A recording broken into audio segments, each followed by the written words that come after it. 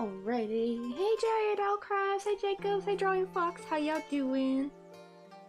My coffee here, I just finished making a little coffee. Maybe push this a bit closer. Better? A little bit. But yeah, we're gonna try to make, where'd they go? Japanese plum blossoms. I kind of worked on some over the weekend after I finished the 4-night loot llama. I've been trying to get pretty good at it. They're really cute. Little Japanese plum blossoms. Actually, let me put these on the desk somewhere. I even tried making a little micro one. I want to find a way to make the petals a little bit bigger. It's a little on the small side. So for the micro one, I want to find a way to make the petals much bigger. Maybe I'll put this here next to that one.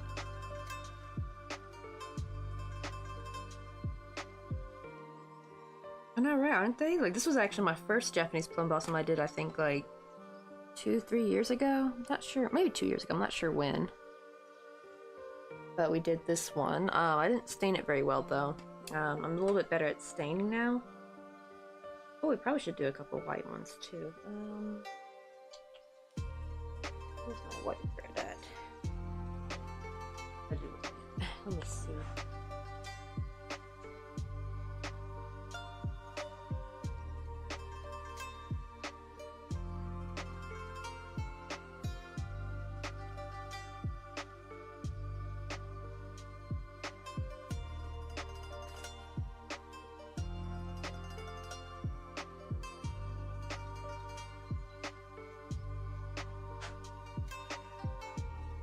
Arms are so short. There we go. Now one of the Chanel yarn thingies fell out. I was trying to grab it.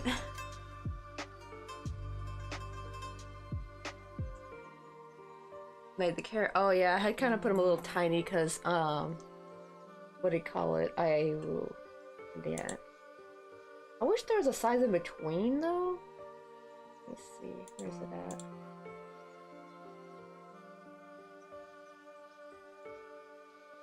That's not so bad. Okay, that like 0.4. I think I used to have them at 0.5, but I was a little worried they would because there's so many graphics on the thing, so I thought they were like cover them up.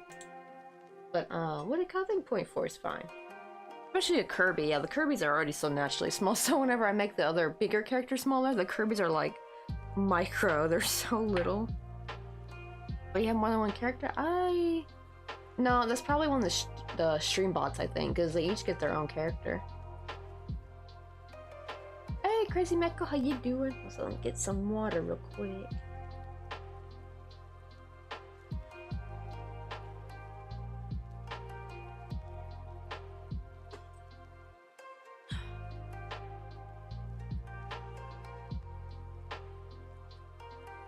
Let me see, what was I looking for? Oh yeah, I was looking for white yarn. Hold on. It needs to be specific. I need the milk kind. See if I got any in here, maybe. Oh, wait, no, that's the cotton.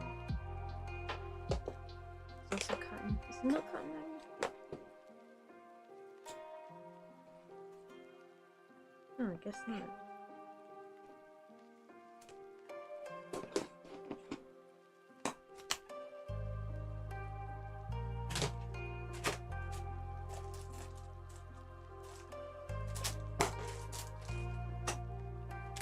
Oh, there it is. Okay, found it. I want this kind.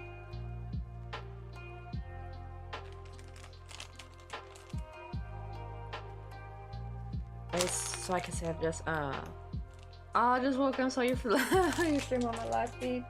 I rose up from the ground. Oh yeah, what time? I guess it's like late at night y'all's time though. Or not that late, more like I guess evening. I keep thinking it's so later because when I used to start streaming, it used to be like 2 p.m. So it would be like pretty late for most people. But I think now it's streaming at a much earlier time. It's like people's like evening, like not quite dinner time, usually past dinner time.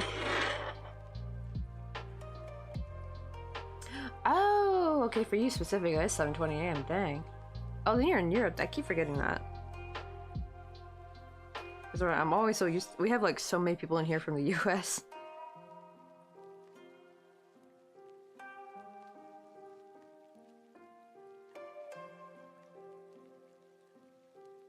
Hey TG, how you doing? Oh, it's been a hot minute since I've been in here, but I'm always super impressed with the size of your work. Thank you very much. We're gonna work on Japanese cherry blossoms today. Here's some I've kind of made over the weekend.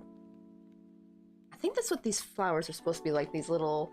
Whenever I look up like Chinese New Year graphics, I always see these really cute flowers, and I think that's what they're supposed to be. I think there's Japanese plum blossoms. I could be wrong though.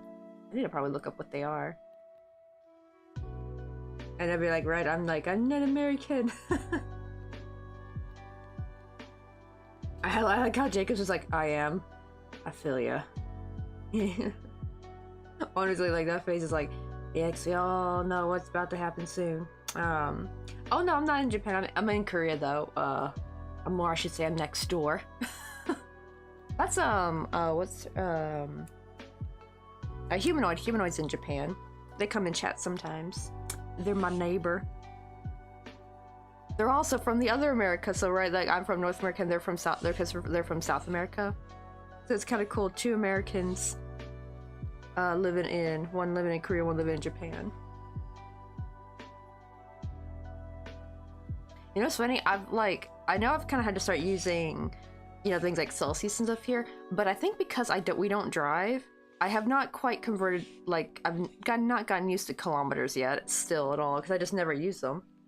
At least I finally got a grasp on Celsius, you know, like, now that I've, like, you know, watched the weather thingy, and I just go by off what it feels like that day, I'm like, oh, okay, so 10 Celsius is pretty chilly, but 17 Celsius feels like spring, you know, that kind of thing. 30 Celsius is horrible, 38 is even worse, you know, like, things like that.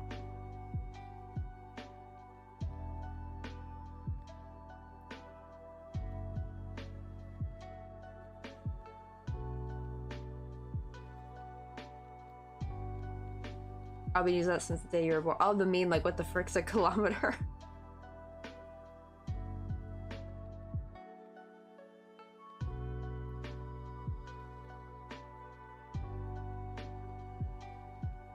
I will say 14 Celsius. It's chilly, but yeah, I don't think it would snow though, right? It'd have to be 0 Celsius, right, to snow?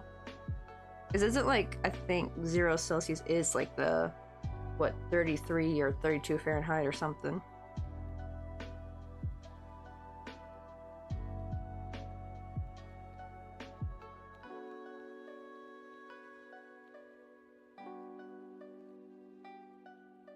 Oh no, I don't even bother converting it. It's more like I kind of now get like 0 Celsius is really chilly, right? Like and I'll get like, cause you know, like it gets confusing, right? I have to like go to the calculator or like Google it if I want to actually do an actual conversion.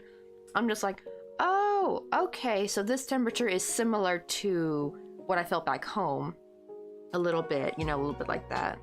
It's kind of more like bit just based off that, like not actual conversion, because your girl can't do math in her head to save her life.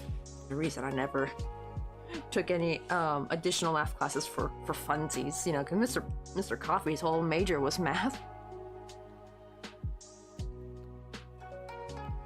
Well, I mean, because there's places where like it goes negative though. That's the thing.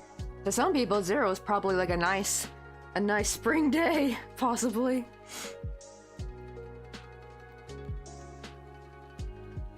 Yeah, 32 Fahrenheit, that's the freezing point, I believe, for Fahrenheit. And that's the same as 0. So you can see, right, like how it can be like really confusing. I think like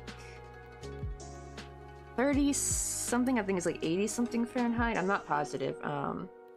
Yeah, exactly. See, I don't even bother doing the conversions in my head. I just go by off feeling. Like, I have some set points of like seeing the same temperature over and over again and like how it felt that day. So I'm like, so I could be like, oh, anything below 17 Celsius is a little feeling more like fall and winter, right? But 17, well, actually, no, 17 I should say is actually fall, because it also, but when you're in winter and it becomes 17 Celsius or 19 Celsius, that's when it starts to feel like spring, like a chilly spring, not a warm spring, but like a chilly spring. But if it's been summer, then that's like more of a autumn kind of temperature feel, you know? Because believe me, when it's been like 0 Celsius and all of a sudden it's 19 Celsius, it's gonna feel good. I know, right? Even if it means freedom units in Fahrenheit. Right, we measure potholes by the size of washing machines. I love that meme. So, well, I guess it wasn't a pothole, it's more like a poll in a street, and they've said like something amount of washing machines could fit in there. I'm like, what? I kind of get using an object to measure something if it's like small enough, but it's like when it gets to like 36 washing machines, even that's like hard to picture a little bit. Like it has to just be a couple of those, of whatever unit they're using. Like, oh, it's the length of like, I don't know, 4 carats or something. I can kind of get behind that, but like when it's like a bunch of it, then I'm like, okay, y'all lost me. It's when they start using too large of a number of the objects that it don't make no sense no more, where it becomes ridiculous, I think.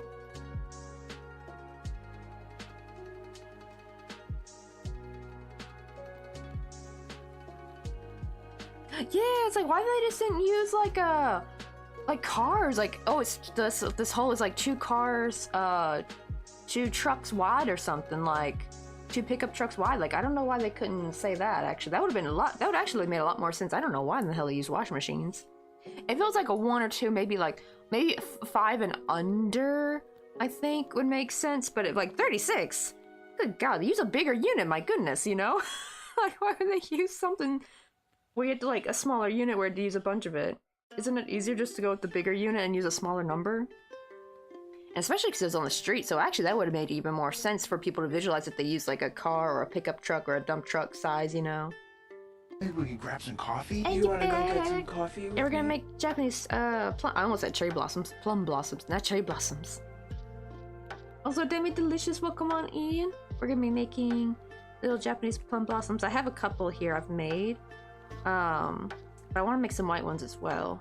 There's like, they go in like a shade range. They go from like white with some pink in the middle, kind of very similar to cherry blossoms, but their petals are a little bit more rounder, and they have like these little things coming out. I forgot what they're called on flowers. I always forget.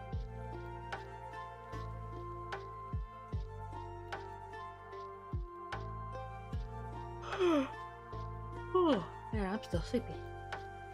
I'm still waking up. I'm waiting for my coffee to cool down though. It's too hot to drink right now. I literally made it just like what? Well, oh, it's been 30 minutes, almost 30 minutes, so maybe it's cooled down. Feels like it's been oh wait, no, I gotta subtract 10 minutes from that, so it's only been like 13 minutes. I don't know if that's enough for it to cool down at drinking temperature because it was scalding hot.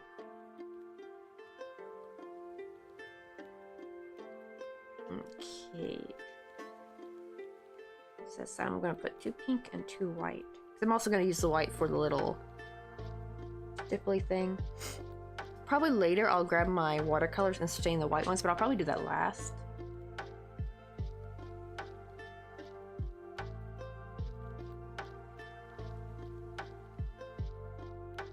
Let's see. Oh, I'm not gonna be the cherry blossoms too many people. Oh, yeah, I still have yet to actually go to a Japanese cherry blossom event. I'm not in Japan, but I'm in Korea, so I'm like your next. If you're in Japan right now, I'm your like next door neighbor. Much closer too, because I'm in Busan, so we're actually really close to. You have like an island that's really close to Korea. I forgot the.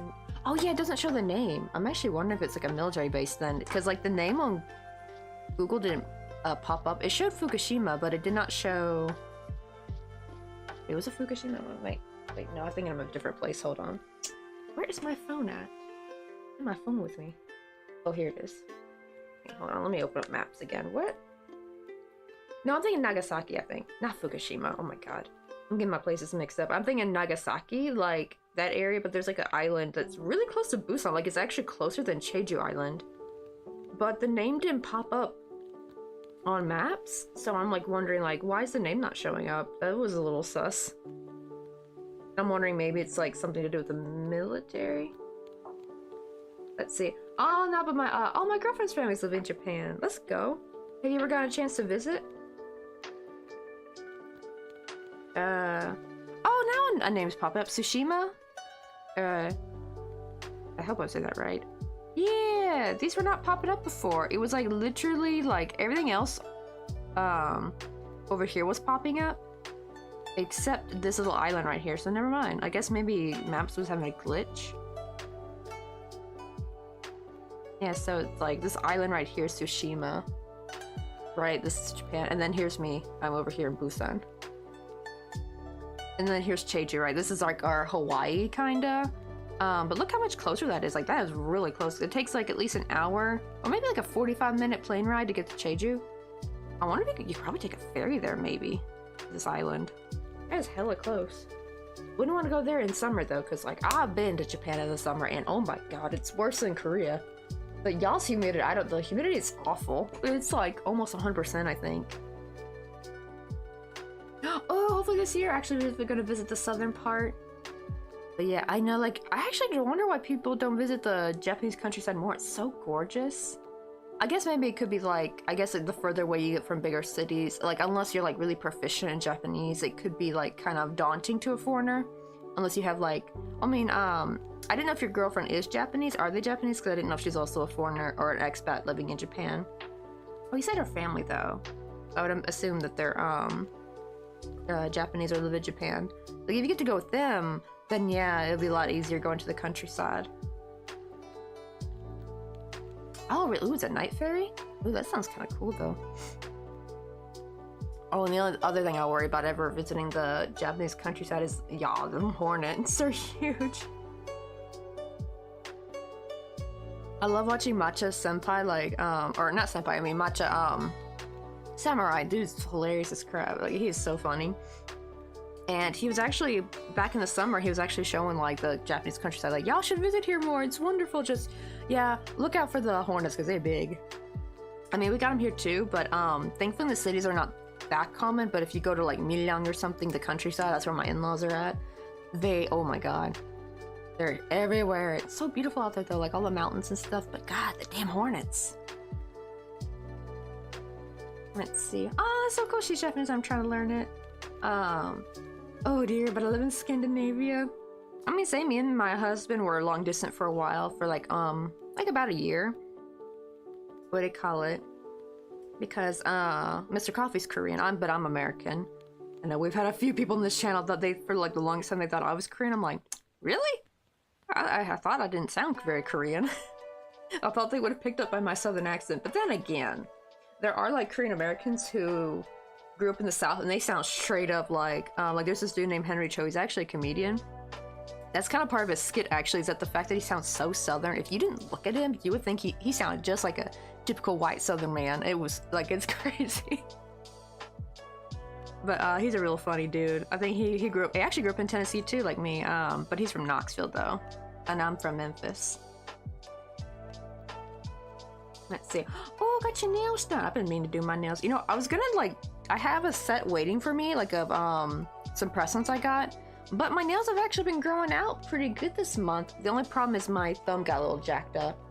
So if these stay pretty good, I'm gonna wait for this to grow out just a little bit more. Maybe I might do my own nails for once. I haven't done my actual nails in a while. I usually just like chop them down as short as I can, clean them up, and then plop some press-ons on them, you know? That still takes a while because like the whole cuticle cleaning stuff is actually what takes a really, really long time. But I wouldn't mind maybe doing my own nails for a while. I would need to buff them though, so I might need to get a new buffer. I haven't really had the need to buy a buffer since I've been using press-ons, but it would help a lot. You're like, right, yeah, I don't know accents, but for me to hear them, yeah, it would need to be very obvious. That's what I thought. I thought my southern accent was hella obvious, because we actually had two separate people come in at different times and be like, hey, yo, is that a Memphis accent I hear? Like, very specifically, they actually even know what city I was from. I was like, dang. Didn't know us Memphians sounded very specific. I mean, to be fair, if you ever heard someone from, like, Appalachia, you know, like near the Appalachian Mountains, they sound very different. Like, they're almost a whole different accent. They're, like, almost like the true Tennessee accent, I feel like. But Memphis, we got, like, our own little flavor.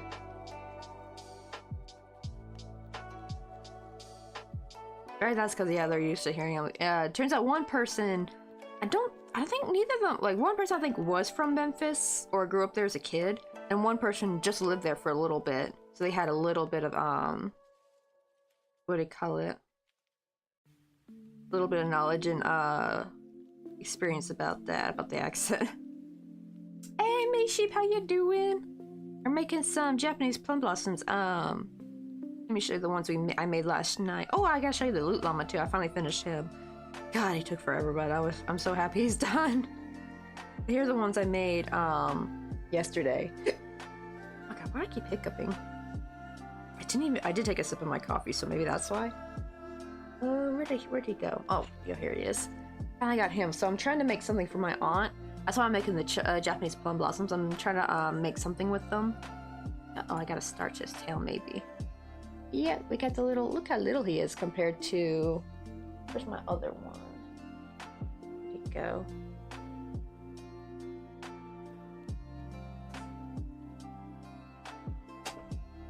So here's the original one I've made. And here's like a slightly, oh wow, he's like, not half the size, but like maybe 1/3 or 1/4 smaller. I don't know, I'm bad with proportions, but also his feet look smaller because when I put his fleece, his legs looked even tinier. I'm like, oh, I should have made these a little bit longer. He's so cute. I hope Patrick likes him. And I just gotta make something for my aunt. And I have confirmed they are coming to Emily's wedding, so I'm excited to see them both and my Uncle Robert. I haven't seen them in years. Actually, the last time I saw Uncle Robert was when I had just moved to San Francisco. So that was 2016. Damn. Dang. Let me see. 1, 2, 3, 4. And one more. 5. It's like, right? Alright, like, don't talk to me or my son ever again. I love getting to do that, actually. Like, it's so easy. Like, it's easier to make the big one first. Or no, actually, no, make the small one first, and then you can easily make a bigger one. And then it's like you can kind of do that little meme all the time. I love doing it, especially like when we did the Molong, right? But apparently, oh yeah, apparently my brother-in-law says she never lets it go. She's always taking it around with her. I'm so happy.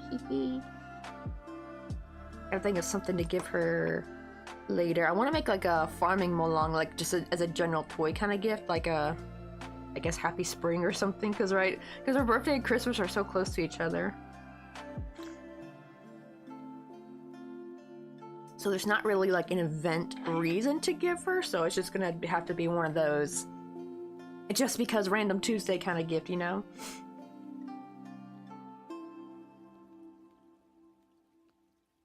Let's see. I mean, I like South Korea. Actually, I'm a little sad to have to leave it because we gotta move in 2 years. We gotta move late 2026, so the clock is ticking. I don't know, it's weird. On one hand, well, if you've probably seen our election results, I was excited to go back, but not anymore. And now I'm actually a little freaking worried because it's gonna be right in the middle of the Cheeto Puffs term. But even then, it's like here's the thing. I feel like my physical crochet side of the business will actually hopefully get a little bit better because most of the people who want to buy from me are in the States, right? The problem is, it's like at least, even with the no tracking shipping, if I don't do EMS, because EMS is like $35 of shipping, because they force you to use a box, and usually the smallest box they offer, that's the minimum that you gotta pay is 35 bucks. And I'm like, oh heck no, not for like one little keychain, right? Can you imagine? A little keychain in a box and you pay $35 shipping for it? It's ridiculous. But me and Mr. Coffee, we already figured out where we're gonna live because he's got to finish his degree because he was going to SF State. That's actually how we met. Was not at SF State, but we met in Korea. But he was also technically on vacation, even though his family and he lives there. But at the time he was attending SF State, so he was on summer vacation. And like that's how we were able to move in together so quickly after about a year of knowing each other, because what do you call it? I just had to go over to California. I didn't have to go to Korea. It was so funny because actually, my poor sister, this is the one who's getting married too, by the way. I literally blame the Baymax movie on this, because isn't like the name of the city in Baymax like San Francisco or something? So when I moved to San Francisco, my sister thought I moved to Japan. She's like, "Isn't San Francisco in Japan, right?" I'm like, "What?" And then I watched the Baymax movie later with Jung. I had watched it kind of late. We were just like watching random movies, and I saw it was called San Francisco. I'm like, that's where she got it from, I think. It was like, she thought I had moved to a whole ass another country. I'm like, girly pop, I'm in California. It's just like, that was just, I'm sorry, but that was just hilarious. But that always tickles me to this day. Yep, exactly. Yeah, they're all... Oh. I don't. I feel bad for some other countries though, because like I've heard some people are a little scared that their governments are gonna start turning ultra right too. And I'm hoping not. Like, please, for the love of God, vote in y'all's elections. Don't let this crap happen. Learn from our mistakes. Well, it don't matter because I voted blue, and a lot of people did, but we found that a lot of people were actually quite shitty, and that was the scary part too. Because I thought like, oh no, was this election rigged? But then how mask off everybody became on social media, it was like, oh damn, so we the ones that suck, or at least the people, right? The American people are the ones that suck. And it's just like, well, we're gonna be in for one hell of a ride. Let's just hope we don't cause too much damage. We just gotta wait this another 4 damn years out.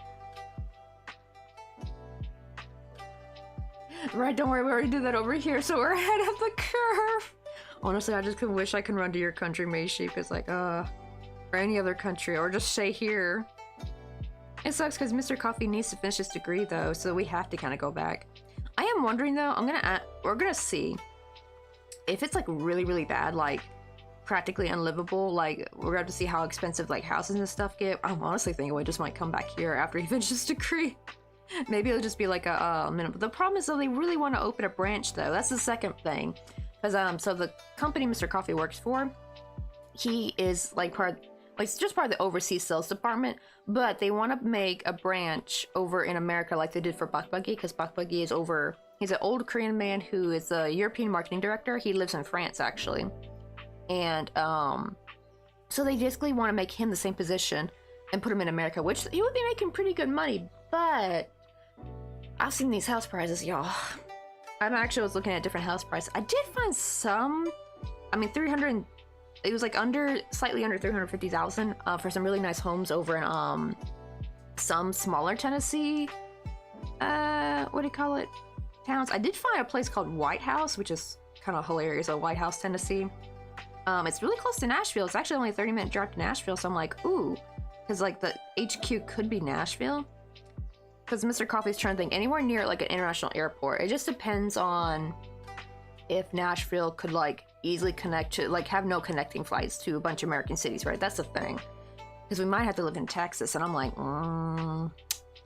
Before I was excited, but now not so much no more. Especially because we plan on having kids, and well, you know what, it's an absolute shit show in Texas with their maternity ward.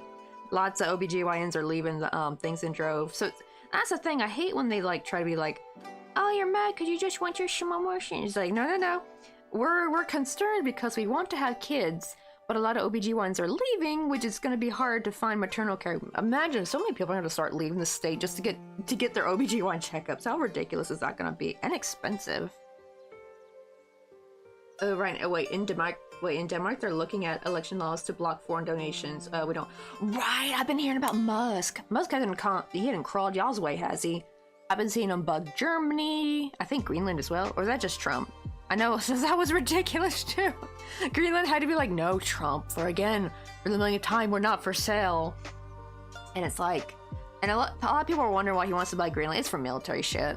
That's why he wants to buy Greenland. It's like more, you can put more, I guess, military bases up there and control more of the ocean or whatever, the trading thing. That's why they want Greenland. It's for military crap.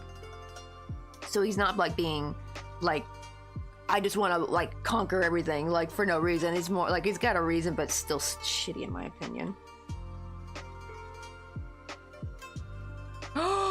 He has? Oh my god, nasty musky husky been crawling y'all's way. Oh my god, no, keep him away.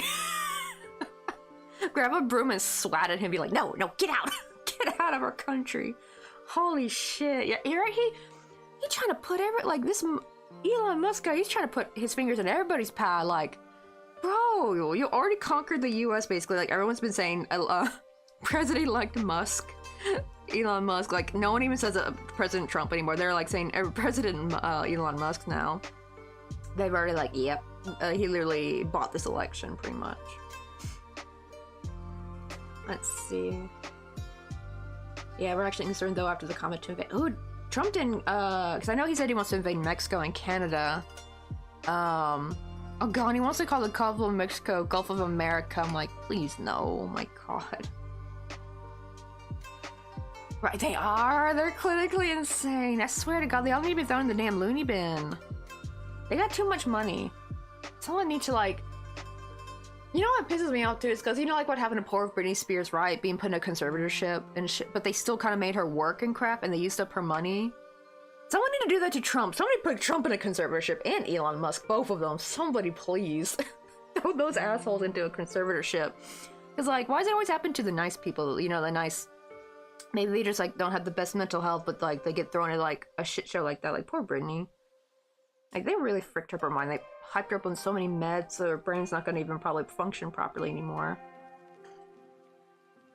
I'm so glad she's out of that, though. Granted, I don't know if the story's completely over. Because, like, I remember, I think, didn't she break up her fiancé? Like, even her fiancé was a little sus. It's like, oh, my God. What other countries has Elon Musk been, like, sniffing around? God, he's trying to mess with everyone's elections, too. That's what I was worried about, because, right, like, I heard some people were worried because they're afraid, basically, because Trump won, is that a lot of other countries, like, their ultra-right side is going to be, like, emboldened or something. But now I'm thinking, like, oh, it's not just being emboldened. Muskie Husky coming around trying to actually put money into it and turn it like that. Like, here's some money so they can have a better chance at winning the election. Like, my God. The propaganda is absolutely terrifying.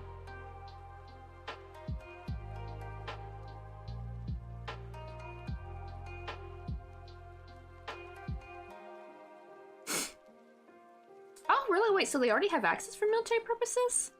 Why the hell he wants to buy it? There must be some spots, maybe, that they don't have access to that he wants. That's the only reason I could think. It's like, right, what would be the point if they already got military access, you know? It might be restricted, though. That's what I'm wondering, is because maybe they're under the watch, you know? Because it's still not their country. But, like, if Greenland became part of the U.S., then I guess they would have full reign to do whatever the hell they wanted, whatever shenanigans and crap they want to get up to. He really, oh my God, I've been seeing him. I don't know if you watch the Click Jade Owl, but I love how he like calls Muskie. That's what he calls him, actually, Muskie Husky. But he calls Elon Musk like he's like a 14-year-old edgelord. Oh my God, he really is. Especially when you read his tweets. How old is he? Isn't he like in his 50s? He talking like he damn 14. Like, he talking like a 14-year-old edgelord incel. Like, what the hell? It's just so he's so cringy. Ugh. Gives me the heebie-jeebies.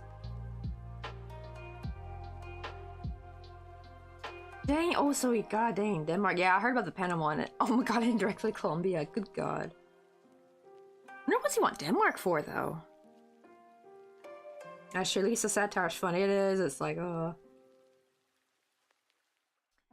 That's right, like, some people just, it's like, they have all the money in the world, and it's like, why was this person blessed with all this money? That's not fair. There's so many people who could probably would have better managed that money and not been absolutely insane like that.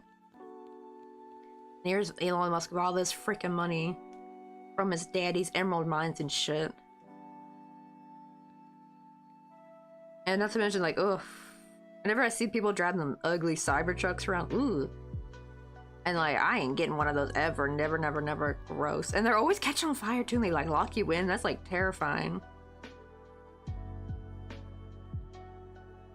Just like, what's with this world? Let's hope we can snuff it out though, because that's the problem. A lot of this is actually what got the what do you call it? Alarm bells ringing in my head even more. Is that about like what do you call Arnold Schwarzenegger, right? Like, he's very against Trump and stuff, and he literally said he's already seeing what's happened in his own country, right? Because he came from a fascist country. He knows what fascism is like.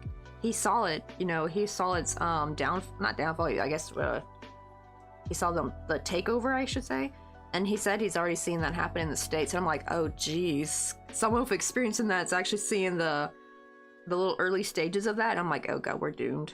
We're effing doomed unless we put a stop to it.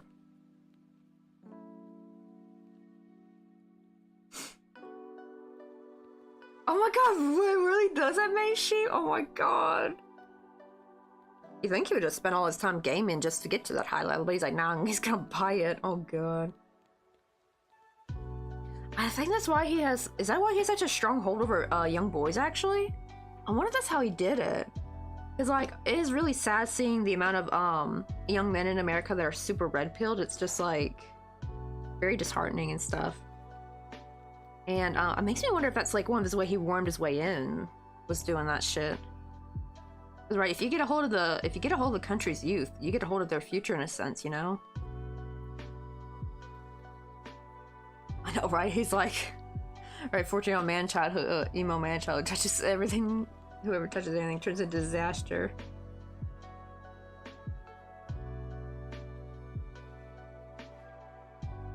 Oh my god, wait, really? So one tariff opposed against one EU country opposes them all? Oh, damn, that's gonna be a shitstorm. Why does he even want the damn tariffs? It's weird, because he's not gonna get money, because, like, you don't get money from the country. The company pays the taxes. Wait, actually, isn't it? Wait, hold on. Isn't it a tariff like, okay, I know they impose a tax on imported goods, right? Doesn't that mean technically the US gets the money from the companies trying to buy imported goods? I thought that was the whole point. It's like, it's basically trying to dissuade people from buying imported goods and trying to go back to more like, you know, domestically made goods. The only problem is though, it's like we don't really have the manufacturing ready for that, so it's still kind of a stupid idea. But like, isn't that the whole, like, the country doesn't, he's like he tried making it sound to like the little MAGA people like, no, these countries are gonna pay these taxes. Like, no, they're not.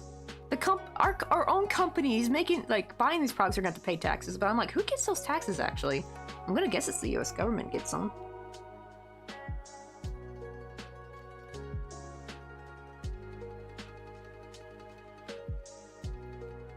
Exactly, right? Ugh. Oh, he has no time to give me. Spends 20 hours a day zinging on Sitter. Shitting on Shitter.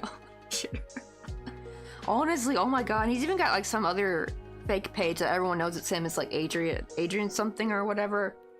God, trying to look. That guy's a total narc. The way he talks about himself, it's like, God.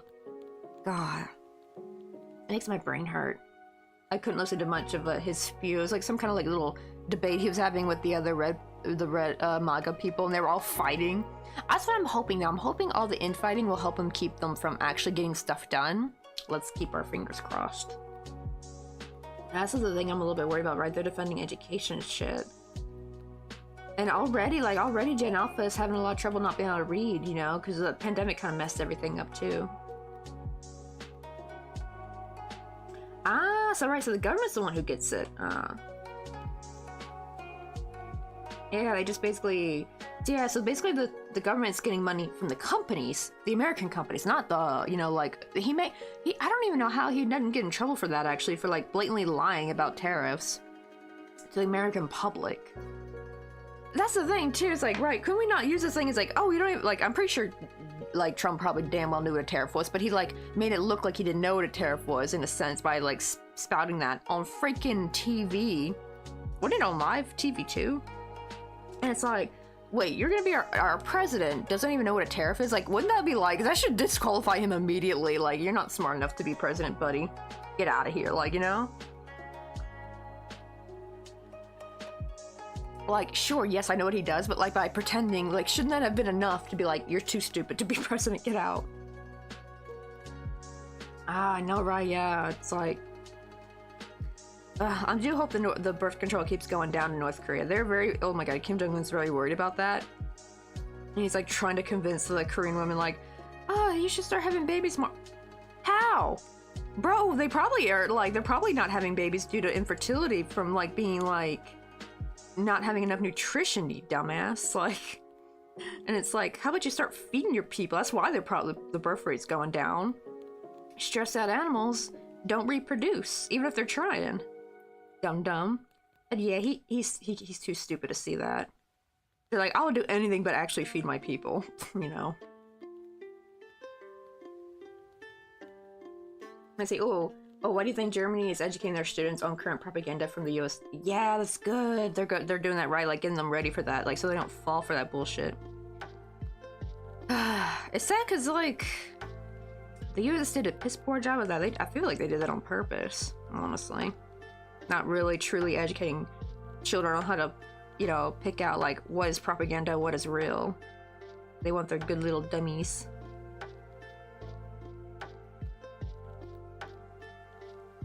Hey, Canadian Dollars, how you doing? We're making some little Japanese cherry blossoms. Here's one I've made this weekend, so we're making a couple more. I need to, I want to make something with them for my aunt, like something with a little keychain.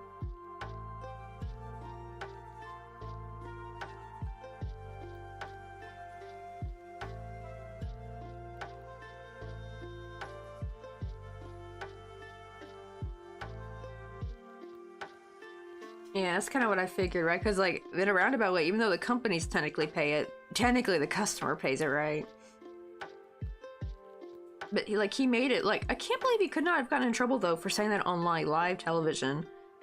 That these countries are gonna pay the tariffs, or the tariff taxes. Like, no, that's not how it works.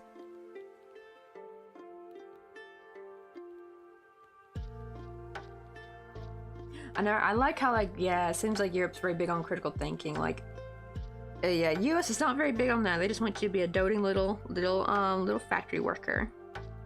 They want you to be a little dum-dum. They don't want you to know no better. Oh my god, I even saw an article too, actually, Demi, about, what do you call it? They actually were saying, like, in order to get the birth rate up, we need more stupid people. No, they didn't say stupid, but they said, like, our people have become too educated.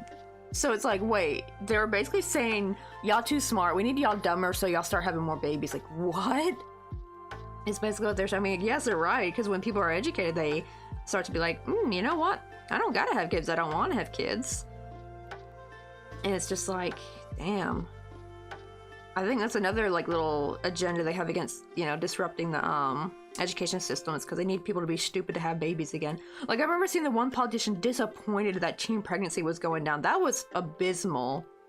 Like, I was like, oh, hell no. He's like, see this number here, the 15 to 19 birth rate heavily dropping? They're like, see, we gotta get this number back up. And it's like, excuse me? Even the leak, like, I know 18 and 19 are technically legal adults, but even those, you should not be having no damn baby at 18 or 19 neither. Like, good lord, you just barely started your life. Let people live a little, good god. But yeah, but apparently the 30 and up, that actually number is going up of people having children. So I think that's why there's a sharper decline in birth rates, because more people are waiting a bit longer. So maybe it'll, like, even itself out. Not, well, maybe not even out, but you know what I mean? It'll get a little bit better once, like, that trend picks up more.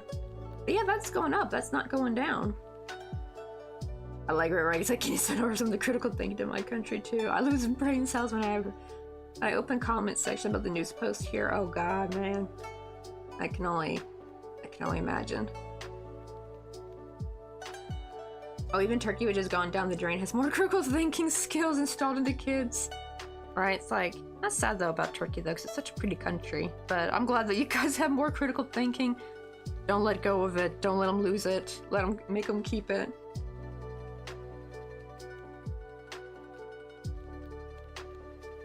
Let's see, like, Kevin was all about keeping poor enough not to have energy ride, but enough, content enough for a civil war to not start. Exactly right. You can't really help anyone who doesn't want to be helped. And I felt like the whole thing with the, you know, United Healthcare dude, it's like we came so close to class awakening, I think. But the problem is though, it's like even some people on the right tried shutting that shit down. Like, oh my god, I saw Ben Shapiro's thing talking about like how we should be so ashamed of ourselves. A man died, blah blah blah. It's like how we cannot have empathy for that son of a bitch. I am sorry. Dude probably has a higher kill count than any serial killer because of his stupid AI denial claim AI machine thingy. I mean, even if you look at the picture of the dude, he looks straight up evil. Like, he does not look like a nice person. You can see it's such soulless eyes. He's not even smiling in his picture. He's just like, it looks like he's just gritting his teeth, actually. When you look at the picture of Brian Thompson. And the funny thing is that even the other shareholders didn't even care. Like, didn't they have like they still had their meeting or something? It's like one of their own got shot, but they still had the damn meeting. Like, they didn't get canceled. I'm like, whoa. That just tells you, like, they don't even care about their own people. Exactly. That's why I'm actually a little bit, like, even though me and Mr. Coffee want kids, I'm like, if this shit don't get better, I ain't bringing no damn kids in this world. Unless we can, like, somehow keep them, like, have enough money to keep them safe away from the outside world. like make our own like commune or some shit. Like, I'm not bringing no kids if this crap don't get better. I'm like, that's my big thing. I was thinking like, there's gonna be like no jobs for my kid too. Like, even if we somehow got a house and everything right, had a little like money and like can afford to, you know, take them to the doctors and stuff. Cause like, that's what I think when I think of needing money for kids. Cause so many I had so many older people like, no, don't wait, you should have kids now, don't put it off, you're getting old. It's like, if I had a kid now, I would actually not be able to raise that kid, because you know why? Because I have to go work in a damn factory. Mr. Coffee's wage alone would not be enough, because things are just too expensive. It's not all about getting them like little fun toys and shit. It's all about, you gotta take them to the doctors, you know, what if there's something wrong? And pregnancy ain't cheap. I also think those older people probably have no idea how much it costs to give birth. I think they really don't, because I remember watching, I forgot the name of the show, the movie. It's got Molly Ringwald in it though, where she plays like a pregnant teen mom. And I remember them being shocked at the hospital that the price was like $200 or something, or $250. I can't remember. It was 200 something. They're like, the bill for the delivery, it was like 200 something. They were shocked. They're like, oh, that's so expensive. And I'm like, whoa. You mean to tell me in the 80s it was 200 something to deliver your baby? Whew. And some of these people are like, they were having kids in the 80s. So it's like these older people I'm talking about, they're older Gen X. And I'm like, I think we need to send them a picture of a hospital bill. Isn't it like 22,000 now? It used to be 10,000. Now it's like 22,000. And that's if you have no complications, no problem. It was like, that's a perfectly easygoing pregnancy. 22,000. Oosh. Okay, I think the 35, the 45K, that's got to be like a private hospital. My goodness, that was with insurance? God, that's, where the hell did they go to get there? Because like, I heard it was 22 last time I checked. Unless it just jumped. Maybe that was like a year or two ago. Maybe now it's 35? Oh my God. Yeah, see, I'm already thinking not to even have kids in the US. Like, the problem is we want to live in the US. Because the problem is here is, you know, the competition in schools and shit is horrendous here in Korea. And I also want to be near family. I don't want to be near my mother-in-law. She can pound sand for all the hell I care. I don't really like my mother-in-law. She don't like me. She says I'm too fat. Anyway, but what he calls like, nah, when I have kids, I don't want to be anywhere near my mother-in-law. She gonna have to like see them when they're older, or she gonna have to come visit. She got to pay money for a $4,000 plane ticket to get over to the US. And it's like, oh, no way. And the problem is, I want to have the kids here in like a Korean hospital, but the problem is you can't just like jump on a plane afterward. Don't they have to be like 3 months, I think, before you can ride a plane? And even then, I don't want to ride a plane with a newborn. Hell, I don't even want to ride a plane with a toddler. I'm actually thinking like, I will actually refuse to get on a plane with our kid if they're like, until they're like, probably like, what, maybe 6 or 7? I don't know. I just don't want to get on a plane with a baby, you know?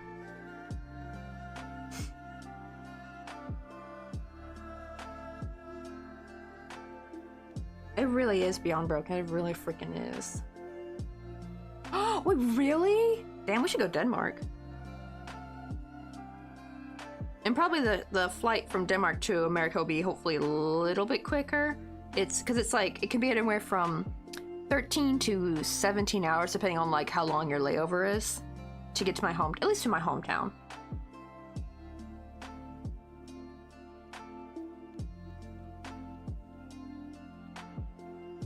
Exactly. Oh my God, did you see like even like Muskie Husky's mama said, she's like, it used to be right when growing up, they're like, if you can't afford kids, don't have the baby. If you can't feed them, don't have babies, right?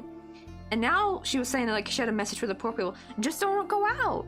Just don't eat dinner so you can stay home with your babies. Just stay home with your little blessings all day long. It's like, honey, you do realize if you have a kid and you can't afford to do those things, that means you can't afford to do things with your kid too. Like going out to the movies, usually you'll do that with your kid, like so your kid's gonna be bored out of their damn mind too. She don't even think of that either.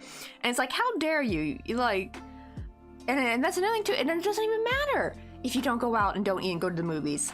You would still have to be both parents will still be working just to afford that kid. So that kid's still gonna end up in daycare or at grandma's house or something, you know?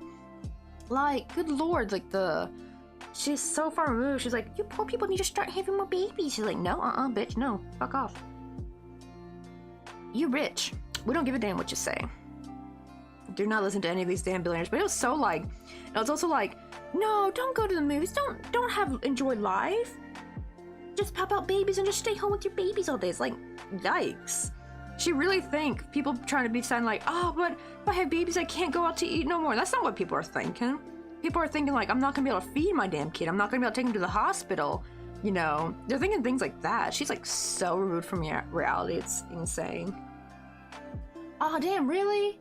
Yikes. Actually, it probably wouldn't be as long to my hometown, because like that's the thing, it's from Korea's side, right? If we were just going to California, I think it's like 12 hours or 13 minimum. But going to Memphis, though, I have to have a layover in Texas, so it ends up being like 16 hours usually.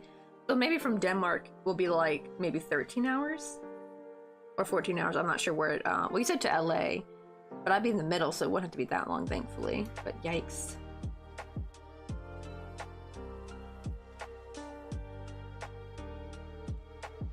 I know, right? It's like I thought we'd be done with the whole just stop spending money nonsense at the whole avocado toast thing.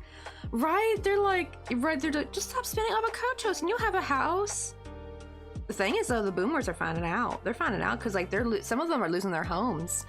And they're finding out just how expensive everything is.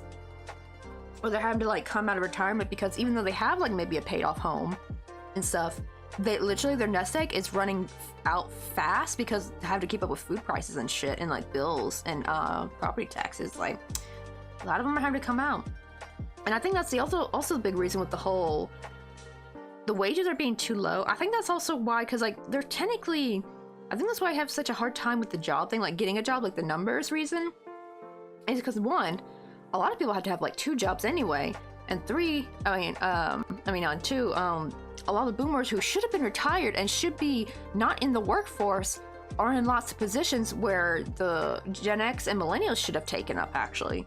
But because those boomers are still holding those higher positions, Gen X and millennials are still stuck at the bottom, you know? Exactly right. Like even when I get on TikTok, I try to make it super, super all about crochet. If I stay away from it for a while, because I don't really use TikTok that much, I use Instagram more.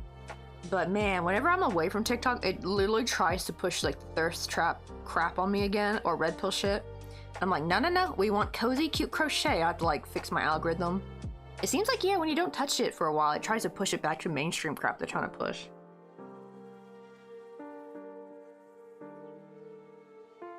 But I do like how easy it is to kind of like, I guess it's like this is also the bad part of it though. For like the people who are stuck in an echo chamber, you're gonna really get stuck in that echo chamber.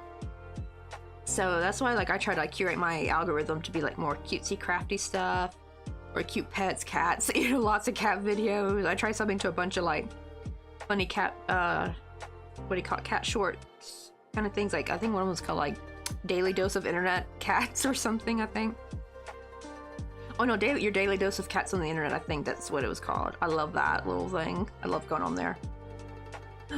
Ooh, that and bunnies. Oh, there's actually, I don't know their name, because I had to find them because I'm subscribed to them, but I don't know what to type in to pull their name up, so I'm gonna just have to scroll through my list of people I'm subscribed to. But it's a Japanese lady, and she has these little pet bunnies, and I love watching like her little grooming videos where she's just like brushing the bunnies or feeding them or cleaning their cages, and it's like really cozy. She did have one sad video talking about like her, she had like a stalker and stuff. I want to actually go back and check on her, make sure she's still alive, because I haven't seen one of her videos in a while. But that could just be it just hasn't popped up in the algorithm. Hey, Canna Beans, how you doing? They were making some Japanese plum blossoms. Let's see. One, two, three. Okay, now I gotta do double crochet.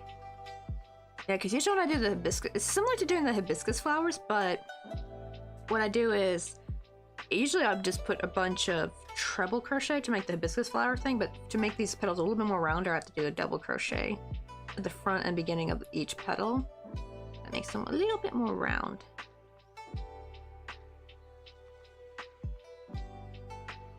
Right, I have so many bunny reels coming in on my feed. Right, I feel like any kind of pet, that's at least a good thing with like pet videos, is that YouTube and Instagram are so willing to push those, thankfully, because they're quite popular. So yeah, just cats. Oh, I even have, do you know Poppy the prairie dog? Oh my god, I love her page. It's so cute. It's a little prairie dog. So sad about Pax though. He sadly passed away. He was like a prairie dog they took in. They usually take in injured or prairie dogs that can't live out in the wild. Right now they just got Poppy, but they had another prairie dog named Pax for 5 months, but he sadly passed away. He was missing an arm, so I think he was like probably sick from something. Oh, what? Yeah, you know Poppy, right? I know, right? I love the little wahoos she does. She's so cute. But what color would you like? What flavor? We got green apple, plum, and Japanese soda. Oh, Demi, I don't know if you ever tried those like Japanese, like, you know those the Japanese soda that has like the little marble in it, like the original flavor. That's what these taste like, because it says soda flavor on here. But when I think when most Americans or not even just Americans, just Westerners, when they think soda flavor, they think like Coca-Cola flavor, but it's not Coca-Cola. It's actually the Ramune. Hope I'm saying it right. Yeah, it's those. It's the, I don't know if you ever tried the original one, because I know they got a bunch of flavors. The melon one's one of my favorite. But it basically tastes like the original.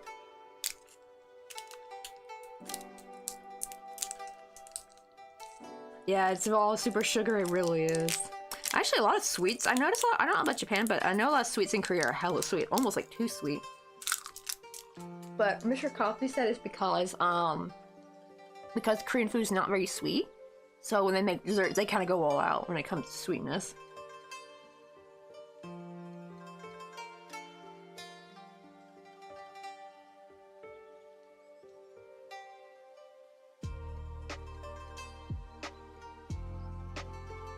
Oh, I know, just Neva? I hope I'm saying it right. Oh, he does little portraits of humans and dogs.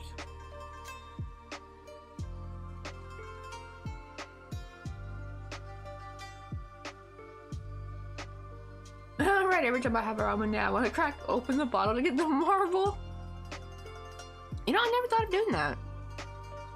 They're very thick, though. Like, the glass is really thick. Like, it's really good quality.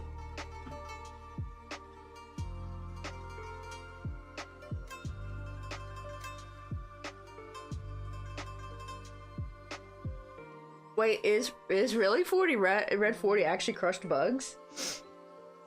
Okay, I don't know why, but it actually makes me feel better. Because whenever I think of Red 40, I think of like some kind of weird chemical shit. But if it's crushed bug, I mean, people eat crickets and stuff. But I guess it depends on what kind of bug.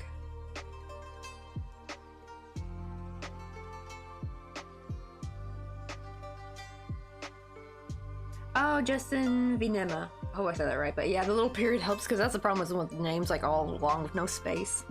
I really wish like these websites would help and give, like, I hate that they don't allow space. I guess it's like a coding reason, maybe, to be fair.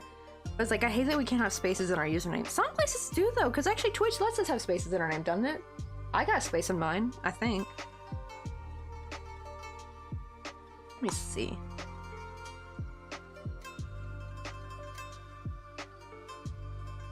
Oh, really? Why is it blocked? That is so strange.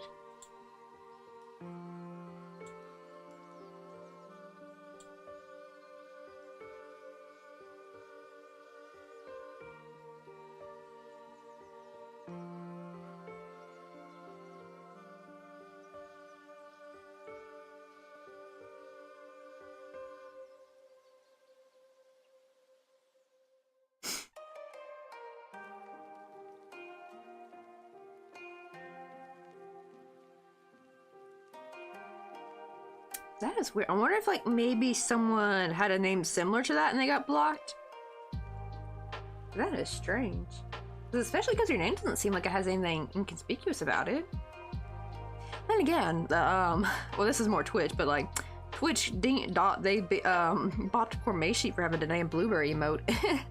We were making like crochet blueberry buttons, and I was talking about how I was sad that only mobile emoji, like, because you know, so like most of the emotes, right, they're both for Windows and, you know, mobile phones, but some emotes you see on the phone won't translate well. They don't have them technically for the computer one. And I was like, oh, they have this cute blueberry emote for the phone, but they don't have it for the computer. And Mayshi put in chat like this one, right? Hey, let that one through. Maybe it finally learned its damn lesson. Literally, Mayshi just said this one and it had to put the blueberry emote, and then like literally it got dinged by Automon. That was hilarious. I'm never gonna get over that. That was too funny. Like, that was just too out of pocket, I think. Just all of a sudden. I think like that'll be like one of the top 10 things I've seen stupid things Automata dinged people for. Because the other stuff I can kind of get, like, cause they got Chiquita one time when we were crocheting little baby chicks, and she said these chicks are so cute. So I can see maybe Automata, but just weird because chicks is not like a slur or anything. Did it become a slur? Like, I thought chicks was still like just slang, right? Like nothing bad. But apparently, I guess they thought it was like maybe misogynistic or something, so they dinged poor Chiquita for using chicks. It's like, we're talking about literal baby chicks, not humans being called chicks, you dum-dum. But yeah, Automa doesn't know can't tell the damn difference. Let's see. So, oh, maybe made from bugs, but the other synthetic red dye, such as red number 2 and red number 40, yeah, carry far health risk. Oh my god, really? And petroleum byproducts compared to these sources, bugs also might sound positively appetizing. That's right, because I'm thinking like, right, coal and petroleum. What the heck? That is crazy. Like, why would they put that in food? For what reason? I swear.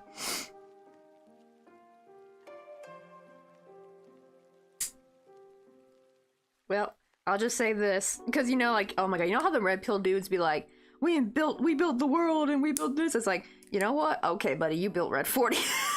us women, yeah, we can be like, yeah, we didn't invent nothing. Yeah, that's all on you. You invented that shit. You invented shit that's killing us.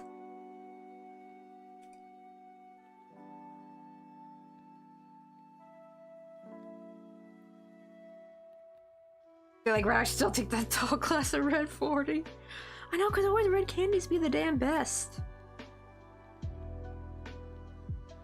My sad thing is because you, like, I don't know about for cherry, but like at least I know most, I guess it would be too expensive. I'm like, how awesome it would be if the candies just started using like strawberry extract or something, like, to get the coloring. Right, like, just use actual strawberries or cherries, but I guess it's too expensive for the corporations. Like, how will we else build our mass $1 million? By undercutting our customers with, for the quality of our product we sell. Oh, yeah, blues are always peak. That was actually my favorite as a kid. I would get blue everything. I do love red, but always blue was better. Like, blue raspberry was my thing. Or even better, blue cotton candy flavored stuff. That was always hard to find, but I know some bubble gums would be like, they'd be blue and they'd be like called cotton candy flavor, and oh my god, they were the best. And then say, oh, you like the green apple? I do like green apple if it's got the caramel in it. Like the suckers you get on Halloween, the green apple sucker covered in caramel. Oh my god, those are peak Halloween candy right there. Those are really, really good.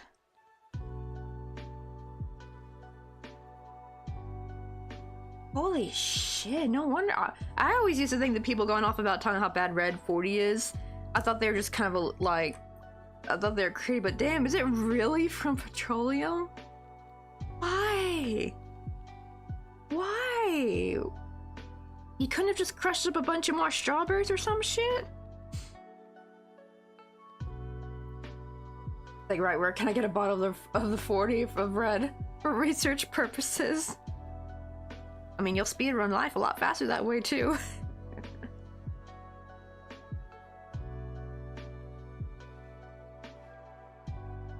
I wonder what the blue dye is made of, because, like, if anything, I actually would have thought the blue dye would have been more potent or something, because, right, because I always think, like, at least with red, you can get it from, you know, cherries or strawberries, you know, just crush them things up, because those things are potent. Like, man, did you ever cut up, like, some cherries or strawberries and it, like, stains your fingers or your countertop?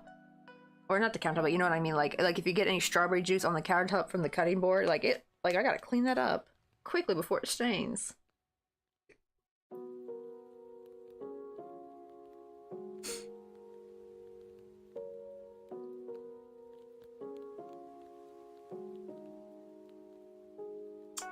That might explain a lot, actually.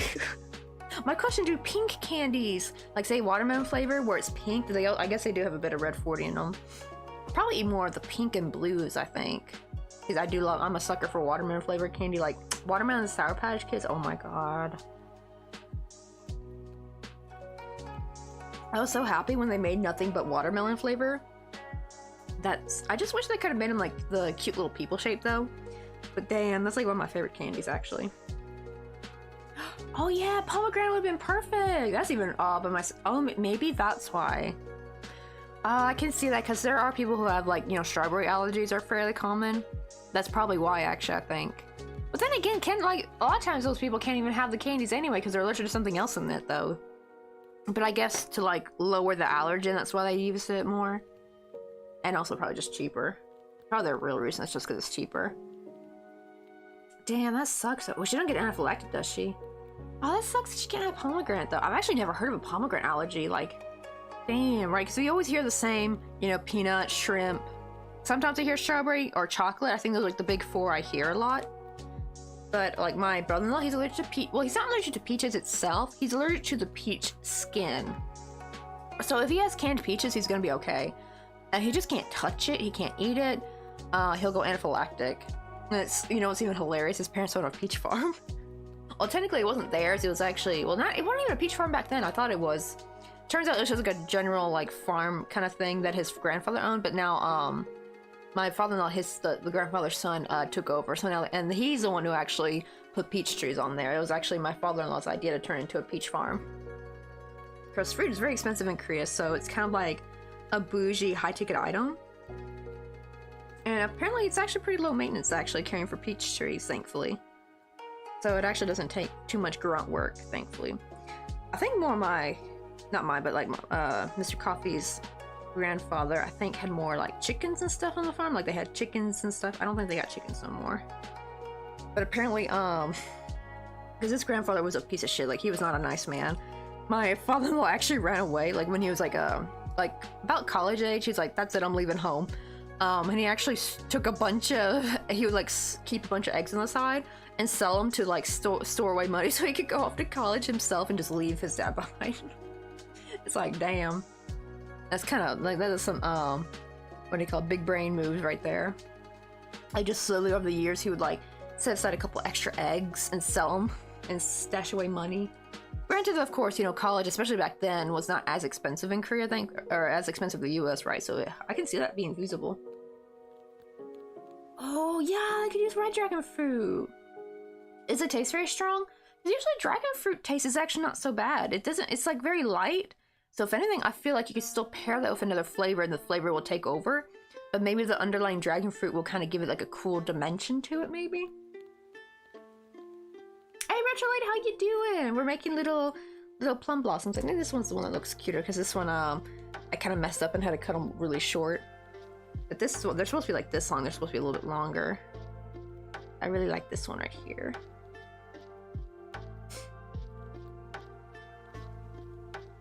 Yeah, I think that's a good explanation of it, actually. Yeah, it is really mild tasting, so if anything, it can just like you can just pair it with any other flavor, probably.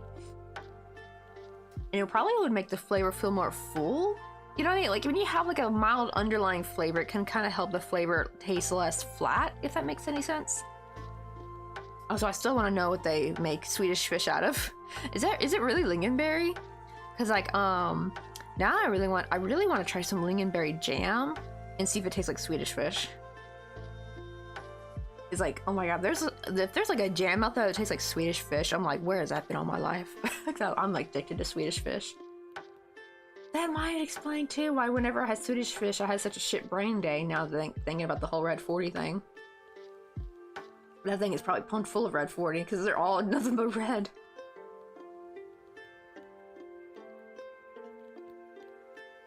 That's true, yeah, right. They allow it in limited doses, but when it's used in a lot of cheap foods, it becomes like an issue for them. Exactly, right, because we're getting all the shitty stuff. So it's messing with our health, our brains, and everything. Probably why we can't get ahead, actually. That's probably why they're so against. I remember, like, didn't they try discouraging people from having chickens in their own yard or something? Because they want us eating shit from the grocery store. It's like instead of having our own fresh eggs. And this is like, could be like a noise thing, I guess. Depends on how close your neighbors are, but I want to get one of them homes that are very spaced out. I want to live in that kind of neighborhood, like those kind of more rural areas. Like, I'm okay with having a bit of a longer drive to get to the stores. I just want to I do not want to live in a damn, like, zero lot line neighborhood like my aunt does. No, thank you. I could not. That's where all the Karens live. Where all the Karens breed and scheme and shit. No, thank you. I would like to be away from all the Karens. God, I even see some like millennial Karens nowadays. It's like, oh, y'all are embarrassing. Do a white one real quick. Oh my God, really? Yeah, how sweet it is. Oh man, though, here's the thing though. If you think the bread in the US is sweet, yeah, come to Korea. Korea literally took that to a whole new level. It's really hard to find non-sweet bread here in Korea. It's actually kind of frustrating. A lot of foreigners have a lot of trouble with that, especially if they're from Europe. But even for us US people, we're like, damn, why is the bread so sweet here? So like, I wonder if that's why like Korea took like American bread and turned it really into cake. It is downright impossible. Something I can get in a baguette. Thankfully that's not too sweet, but even I bet you the baguette probably still has more sugar than an actual baguette. I do miss me though, some dang freaking what do you call it? Like savory bread, because I hate all this sugary sweet bread. It's too much. Yeah. And they put sugar on garlic bread too. They put sugar on garlic bread, they put sugar on the corn dogs. Like, it's literally, I thought it was salt one time. I was like, oh, it's gonna be really salty, and Jung was like, no, that's sugar. I'm like, what? Okay, the weird thing is at least it doesn't taste as bad, like with the corn dog. I think it's ketchup and stuff, because ketchup is sweet, so it's a little much, but it's not like crazy. I think they even give you a packet of sugar if you want more on it. Now that I think about it. They give you like little flavor packets to sprinkle on. I think one of them was just plain white sugar. But okay, but I'm sorry, but sprinkling sugar right on top of buttery, cheesy garlic bread, that's a war crime right there. That's a war crime, straight to jail. And I thought I was the only one. I go look it up, and there's actually a subreddit post if you look up sugar on garlic bread and put Korea, and you'll pop up like, why I cannot find savory garlic bread. So many people complain about it. So many foreigners here complain about it. Because everywhere they go, the garlic bread has sugar sprinkled on it. It's like, why? Why? Stop it.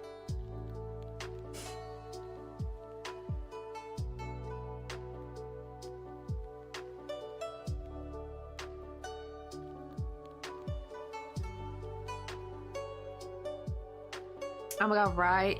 Yeah, I wonder which, was it France maybe? I know like France was one of the first, I think, like Western countries to interact with Korea. Apparently that's actually why they have Paris baguette. Apparently that started actually because of the French like missionaries that came over. Oh no, putting sugar in spaghetti. Oh my God, I've never done that. Actually, doesn't like a Japanese dish do that? They make it really sweet, I think, but they also put a little bit of soy sauce in there. It was some kind of like spaghetti dish. It's got like chopped up hot dogs in it, or not hot dogs, but like sausage. I remember there's like, they call it like Japanese spaghetti, but it's actually kind of good though. Oh, brown sugar, hella good. I love putting a little bit of brown sugar in my coffee.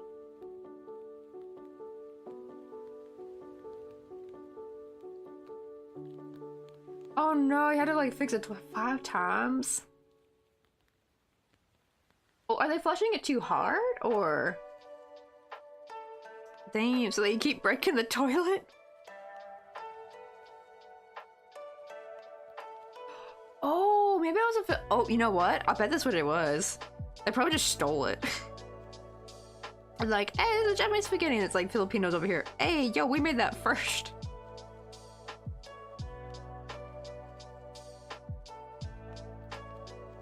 Ah, to keep slamming it down. Why?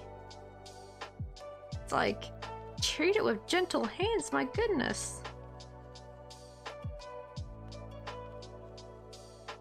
See, did I do 5? Okay. I like how it looks just like a little nice little flower already on its own. And little chain spaces. I'm trying to do like a bigger one, so I'm gonna actually start with a treble, then do a triple treble. Or double treble? What is after a regular treble? I need to Google that. Is it? I don't think I've ever heard of double treble.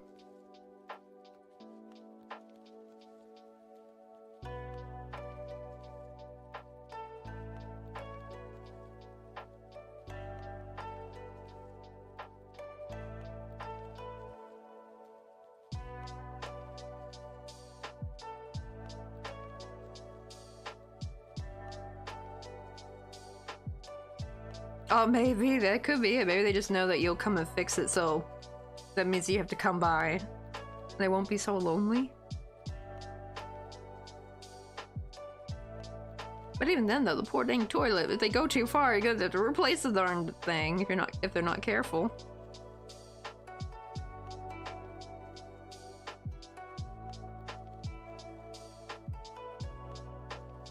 Oh, that's true. It makes me wonder how many actually countries would not even bother celebrating Christmas if it wasn't for being under colonization, honestly.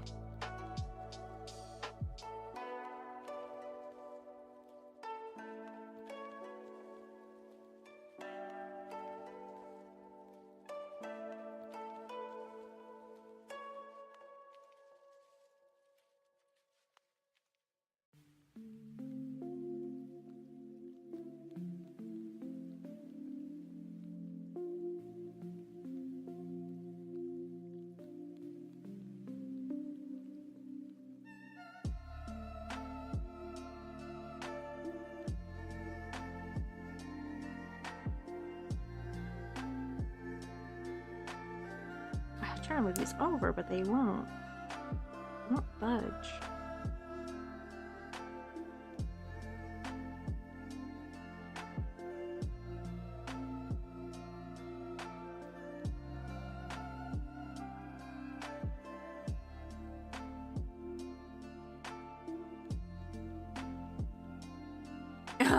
Right, you saw me like the last one. I think you're trying to pull that. I didn't do it. It's like, bro, you're the last person I saw using it. It was you.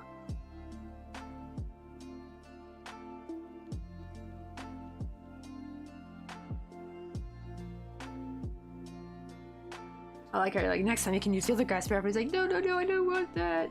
And don't break it.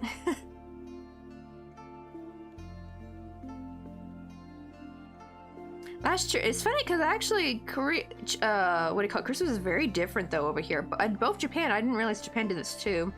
But Christmas is like not a family holiday though. It's actually like a couple's holiday. It's like it's actually bigger than Valentine's Day. I don't know about in Japan, but at least in Korea, it's bigger than Valentine's Day. And it's like insane. Because I've never heard of Christmas being celebrated that way. Like, sure, Christmas in America and stuff, and like in Europe, we have like, it's like a couple, you know, couples get together and stuff, but it's not like, but a lot of families don't really do it, or they kind of do like a very light Christmas. But yeah, it's not like heavily family oriented.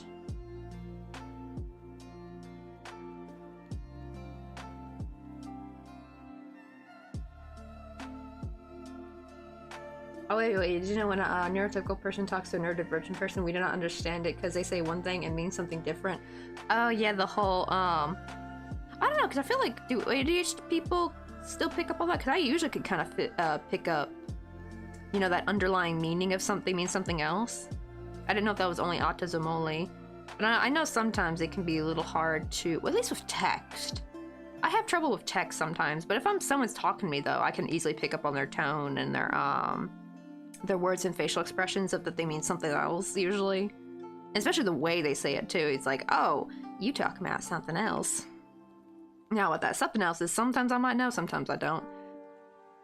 Oh my god, there's actually a lady on YouTube. I wonder if I could find her. She's real funny. She's like, what Southerners mean when they say this and that. Find it. It's so hilarious.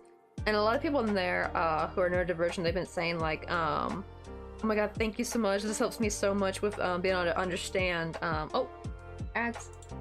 Okay, let me copy my thing. Well, I'll take this time to go find her right then.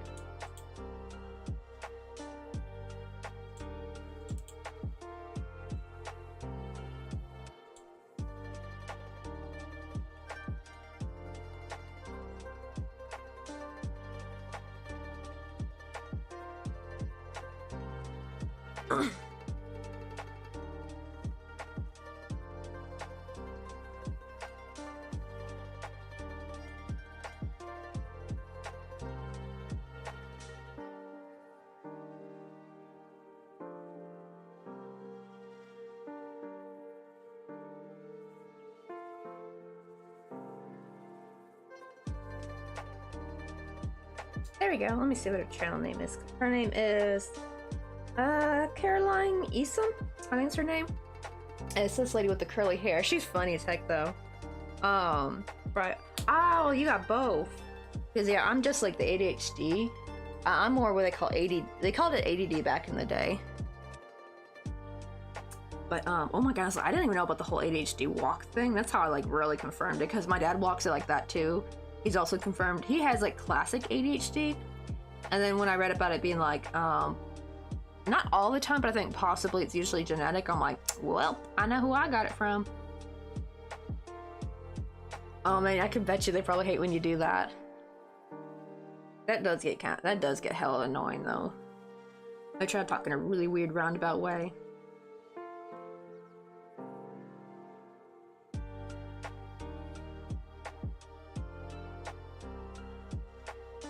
I know, right? He got to fix it himself.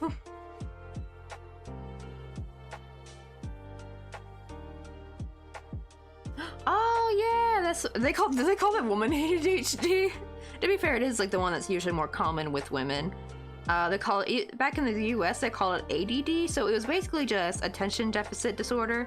So basically like ADHD, just without the hyper. But then they found out that it actually, you are still hyper, just not your body, your brain is. If anything, that probably explains for a lot of my low energy, because apparently your brain zaps up all your energy, and then you feel like you're always running on a low battery. Even when you get plenty of rest and eat right and drink lots of water, you're still like always tired, and that's apparently why. It's like your brain is like a Chrome browser with too many tabs open up at once.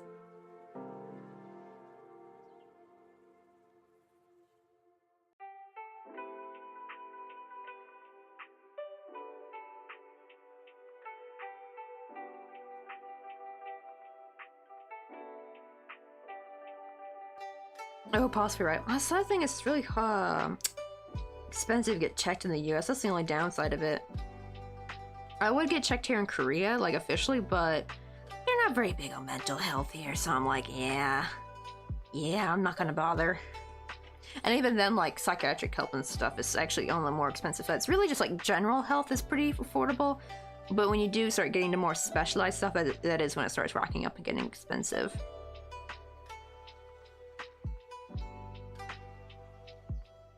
But yeah, I remember being in school and my teachers had a parent conference with my mom. I was having trouble finishing my assignments or something. And, what do you call it? I remember they were bringing up with the possibility of me having ADD and all that kind of stuff. But the problem is my mom couldn't afford to take me to get checked out. So we just kind of like, we just went by assuming it. But now that I'm older, it's like, there's a lot of things I did not realize were part of the ADHD. Like the ADHD walk thing. I did not know that was a thing. Also the waiting room, it's called the waiting room, right? When you have something you have to do that later that day, you kind of feel like you can't really get any tasks done because you're scared you're gonna get so distracted and then you're gonna like forget about getting ready for the appointment and be late for the appointment. You know what I mean? So you're kind of like just sitting there kind of twiddling your thumbs, waiting until it's time to like go off to the appointment, right? You feel like you can't do anything really for the day, that you're gonna get like too distracted and forget about it. I had that. I have the what's the other one I'm thinking of? Oh, the whole like motivation, like waiting to like be motivated to do something. I'm like waiting for the perfect right time to get something done. You're like, I'm waiting for motivation to come. Like that's a big one for me. Like it's gotta be the perfect. Wait, hold on. Oh wait. Oopsie. I thought I didn't do that little thingy yet. Hold on, let me reattach this. Yeah, executive, that's what they call it, executive dysfunction. I did not know that was a thing. Because like they just made it, like back in the 2000s, they're just like, oh, you just get distracted a lot. Or you don't pay attention or you don't listen. Oh, and it turns out they actually did a thing where it's like you actually have, the reason why you have trouble listening, it's like a weird thing, like you don't hear things properly or something. Like it's actually your brain almost blocking it. It's not you being stubborn and just not listening. It's more, there's way more to it. It's like if like you're distracted and someone's talking to you, I forgot what it was. Or like sometimes even when you're paying attention, that's the thing, right? Because someone could say something to you, but you still didn't process it or something. Like your brain, you have to like ask them to repeat. Sometimes that happens to me too, and it's so annoying because then people get frustrated, you know? That too, yeah.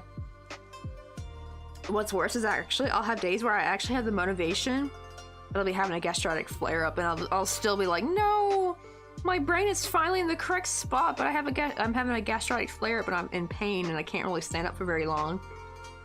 So I'm like stuck having to lay down waiting for the pain to go away. Sometimes it won't. Sometimes it'll be with me all day long. That does suck when that happens.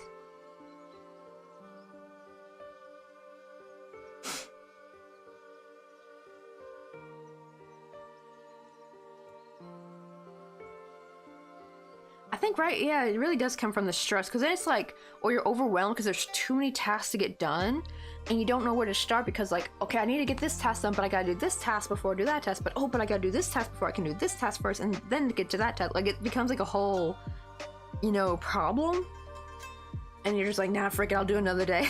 Like that. Like, we really itemize our task in our head, I think, where it becomes way more overwhelming. Because, right, people think, oh, just do the dishes, right? And when it's more like, no, I need to first get all the collect all the dishes from the house, right?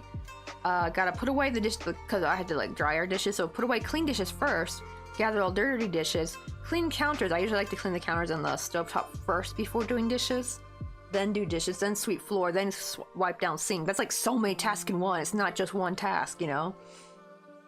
And it becomes like so overwhelming, and it will take me a long time. We don't have a dishwasher, that's why. Korea is allergic to dishwashers. They're finally starting to get some in some of the newer places, but yeah, that has to be like a really nice new apartment.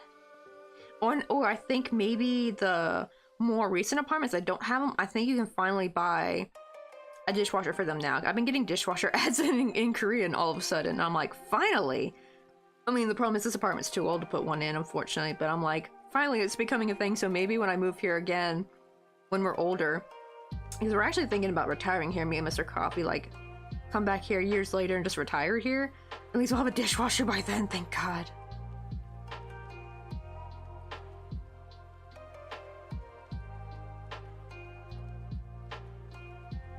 I know, right? Yeah, I gotta get another one to play your dare, a mentor.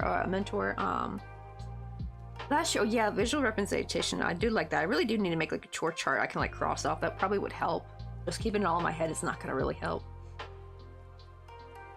I do that sometimes actually, because sometimes I'm like, I will tackle this, like I'll get all the smaller chores done. I did find out actually doing, because you know like how they're like, a lot of neurotypical people are like, do the big tasks first and then do all the small little ones, right? But actually the opposite works for neurodivergent people. Do the small little ones first, and then you get like that dopamine reward where you get motivation to keep going. And or I will prep couple days of doing smaller tasks to get to the big task, like at the end of the week or something, when I'll have more energy and time. Like get all like laundry done, all dishes done, like some sweeping and vacuuming and all that. And then I can finally do like, the bigger task of like cleaning the room, because usually I have to like dig up the room to clean it properly. And that takes a while, because you gotta bring everything out into the open and then put it all back in after you've cleaned everything. I know, right? It's like dishwasher, even additional storage for pots and pans. Honestly, it would actually help with some of the damn storage, honestly, because like I think the problem is we have too much stuff now, and there's just like no place to put it. I really need to do a big reorganization overhaul again. I did one a couple, like, was it not this summer, but the summer before? I did like a big organization overhaul, but now it's time for another one, because now we have newer items to add to that, and I'm like, oh, now I gotta find a spot for this, so now I gotta reorganize everything. I think that's hard too. When you don't have enough storage space, it's like absolute hell for someone with ADHD, or anyone, honestly. That is true. Sometimes when things come down to its deadline is actually what gets me going faster. It's really bizarre. I think I got 5 of those. Okay, I gotta check. 1, 2, 3, 4, 5. Okay, good. I'm gonna do our treble.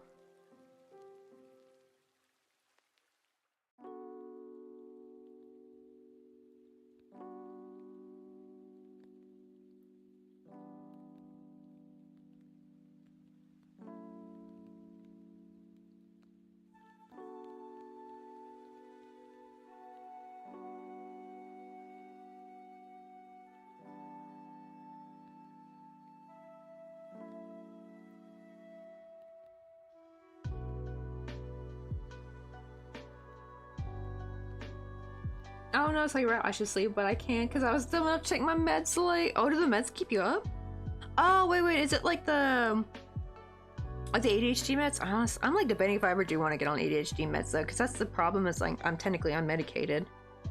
But here's the thing, my ADHD was not that bad growing up. It was a little bit bad, a little bit in my elementary school years. I was more like the distracted more, not finishing assignments. To be fair, like when I look back at it now, actually, it was just useless fucking like filler worksheet crap. It was nothing actually concrete, nothing actually like giving sustenance to my education. It was just all busy work. And I really wish school would do away with that shit. You know, that the like busy work worksheets, I just want you to fill out with a bunch of like redundant questions and stuff. Like it's not really adding to your actual knowledge of the thing. It's just busy work for you to fill out. So yeah, my brain, I think that's why my brain felt like, no, this is useless. I don't want to do this. But then my middle school years was actually because of stress and the bullying. And because like at least in elementary school, I had good teachers, right? I had teachers back me up. I was like I don't want to say teacher's pet, because that's like more goody two shoes, you know, like someone will snitch on someone. I'm just more befriended the teachers, so it was just like, you know, nice to them. They were nice to me. Lovely people. But in middle school, the teachers were mean to everybody. Like even the good kids. Like it was bizarre. Like middle school, I never want to do that again. My mom pulled me out to be homeschooled though. After my first semester of 6th grade, she's like, nah, I can already see this is destroying your mental health. Let me take you out. And that was back in what, 2006? Yeah, I didn't come back after winter break basically. And then what else? I did go back. I had to go back in high school though, because my mom doesn't have a college degree, and you can't homeschool your kid unless you had a college degree, I think. Which thankfully by then it was fine, because actually I had an awesome high school. Like I wasn't even like, I was like a goth nerdy art kid, you know, for the first 2 years, and then after that I was just the nerdy art kid because I wanted to dress more 80s. Like I think after 10th grade, I just dressed more general vintagey and 80s. So, but like I had awesome teachers there, and I did much better actually. I made really good grades except for math. Actually, I made good grades if I stuck with regular math. Just one problem I did is I took math honors because I wanted to get out of the crazy classes, because every standardized math class I had, I always had crazy kids in, like the bad kids, right, that throw chairs and shit, the wacko kids that are like unhinged and have anger issues, you know, like one of those kids, like they're absolute menaces. Like, ugh. I always had fine standard English classes, so I don't know what it was with about the damn math classes, but I made the mistake of taking an honors math class, and it sucked because I loved how the teacher taught. She actually was a really good teacher, but they moved way too quickly, and all the kids in there were so smart, and they were younger than me too. They were all like 9th and 10th graders, and here I was an 11th grader. Felt so damn embarrassed. They moved too quickly before my brain could like pick it up. So I barely I passed the first semester, but not the second, so I had to repeat the second semester my senior year. I hated it. But other than that though, like I had really high class. I had high German and Spanish score. I always had almost 100 in English class. I always had a pretty high grade, like always an A in English class. Science, it depends on what science it was. Like science and history I always had pretty good grades in. Chemistry, not so much, but like biology I always had a good grade in. Oh, I didn't take a science class my senior year, did I? Yeah, I didn't. But you know, like I did pretty good in those classes. But actually, it was almost ever since I moved to Korea is when my ADHD started becoming really bad. And I found out why. Because as soon as I moved to Korea, that's when I started taking birth control. And it's weird because I'm one of those lucky people who take birth control and I don't get the bad symptoms. If anything, I get all the good symptoms, like the almost no cramps anymore, really short period. My skin got better because I had really bad hormonal acne after high school. Like I always had good skin as a teenager, but man, once I hit 19, I got bad hormonal acne. It was really bad. And actually, the birth control is actually the thing that cured it. Every time I stop taking birth control, though, it starts coming back, unfortunately. Maybe not now. I don't know about now because I haven't stopped taking it, but when I had to get my teeth fixed, like when I got my wisdom tooth taken out, you have to stop taking birth control because then your blood clot won't form properly. And oh, your girl started breaking out again really fast. Real fast. But yeah, but I found out though that it makes ADHD symptoms worse. I guess like that's like my bad birth control side effect, unfortunately. So if I was neurotypical, damn, birth control would be fire for me, right? That'd be like the best shit ever, but nope. Because I have ADHD, I have that one little drawback. Hopefully I can find, like when we go to the States, maybe I can find like a different birth control method. Because we ain't ready for no babies yet. I always say, house first. No house, no baby. Nope. I absolutely refuse to raise a kid in a damn 1-bedroom apartment. Nope, nope, nope. You're not gonna make me do it. Nope.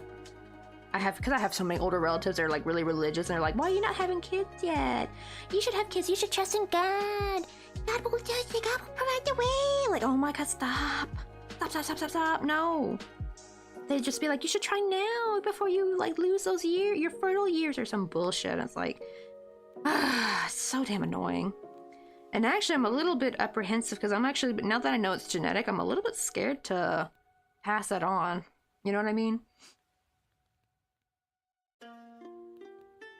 That too. I think that's why I did so good in high school, actually, Demi, was because we got to kind of choose our subjects, and subjects I actually chose. Like, I loved art class, I loved English class, I loved my history classes. Actually, my science classes were fun too. I'm pretty good at science if it's just like fact-based science, you know, like just you're memorizing facts and stuff. It's once you bring in like science into it, or math, once you bring math into it, that's where it all kind of goes downhill a little bit, you know. But if it's just like memorizing different things about animals or, you know, facts and stuff, like it was actually a lot of fun. Like, it was really interesting. And I did really good in my language classes, so I think that's why I did really good as well, because it was like stuff I was actually interested in. Dang, right, I have no friends left from the first 25 years of my life.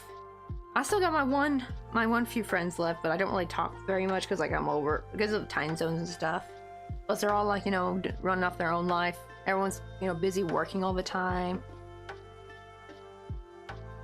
You're like, right, I refuse having a house in Denmark. I'm happy with my apartment. Well, that's the thing. If I live by myself, then I'm fine with an apartment. But I'm like, I'm not having no baby in no damn apartment. Not, at least not in America. Granted, I don't know what Denmark apartments are like, to be fair.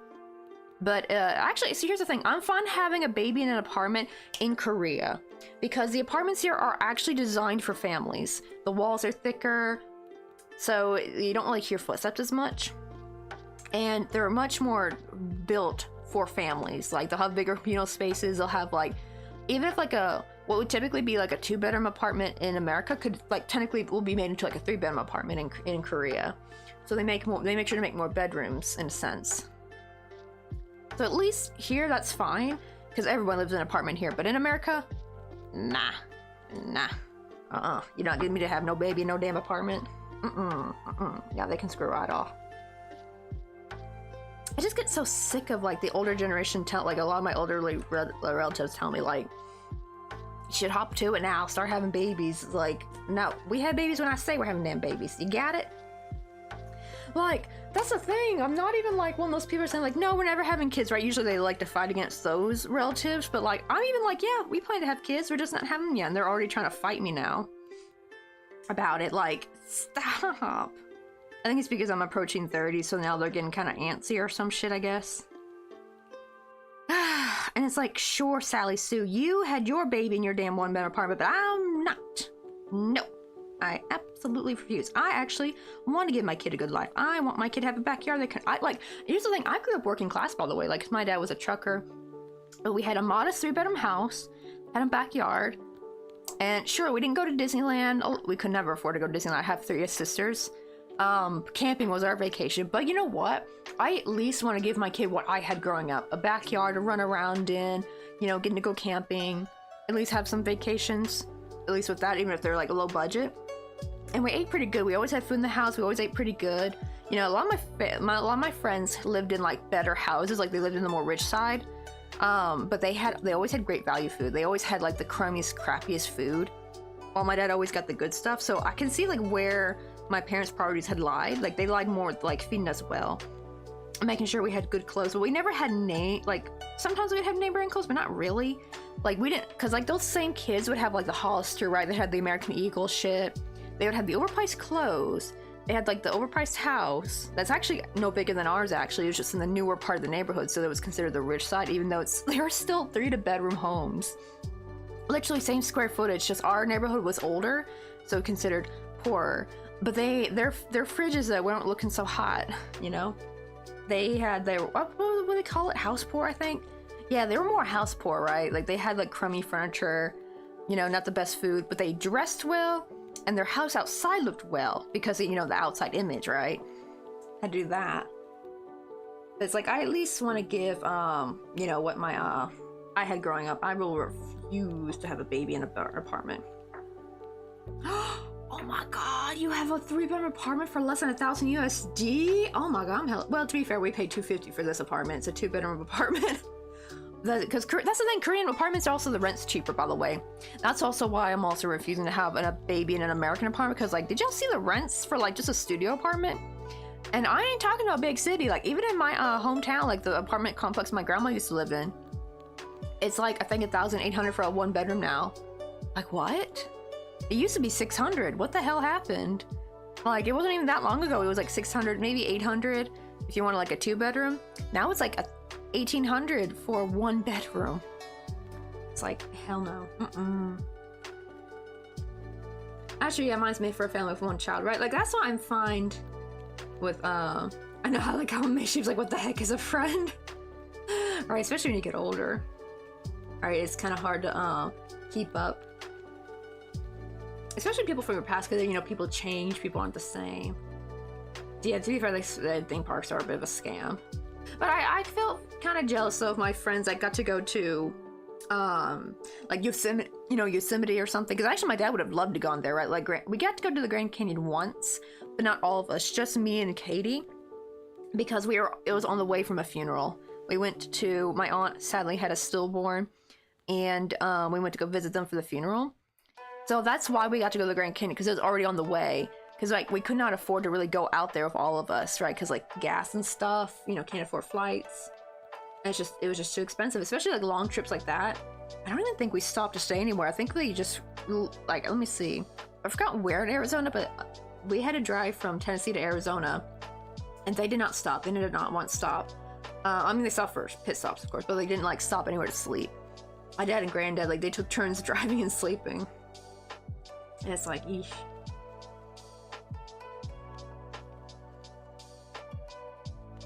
Oh, really? Actually, at this point, my mom's even telling people I'm not having kids. But against it, it wouldn't be possible for me to get children. At least, not by blood. I want to buy a house in Japan with my girlfriend, though. Oh my god. It's actually, that might be a possibility, because aren't there like a lot of like really cheap homes in Japan? Granted, though, I forgot there's like some rules around it. Like, I think the reason why they're cheap is because one, they're old, but you have to restore them or something. But you can't like, you have to work within a certain like certain parameters of how you design, like decorate and stuff or paint it. I think it's like some kind of rule to keep it traditional in a sense. But hey, them houses look nice though, and you're in the countryside.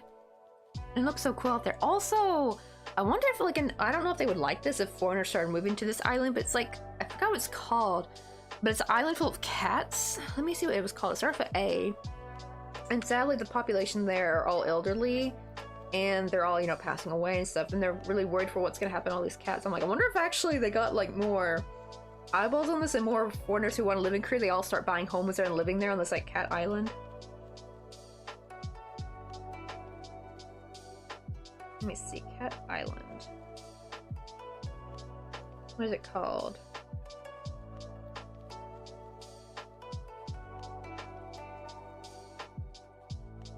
Aoshima. Yeah, Aoshima. I wonder if they have any, let me look that up. Aoshima Island.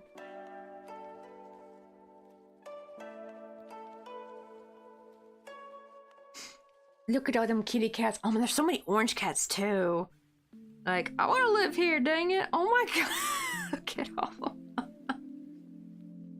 Look at all these cats. Like, these cats are gonna take over the damn island, basically. But oh my god, I want to live here. I mean, hey, you ain't gotta worry about bubonic plague living on this island. They're gonna get all the rats. Right? I want to live here, dang it. Now, the problem is a lot of the homes look very dilapidated, though. But hey, I do wonder if some people can, like, if people with money, not too much money, but you know what I mean, like, good-hearted people with money, not no Jeff Bezos or not no damn Elon Musk, they could stay the hell away from this island for all I care. But someone who can, like, maybe, if people can, like, afford to buy the homes, like, buy some homes here that are empty, you know, after more of the elderly people who live here pass away, and, like, kind of, like, rebuild it up. Now, they do have a good touristy bit, like, a lot of people do come here during the day, at least, so that's probably how they make some of their money. But, like, yeah, like, rebuild, like, build some stuff here, build some cafes, you know? And granted, you don't want to become overly capitalist, that's the problem. You want to, like, someone just needs to do just enough that it can sustain and become like a, you know, great place to live. You know? I was like, oh my goodness, all them kitty cats. Oh, they're so cute. Look at all them orange cats. And there's so many orange cats too. I'm like, oh, I want all the orange cats. Oh my goodness. Oh, they had to fix it again? Why is he at it? Oh my god. Maybe you need maybe put a stopper under the, is it like the handle? Is he pushing it too hard? Maybe they put like a rubber thing under it so it can't go, it's like enough to flush, but it can't go too hard.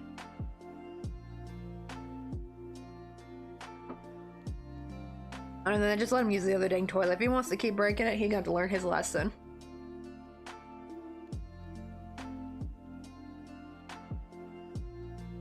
Like good hard people with money. Well, the thing is, I don't mean like a lot of money. I mean like more people who are like well off, but they're not like rich. You know what I mean? Like they can probably afford to maybe open a small business or like buy a home there, maybe like renovate it. I'm talking about like that kind of money, like just enough to kind of do that. And maybe people could, I guess, afford to move to Japan because, right, the plane tickets and all that, but not no like billionaire, right? No millionaire, like millionaires and billionaires can stay the hell out, like, you know what I mean, like that.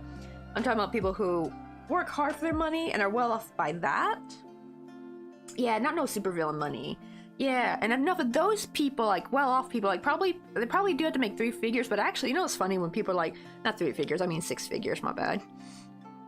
You know, like it's so funny whenever people are like, he gotta make 6 figures, this and that. I'm like, and it's funny because whenever I think of people who make 6 figures, I'm like, you know, the rich people still see them as cockroaches. Like, they still poor compared to the rich people. Like, yes, they are more well off than the rest of us, but they are nowhere near the millionaires and billionaires, right? Like, the millionaires and billionaires see them as little pests. Hell, the billionaires probably see the other millionaires as little pests too. Maybe just not as bad pests, you know. Oh man, right, living in one of the dang poor cities in Illinois.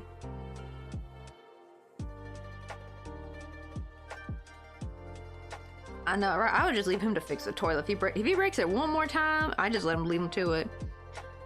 Or just pretend you can't fix it. Like, oh, sorry, bud, you did it too much this time. It's unfixable now, and see what he does.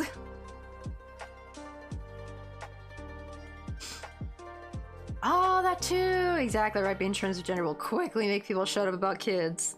Right, that's one big one. Honestly, the thing I'm actually thinking what I might do is if it gets to a point where me and Mr. Coffee are like, this might not work, we might not, like, I think we've run out of time to have biological kids. Either I'm thinking to adopt, because that's the thing, I'm always for adoption.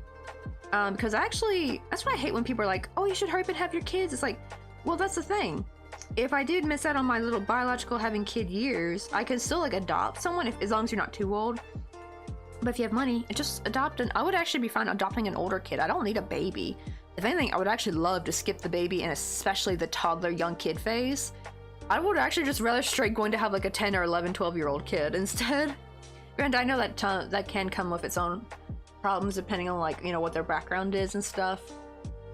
But I feel like at least with a kid, you can like relate with them more. You can talk with them, hang out with them. I think the reason why a lot of people want the babies and toddlers is because they can mold them or something, right? And I don't like that. It feels icky. I would much rather just have a kid I can hang out with and talk with and like go on adventures with, right? You can skip the whole changing diapers thing. Because if you think about it, actually, you know, like it's perfect because if you get past your childbearing age, right?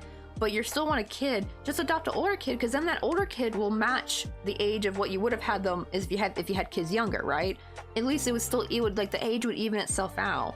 Because trying to like raise a baby because that's a big reason why I'd be like, not just like losing fertility, but if I get too old, where yes, I can still technically have kids, but I don't want to be 40 raising a 5-year-old. You know what I mean? I'm already low energy enough as it is. I don't think when I'm 40, I'm going to have enough energy to run around and chase a kid. You know what I mean? It's really more about that. And I would much rather just adopt an older kid, you know?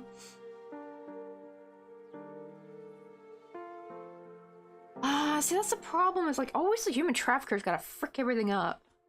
I kind of understand why that, like, because it is kind of hard to adopt. Because like, you have to like prove how much money you have, and also two, they gotta like make sure you're legit. Because that's the problem is all the damn human traffickers. Like they literally ruin everything for us. They're just linked. I really wish that industry would hurry up and die out. Alright, educator. Poor cities in Illinois, the residents who live in much of... Oh man, down to the care live in one of the region's poor census tracts. Let's see. Wait, people who live downtown census are 99th percentile nationally low income and 94th percentile for low life. Damn, right? It's like, ugh. Right, bad people, they do. They ruin everything. Ooh, really? They actually blocked all Asian African adoptions because of it? Yeah, that's probably when it gets really bad, especially if it's from another country. Maybe that's where it's all weird, because that's like, you're talking about like people in Denmark trying to adopt Asian and African babies, I think, right? I can see exactly that, right? Because I would just be adopting like from our own like domestic system anyway. Like I don't even have because that'd be too damn expensive trying to get an international baby, in my opinion. Damn, 9 out of 10 was human trafficking. That's insane. So only that one out of 10 people were actually like a good wholesome adoptee or adopter. Good God. That is crazy. That's why you gotta be careful of adoption. Hell, even the foster care system here in the US. You gotta be real careful. Especially, that's the thing, is they are a bit more suspicious of when you try to get older kids, unfortunately, too. Especially older girls, because, you know, like the whole sex trafficking shit. It's like just so sad. It's like so many kids are probably denied a good home because of like the possibility they could end up in an even worse situation. At least if they're still stuck in this like an orphanage or something. Well, I guess I don't know where they stay. Cause I feel like foster is different, right? But like if they're in the system though, it's like it's just safer than to stay there and then age out and then go with another family. Exactly right. If I adopt, I want to meet the parents. Well, that's if the parents are still alive, of course. Because like. What do you call it? I guess that's for people who gave up their kids or had their kids taken away. You gotta be careful though, because sometimes you can't meet the parents. Well, at least in the US, because a lot of times them parents are a little cuckoo. They're like, you know, drug addicts or something. Very dangerous people. There's a reason why their kids are getting taken away from them. But, yeah, it's like, alright. You can't meet the parents if they're ceased.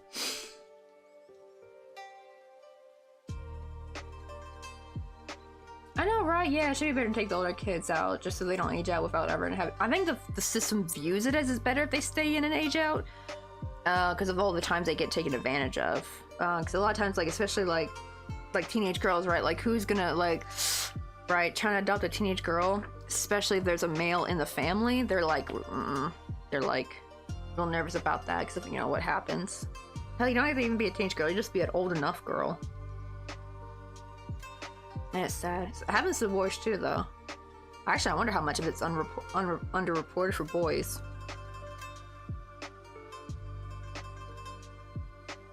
Right, yeah. Gotta take precaution to combat any illegal things. That too, like, right? Because some people, sometimes you can thankfully meet people who, sadly, they love their kid, but they can't, you know, they can't provide for them financially, so they willingly give them up to the state. And if you can meet them that way, I feel like those would be like the best parents you can meet. I think they even have like they have, I don't know, do they have this in Denmark too? They're called open adoptions, where the bio parents can actually still see and meet up with the kid. So you just basically take on the, you know, financial and raising responsibility, and they live with you and stuff, but they can still like meet up and see their bio parents. Like you can kind of have like little get-togethers and family reunions with you and the bio parents together. I think that only works though when the people are like genuine lovely people who just sadly couldn't afford their kid. That's not gonna work right with drug addicts that are like abusive toward their kids. Not all drug addicts are gonna be abusive to their kids, but you know, for the ones that are, or the ones that have like dangerous family members, you know, you gotta be very careful with those.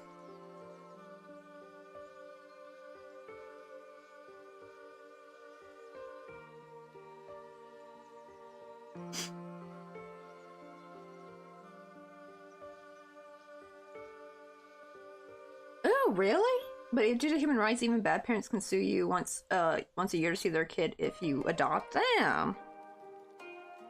That does not sound like a very good law. I guess I can get it to by protecting parents' rights, but man, I feel like if you got convicted of something bad, I feel like that should like literally drop your rights for to being able to see that kid, especially if there was like shit going on, especially if they were abusive to the kid. I feel like if there's a record that they were abusive toward the kid, they should like have no rights to see the kid ever again.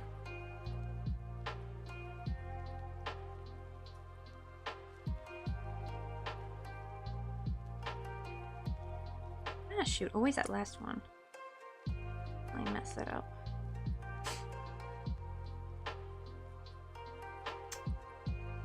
Oh, that too, extended family as well. Oh my goodness, yeah, extended family can get real messy. Actually, it makes you kind of think, like, why the hell did they just adopt the kid in the first dang place? Right? Like, if y'all gonna be also up in the adoption parents' faces, like, why didn't y'all adopt the kids? I bet they're gonna be like, oh, but we're too old, we couldn't take another kid in, but you're gonna, like, harass the adoptive parents. It's like, ugh.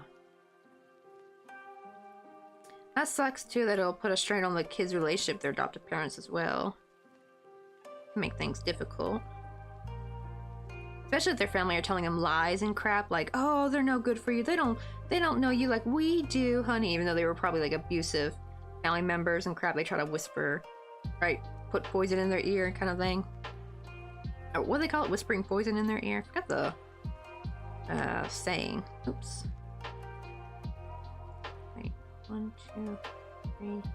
Oh no, I did need one more, didn't I? Oops. Wait, hold on. I'll write a can of beans here. Hopefully you don't break that toilet anymore.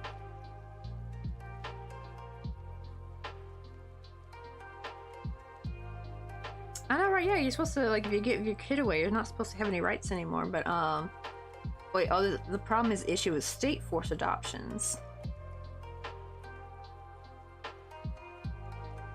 I know, right? Give him the death stare if he tries it again. I think Cannabe's just not gonna fix it after that. He'd be like, well, you can go use the other bathroom then. Because it sounds like there's another bathroom you could just go and use.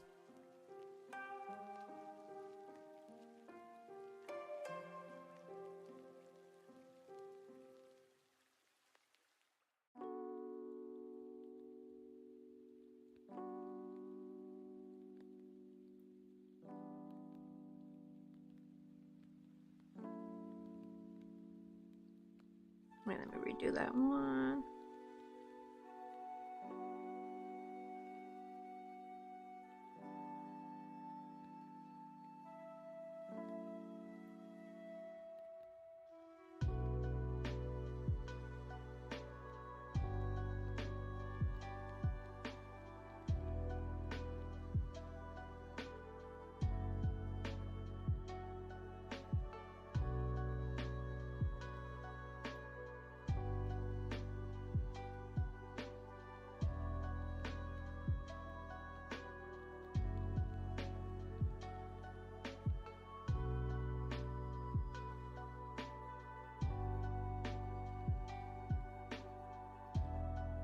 Probably gonna have to start this as well when I get the chance. Oops, I went to the wrong hole.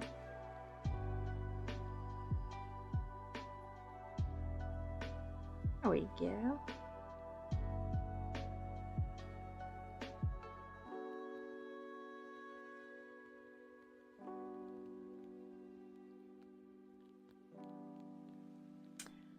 Isn't that weird? Because I feel like that would like literally be like a sign, like you're unfit to be a parent, but they're like, oh, but because of the human rights, it's like you can.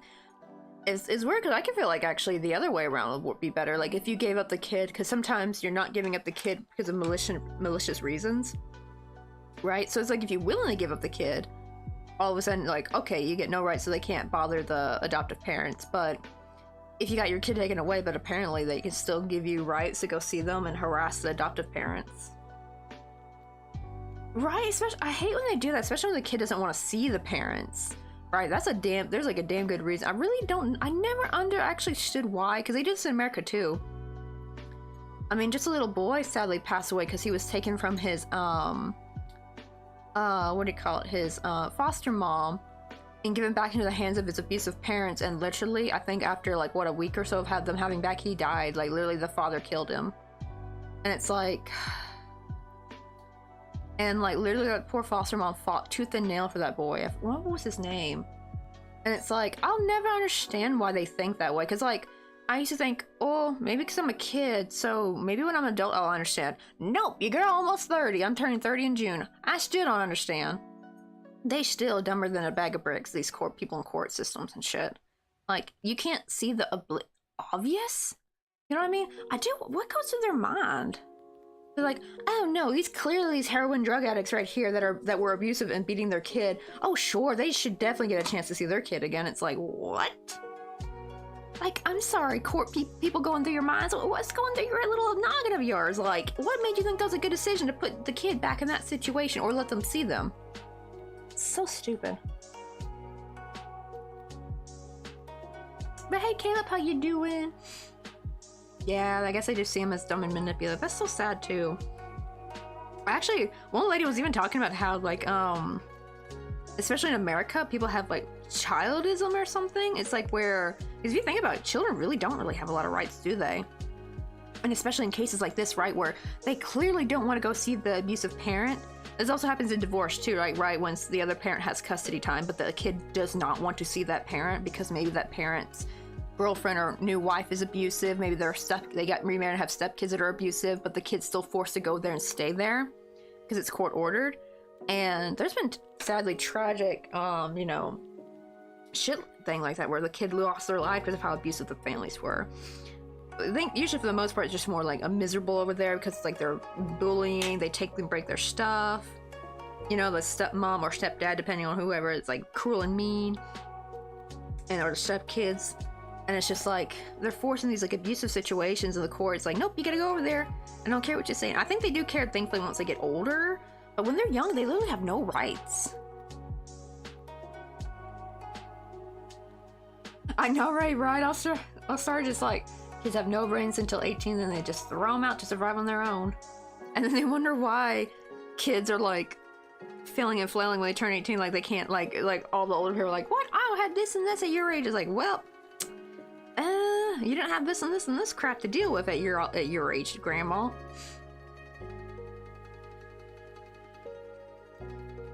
Oh, damn, I have a friend who is stuck with a narcissistic father to her child. Okay, 13 is a crossover age, and near for listening to the child. Oh, how old is their kid? Are they getting close to 13? Because, God, that's like the worst, right? Like, knowing you're handing your kid over to probably a parent that doesn't even love that kid. They're just using them to hurt you, especially if narcissistic, well, 5 more years to go. Oh, man. Let's just hope that narcissistic father don't do no shit. Because, yeah, a lot of times narcissistic parents, or like partners will use the kids to hurt you. Like for, how dare you leave me? Like, that actually be funny though if the narcissistic father's wanting a divorce. But like usually it's the victim partner that's usually trying to get away, so they usually file divorce. And that like makes the narcissist pissed. So like, how dare you leave me? I'm gonna use our kid as a pawn against you to hurt you, kind of thing. Oh no, lapsed age. Oh no, do they not like let the kid get a choice, May Sheep? Oh, it's because of privacy rights. She can't get proof of his lies. Good God, and that poor kid's just stuck there. Or wait, or is it the can't get divorced thing, May Sheep? I was thinking that, 'cause I know I've heard some Southeast Asian countries have like divorce is illegal, or like just not possible, and I'm like, oh damn. That's even worse. I will say this though, just because you technically can't divorce, that don't mean you have to live with them, right? The damn government's not going to force you to live with them, hopefully. Because if it was that situation where the spouse was abusive, I would just get the frick out of there. Screw it if I can't get married. I wouldn't even bother about like not wanting to get married again anyway. I'd be like, screw that, I'm just not going to live in this house with this a-hole. But like, oh, they keep the child at 18 is not a thing here. Right, I think that's a good thing. I mean, same in Korea, like, people don't live with their parents until they're 30, it's normal here. And partially it's because, like, apartments are really expensive, so even though the rent is really cheap, like I said, right, like, our rent is $250 here for this apartment, it's a 2-bedroom apartment, but that is because we paid a $50,000 deposit. Yeah, and that's normal. There's actually some of it even, like, I think $100,000, so, like, so the nice newer apartments, I think their deposit's like $100,000. So you have to have a lot of money at once. And usually the kids, they'll be out working, like, you know, they'll go to college, go to work, so they're working and they just stay at home with mom. Only problem is a lot of times their moms will still do stuff for them, like do their laundry and cook and clean for them. It's like a little cringy. I'm pretty sure there are some dynamics where the, you know, the kid basically just lives with their parents, but they do their, you know, they clean up after themselves. But yeah, a lot of them though, Oma still does everything for them.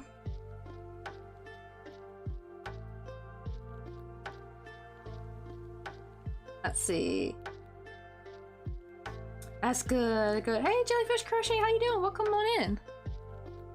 Oh, it isn't it isn't a thing in Southern Europe either. To be honest, most of Europe isn't like that anymore. Thank goodness. Actually, it used to be, well, not. It was never illegal to divorce, I think, in Korea, but it was more like it was illegal to cheat. Actually, they did get rid of this law. Kind of sucks a little bit. Like, you literally cheaters could get jailed if you found proof, which was kind of nice. But apparently divorce is kind of hard though to get in Korea, because like you need like lots of evidence and proof, especially if it gets contested. It's so weird though, because like if someone's like asking divorce, why would you not want to I never understand why they want to contest it, because like that person don't want you no more. Why would you try to hold on to that?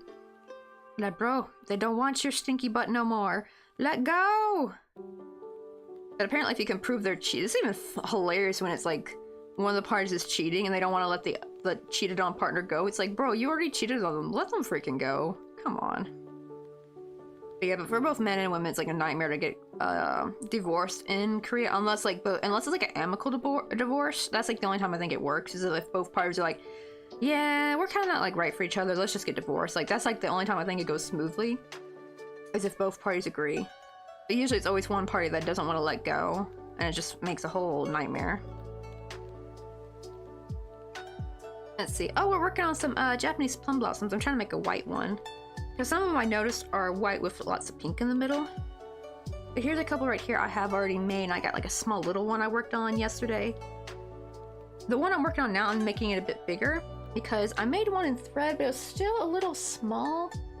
So I want to make one that's a bit bigger. I think this one is fine. This is the same size as these, by the way. I literally did the same thing. So here's like the size difference between splitted yarn and then working with a single strand of embroidery floss. This was done with a 1.3 millimeter hook, and this one's done with a 0.6 millimeter hook. But this one's probably better for like a small blossom. I want one that would be like a nice bigger blossom with like bigger petals. That's why I'm trying to make one with, I think it's called Triple Treble. I don't really work in, because I do amigurumi mostly, so I usually just work with just single crochet, but let me see.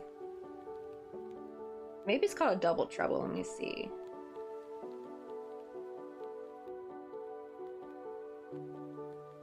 I wrapped around my hook 4 times, right? Because you wrap around 3 times.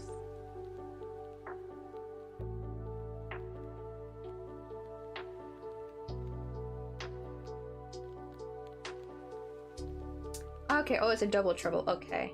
So I guess triple treble. Oh, they even have a quadruple treble? Dang.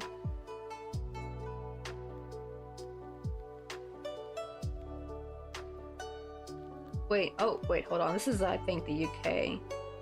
Because they're saying double crochet, but that's a half double right there.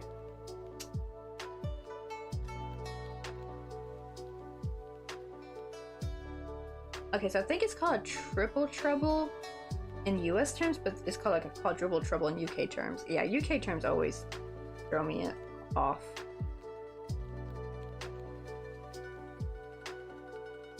And then I'm doing in US though, some American, what I call it, but yeah, so I guess it's a double treble. I guess this would be called a triple treble in UK terms, but it's a double treble. So I start with a treble and then do 4 double trebles, and then do, like at each end of the petal I do a regular treble crochet, which I guess would be a double treble, because I think a treble crochet is what's considered a double crochet. I don't know, I need like a chart of UK to US terms. It's so confusing.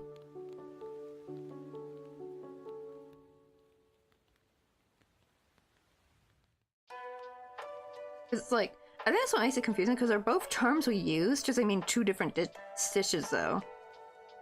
That's why it can get real confusing. Wait, do I do 5? Wait, maybe I do 5. Hold on, let me check. 1, 2, 3. Oh wait, no, I do. Okay, I do 5. Double trouble, oopsie.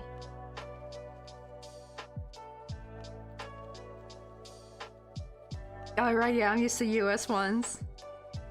Alright, I have one friend in my Discord named Rebecca. She's from Britain, and like, I always get confused when she'll be talking about the crochet, and I'm like, oh wait, that's right, she's British. So she's using her double crochet means like a half double, I guess. Alrighty, Demi, thank you for coming in, and had a nice chat with you and everything. Get you some sleep, and hope we get to visit Japan this year. It's gonna be exciting, especially. Are you coming in springtime? Springtime is so pretty. I really want to go to Japan during springtime. I mean, it's similar here in Korea. We have cherry blossoms, but I feel like Japan's cherry blossom game is way better. I guess it just depends on where you live in Korea.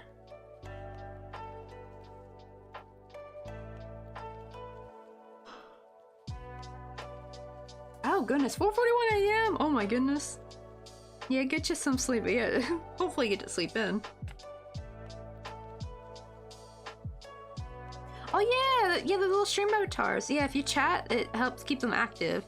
Cause I kind of felt, cause usually it used to be you could have them come in, like you'd have like if you just popped in the chat, even if you're not chatting, you would have a little character pop up. But I kind of felt like that called out the lurker, so thankfully they had an active chat thingy. Plus, it also helped keep all the bots out. Like, I think like if my not just like bad bots, but I mean like my bots, like the like streamer elements bot. I think if no message pops up by streamer bot, I think the character disappears. Because when you have it as when you don't have it on an active chat, like all the any bot I have in my stream, like you know, Moobot, Nightbot, all that, they all appear and just kind of take up the screen. Oh, I mean that's good too. Actually, visiting in autumn. Oh, then you'd be going to Japan around the same time I'm going to the US. My sister's getting married in November. I'm excited for that. And I just confirmed with two of my favorite relatives that they are coming to visit, so I'm excited for that. I'll probably get to see Anna and Patrick again. I haven't seen Anna and Patrick since I was 16, I think. It's been years. Like, already Anna's, like, probably out of college. It's crazy. So, like, she was, like, 10 years old last time I saw her, because they lived in another state. And it's just too expensive to come and visit. I guess it's the only sad part when you have family, like, all over the US. It's, like, can be too expensive. Gas prices, plane prices, just too expensive. And I'll be like, right, good night, or technically good morning.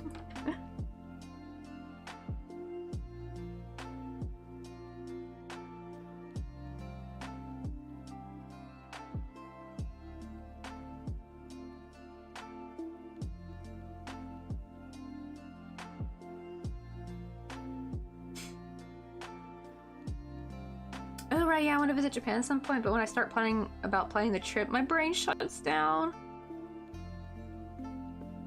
It's like I have to like think of all the like where to stay, you know, kind of all that stuff. Plus there's also lots of places to visit too, and you gotta think about trains, right? Like train tickets and all that.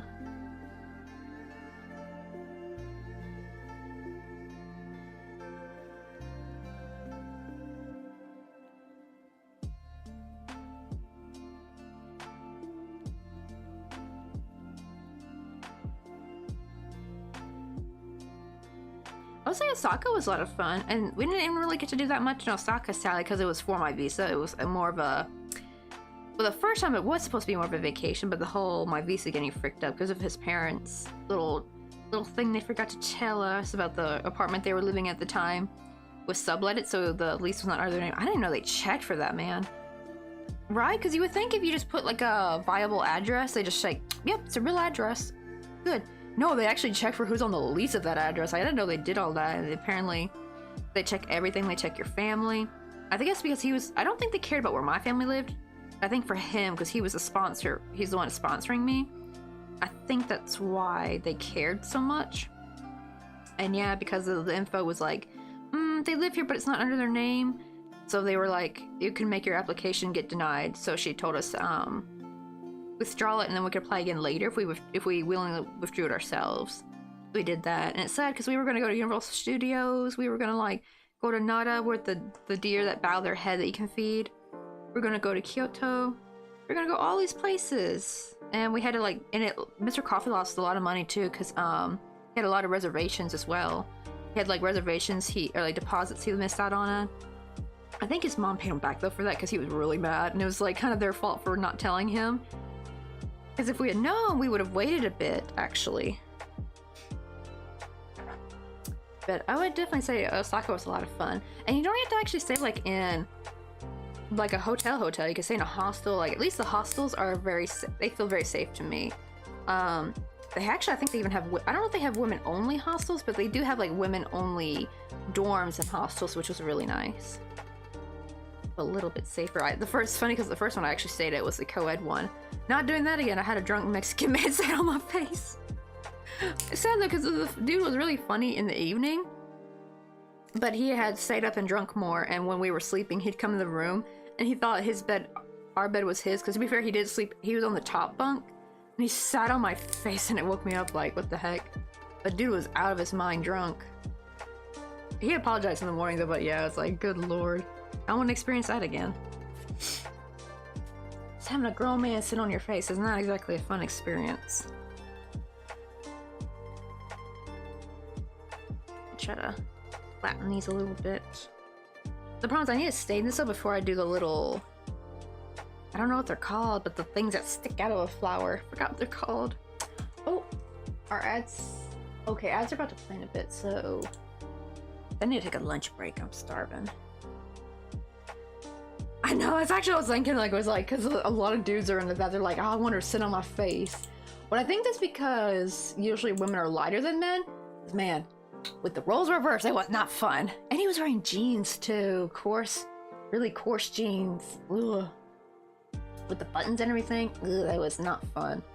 At least I'm glad I'm really lucky he didn't fart. Oh my god, if he farted, I think I would have murdered him. I'd be like, hell no. I was in a deep sleep too. I was having such a good sleep and he woke me right up out of it too. Probably from being suffocated. But yeah, oh my god, like, apparently other people were about ready to fight the poor dude. Like, he was just really drunk. He didn't mean any harm. He thought it was his bed. He's like, oh, sorry, I thought this was my bed. And he's just like drunk as heck. He was drunk as a skunk. There you go. Wow, this one looks much nicer though. Much bigger. So I guess when I come back from lunch, I'll get some watercolors ready to go. It looks like they're about to start a bit. I'll pop you guys in the BRB page, and I'm gonna go make me some lunch real quick. Wow, I'm still hiccuping. Why?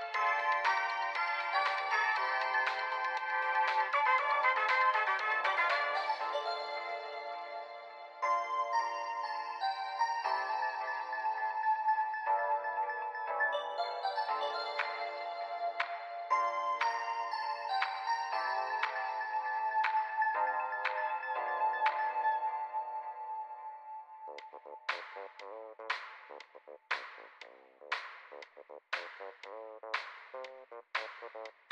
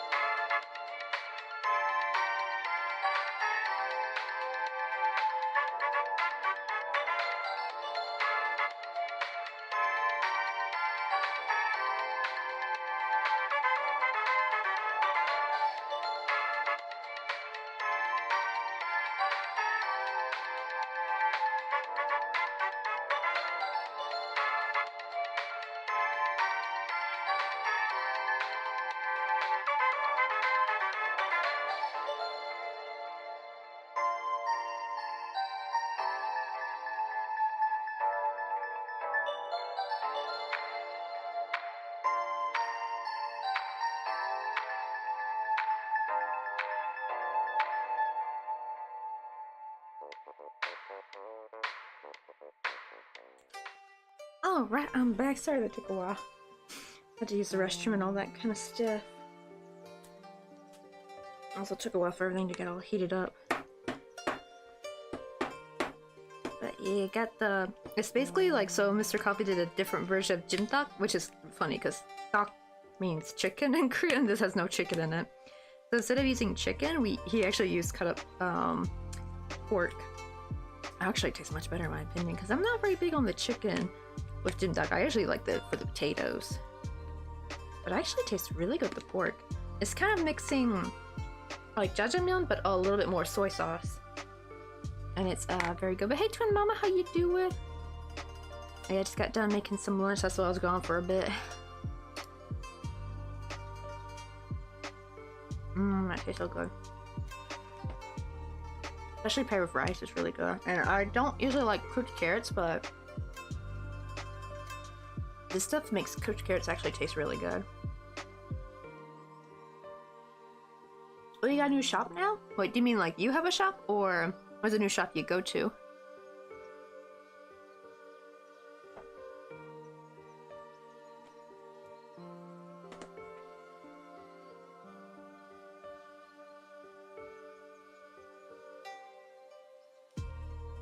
No, I've been sick. Oh, I wonder what that new thing is. That's been going around. Everyone's calling it the new COVID. God, it better not be. We do not need another pandemic. We just got over the last one. But my poor niece got it. She's only a year old. Oh yeah, I heard of that one. Apparently people have been using that instead of Etsy. I can't remember, does it also take out fees, or is it like, or is it free to get a big cartel? I'm actually wondering if I should use a big cartel before making Shopify.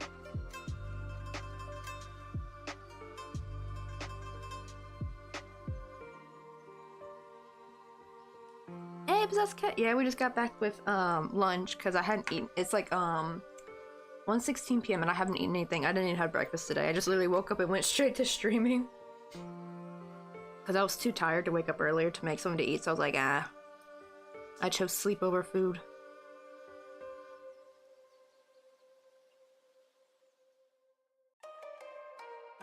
Oh, you can? Okay, it's free. Good, good. See, that's what I like. I would rather, like, they do that with coffee, right? Like, it's free to list, and they just take a percentage out once you make a sale. I prefer that over having to, well, Etsy's both. Etsy's, you gotta pay, yes, it's, I don't know if it's over 20 cents. They probably raised it. But, like, they take that out every time it expires. It either just, like, I think you could have it where it, like, takes out, but the problem is if you have, like, no money to start out with at all, I would much prefer having free listing, and they just take a percentage out. But, yeah, is Big Cartel like Etsy? Like, is it like a platform or a, what do they call it? Is it like a marketplace? Or is it like Shopify, where you have, it's like basically your own website and you have to bring all the traffic there? That's why I have not made a Shopify yet. It's because being here in Korea, not many people order from me because the shipping's too expensive. But I'm thinking, when I move back to the States, and if I can get the traffic up, I might make my own Shopify. I got a cheaper version now where it's only $19.99 a month. It used to be like, I think like 40 something or 30 something dollars or 40 something dollars a month, and I'm like, ooh, that's too expensive if you're not making money, right? That's gonna drain your accounts quickly.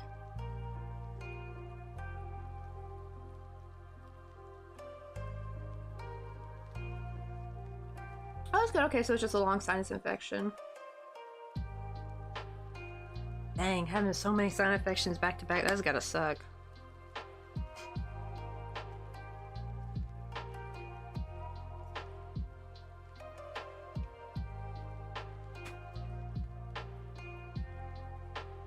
This is so good though.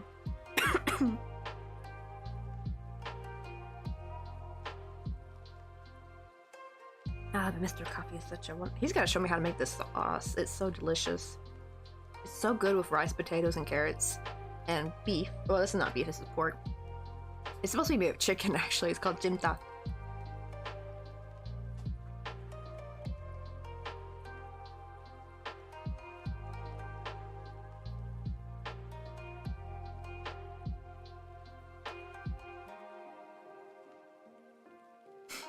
Really? Yeah, exactly. 5 to 6 years sounds even a lot.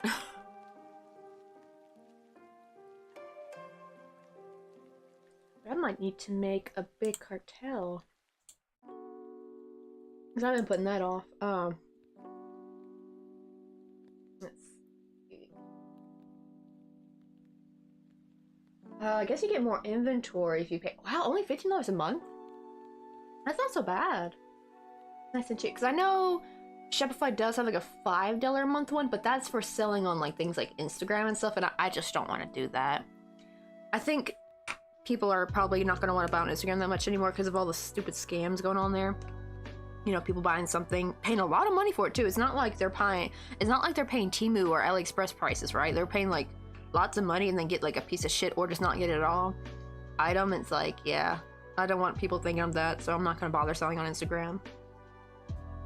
But what do you call it though? But like $15 is a nice little cheaper. It'd be like maybe give it like a month trial when I get more. Oh wow, wait, it's been around since 2005. Wow, I thought it was new. The people are just more now finding out about it. It's gonna basically be the new Etsy, I guess. Real sad shame of Etsy. It was so nice when Etsy first started. Like, it's just really sad the shithole Etsy's gone down. And they're letting it happen. Like, literally, they could have, if they just fix all the shit that's going on with Etsy, they could have kept Etsy running nice and big. But now they're just like literally letting it decay.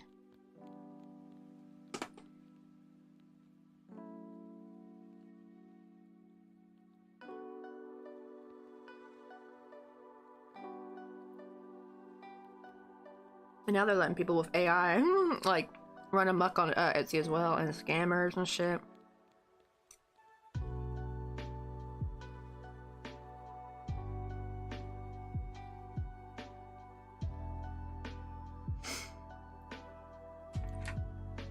I think that's enough for now.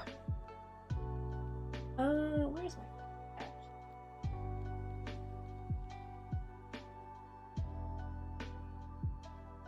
Oh, here they are.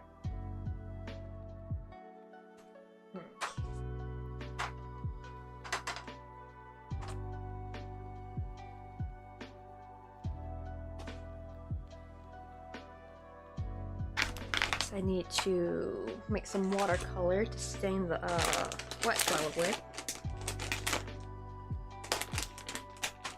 Be able to dust off this.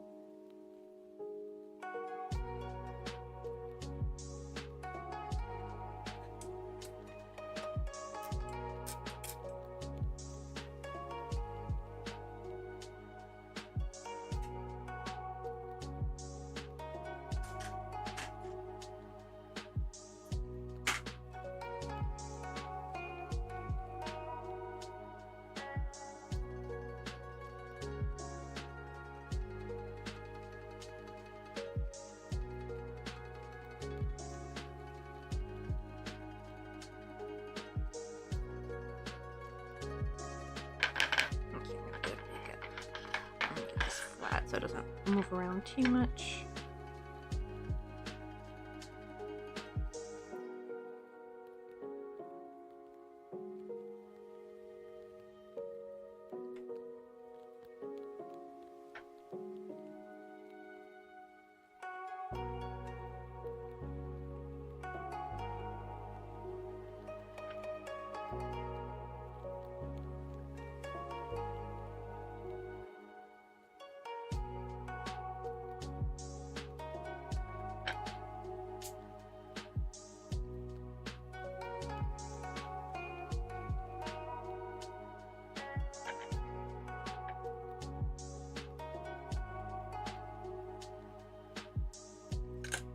Should be good. Usually I just work between red and pink.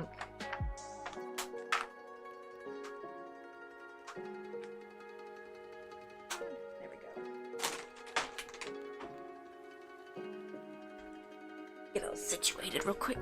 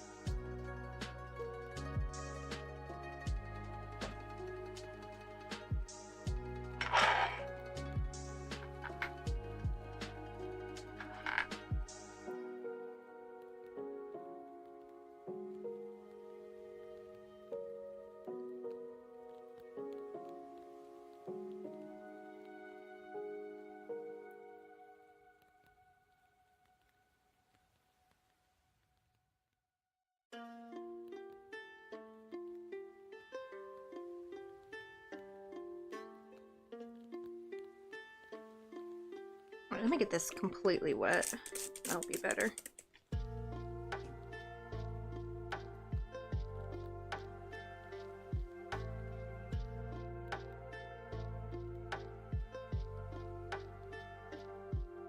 Basically want all the stitches to be super saturated with water, and then you want to kind of pat it dry a little bit where it's just damp. You don't want it to be too wet.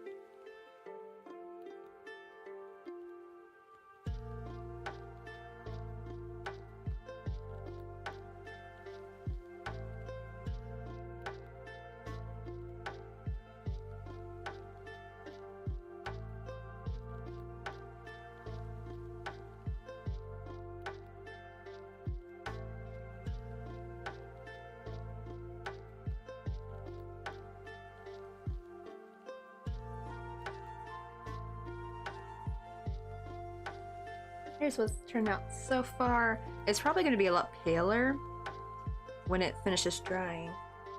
I'm gonna try to dry it a little bit more. It's still a little wet. Too wet.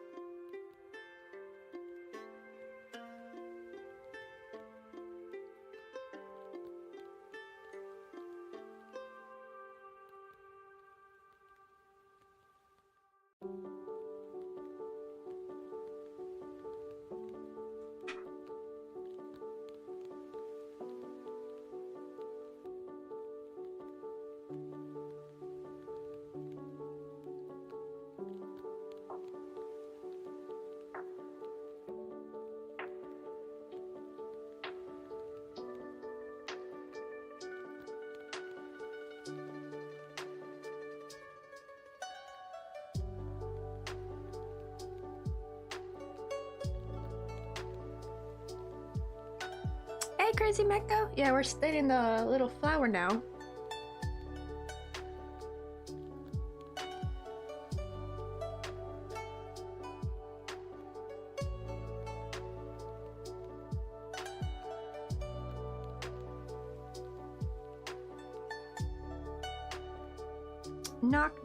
Who's there?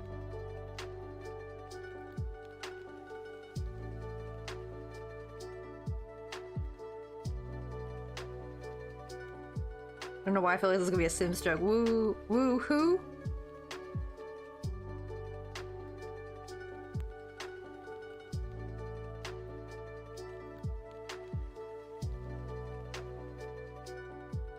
Oh, is the sound of the police? Oh, I'm thinking the other woohoo.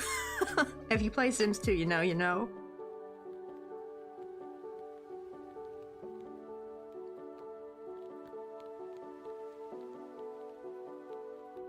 Ah! Okay. Yeah. And basically they call woohoo like when you play Sims and you want your Sims characters to make a baby, they call it woohoo.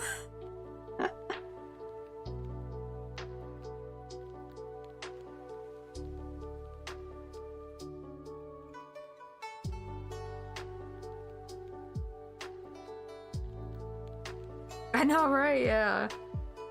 And also made our parents were like none the wiser. Unless they saw the cutscene. I think they only had the cutscene for like the very first time you do it, I think.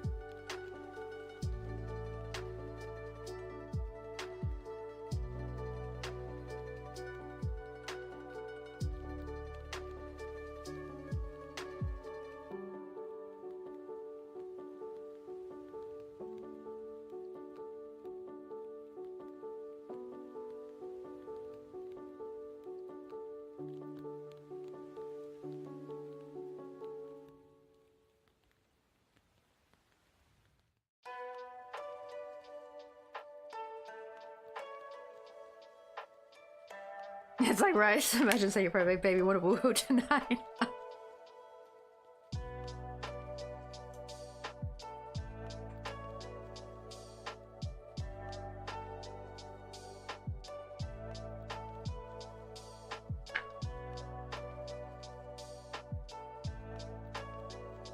Oh, I was about to say, 20 minutes feels like nothing to me anymore.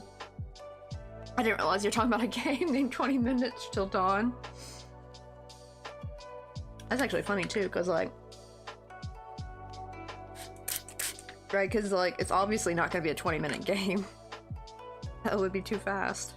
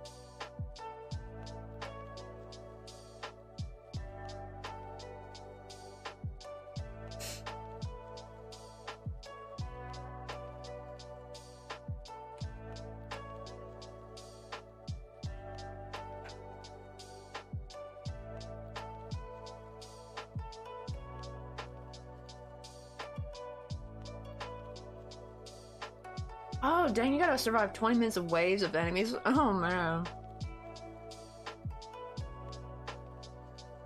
Are you right? Phil definitely does not feel like no 20 minutes.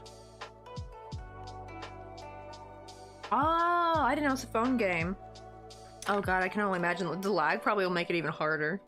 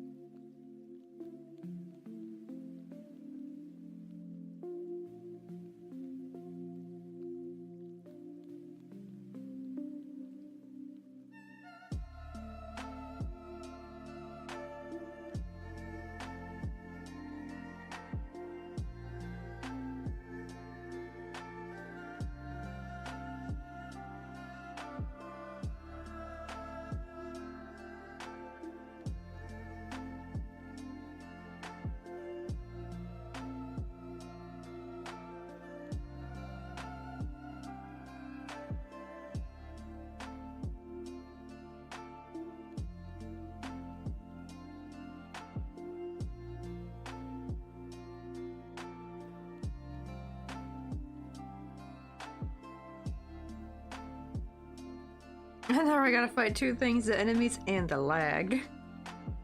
I feel like the lag's probably the hardest one.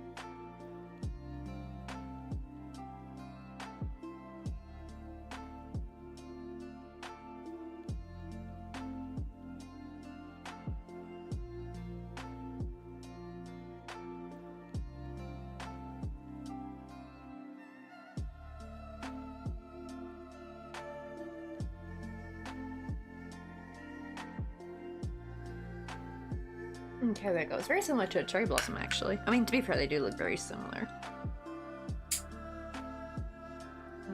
That's some heat. I noticed if I apply heat after... what do you call it? After staining, because sometimes what will happen is the edges of petals will drink up the color, and then you'll have like streaks of red right here, and it'll look weird. I'm trying to get to where the color stays, so it's kind of drying it a little bit, so hopefully preventing it from the yarn drinking up the color weird.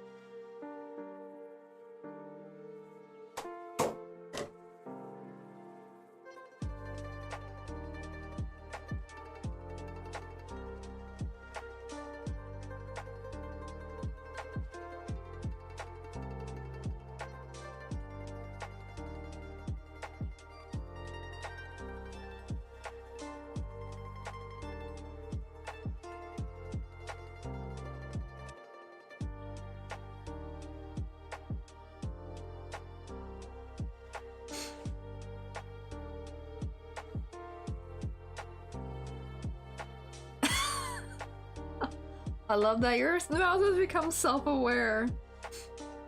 Right, it's like, he gets his act together.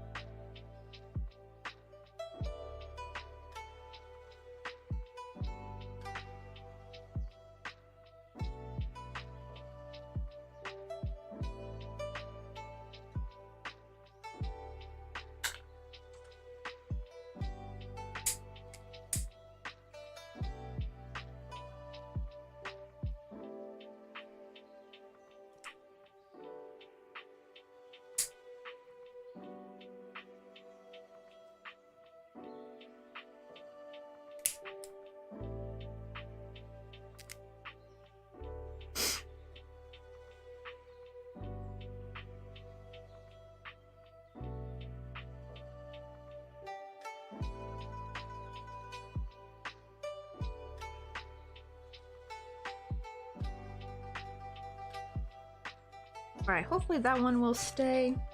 I guess here's what's like close up. I'm just hoping I dried it enough where it'll stay like this, because sometimes the edges of the petal, see, it's already starting a little bit right here. Hey, maybe I try to wipe it off a little bit to kind of help prevent that. I'm quick enough.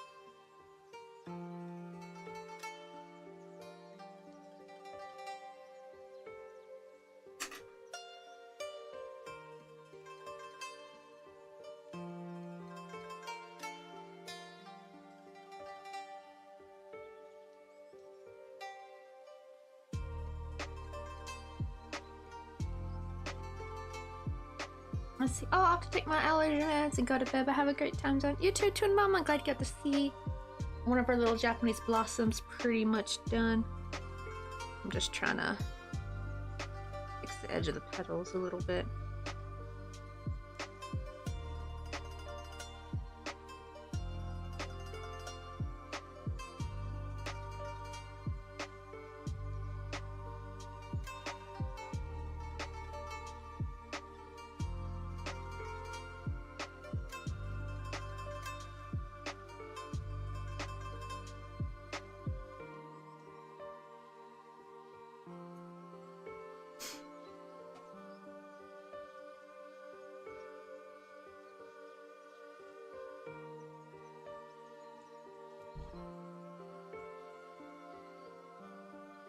Oh no, you only get to survive about halfway through.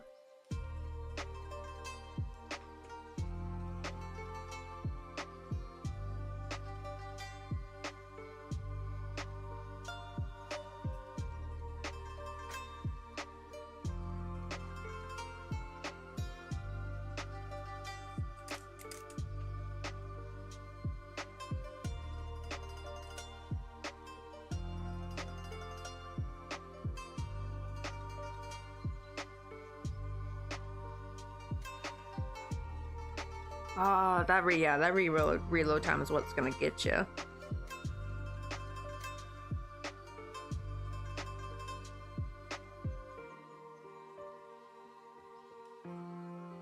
Let's see, so this one's pretty pink, so I probably just gotta do only red only. That even shows up?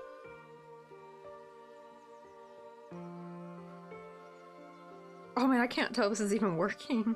Because this pink, when it gets wet, it's darker. So I can't even see if this red is even working.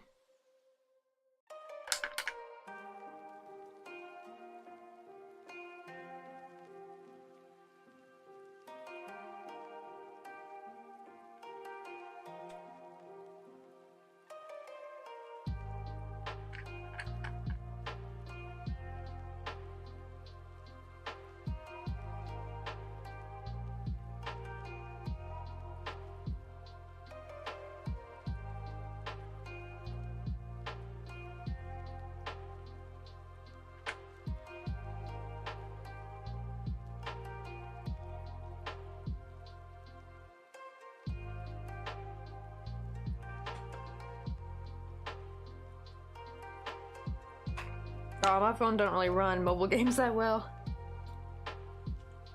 I think it's because of the Z Flip, so the battery's not that good.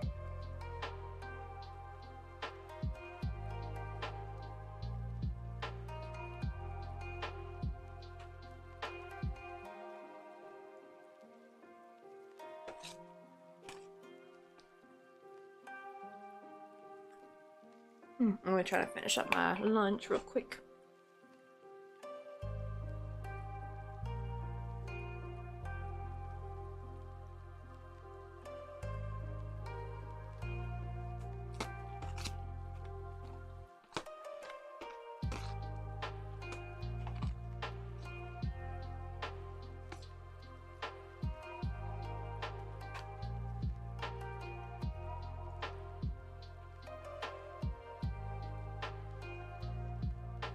Brian's like, if I bring my phone, I get an excuse to buy a new one.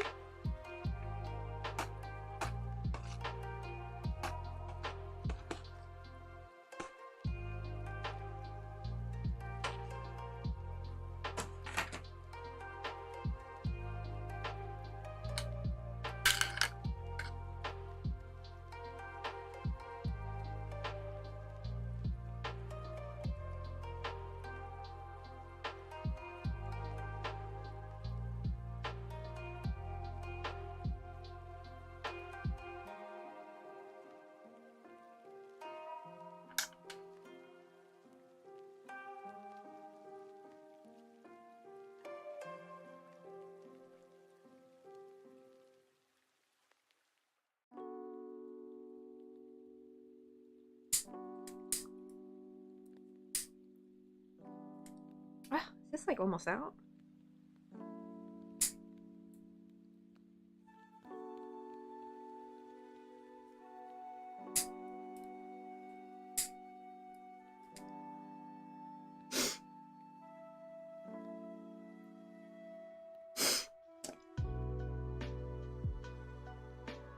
Yeah, it looks like that didn't really work for this one. Like, I don't even really see the color.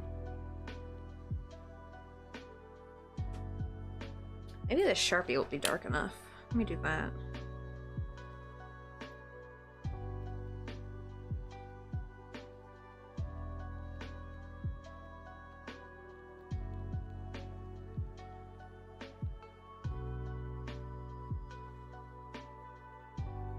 Okay, there we go. That makes a bit of a difference.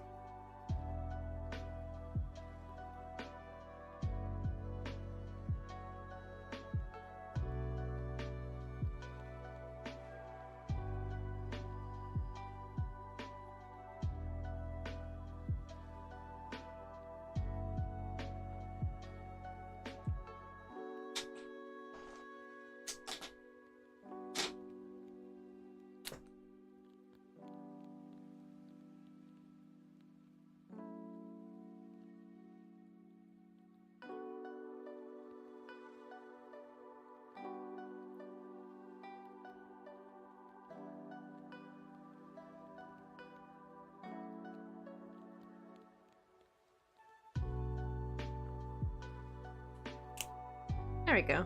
Yeah, it looks like my red paint wasn't dark enough, but I wanted to add a little bit of dimension to the pink ones. Why do I keep hiccuping today?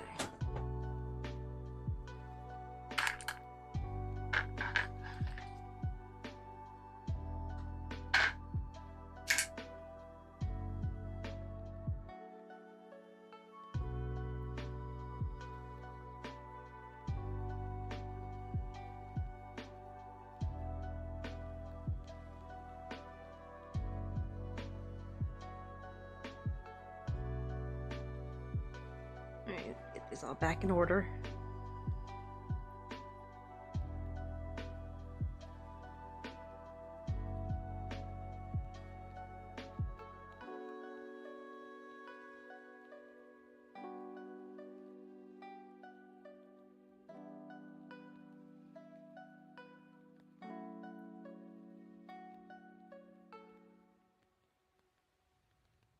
Oh, did I,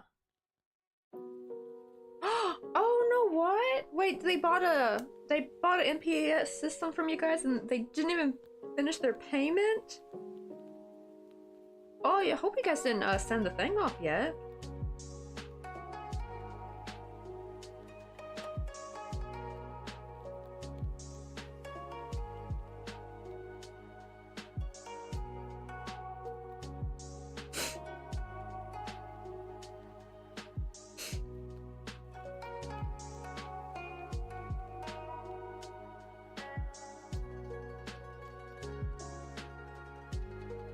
Oh man, that's not good.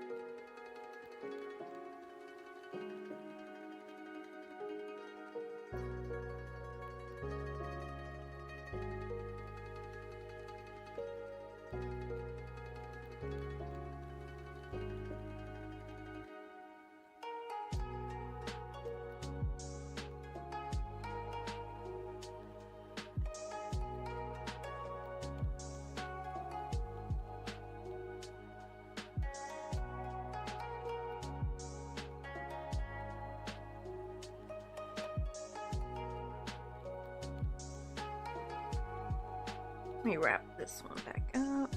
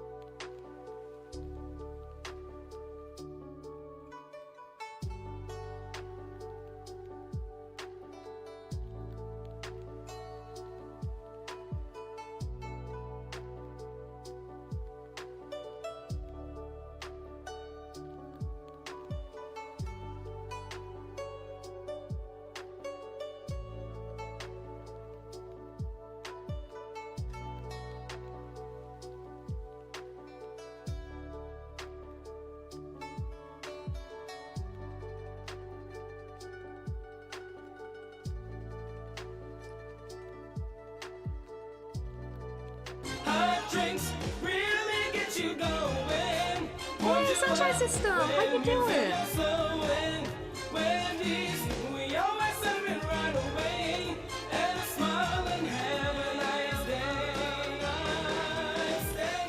Wait, let me give you a shout out real quick. Keyboard. I got a wireless keyboard so that way I don't have to be by the computer. What do you call it? I prefer crocheting at my crochet desk. I hate having to set up by the computer. It takes too long.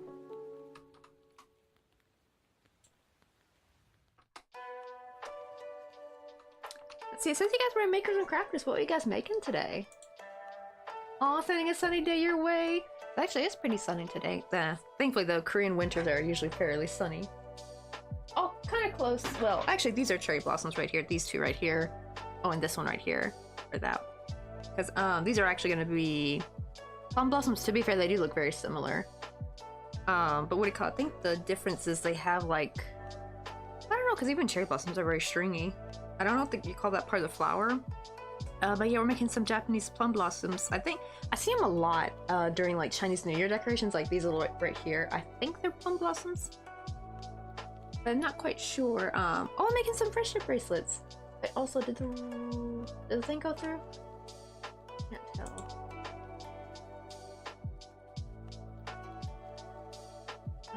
Oh, I didn't hit enter yet. That's why. There we go. Because usually there would be like a little message saying I gave you a shout out. I wonder if they're cousins or, you know, like similar.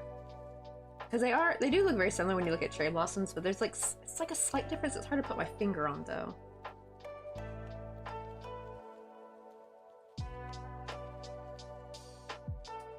Let's see if they're... Okay, let me see if they're the same family maybe. Oh, there's even like a little side by side difference. What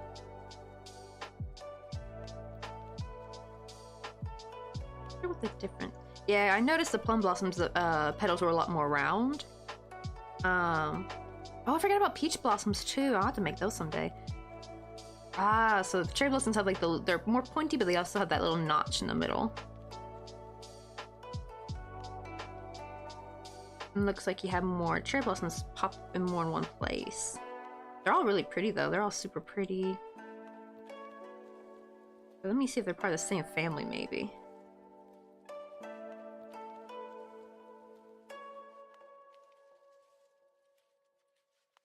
Yeah, that's why I got these here that got the little split leaf kind of thingy.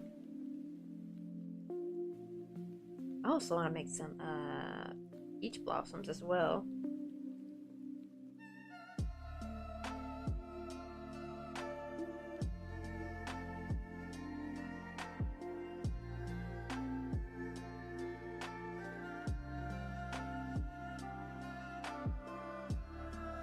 Oh, I think they're part of, it says the rose family, which looked very, yeah, okay, so they're part of the same family, that's why they're very similar.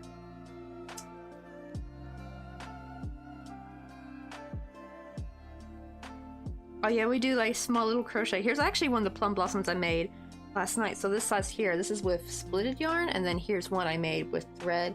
Only thing is I want to make a bigger one. That's why I started making a much bigger one with using double treble, because hopefully this will look a little bit bigger once I do it in thread. Plus I do like the bigger petals.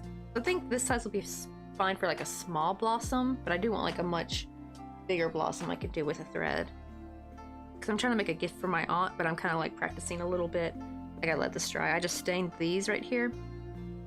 Actually, let me get a little bit of red right here. The Sharpie. Just to put a little bit more definition.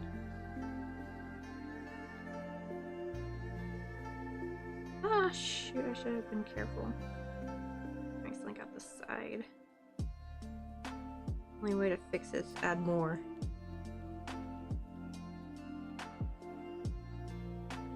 There we go, I'm adding a little bit red to the middle just to give it like a sharper contrast. And I'm kind of using this, I have like a pink Sharpie I use as like a buffer to kind of blend out the pink. I usually use watercolor, but the problem is it's really hard to get the super sharp color in the middle because the sides of the petal will drink it up and then it'll look weird. So I found using something a bit more saturated, like a Sharpie, for the middle bit, and then just kind of blend it outward. But get that nice light pink gradient with the watercolor seemed to work really good.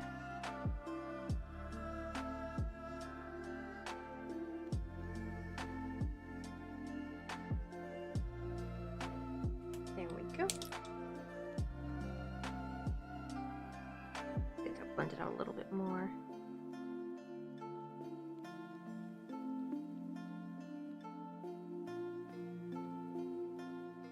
Soften it. That's a little bit more gradient.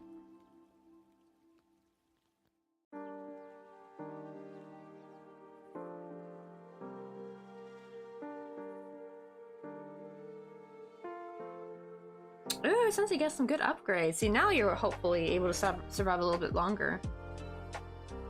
Do you get like more upgrades and stuff, I guess, if you survive the whole 20 minutes?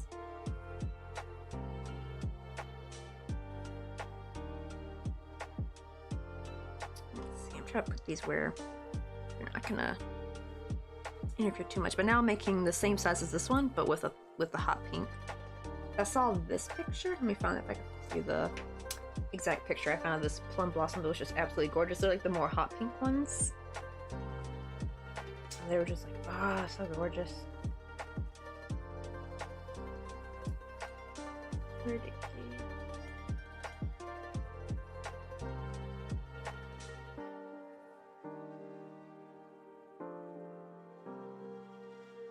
Yes, it's coffee time! Coffee, coffee, coffee, coffee, coffee, coffee! Cappuccino! Hey, Thunder Dragons, how you Yes. doing? Let's see, where's the picture I'm thinking of? I'm surprised I can't find the exact picture. Where in the heck did it go? It was one of the early searches, so it shouldn't be that hard to find.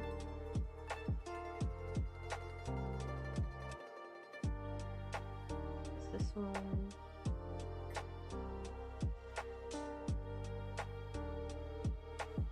I think this one where it's just like a singular one, but it was like, oh, just so pretty.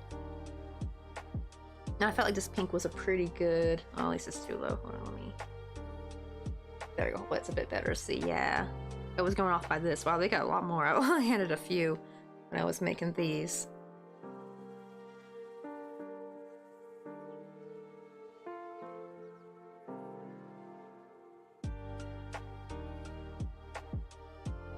Let's see. Oh, no worries, Sunshine. Thank you so much for the freaking raid. I hope you do your after stream self-care. Oh, we're gonna eat some dinner. Good. Have a wonderful dinner, and thank you again for the raid. Oh, also finishing a shawls row and then going to bed. As we all say, we always like, oh, one more row, and then next thing you know, it's like 3 a.m. and you're like almost halfway done. Exactly right. Whether I actually stay up, sleep, or stay up finishing a book is a different question.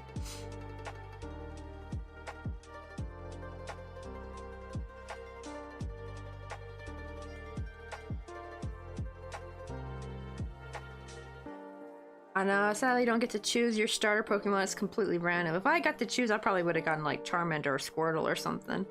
Apparently you can't catch those. You can only get them as your starter Pokemon. Thankfully you can catch Pikachu. But like, I wanted my Widow Squirtle or Ivysaur, you know?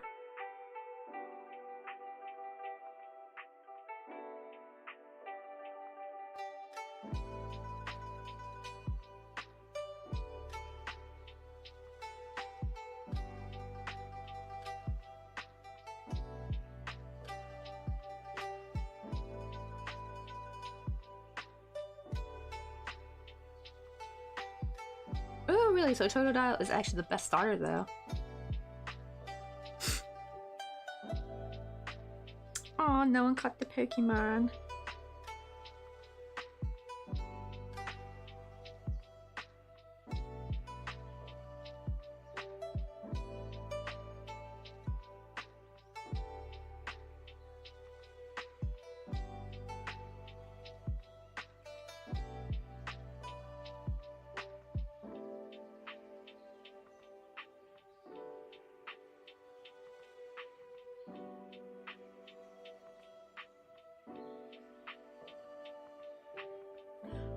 look, you got Squirtle.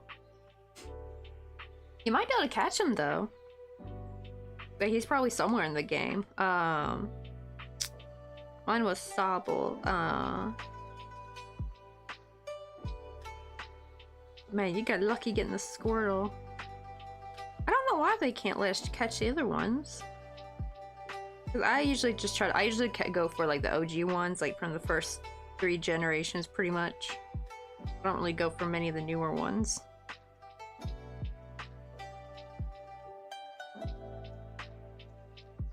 Aw, they're objectively the best starter, according to me.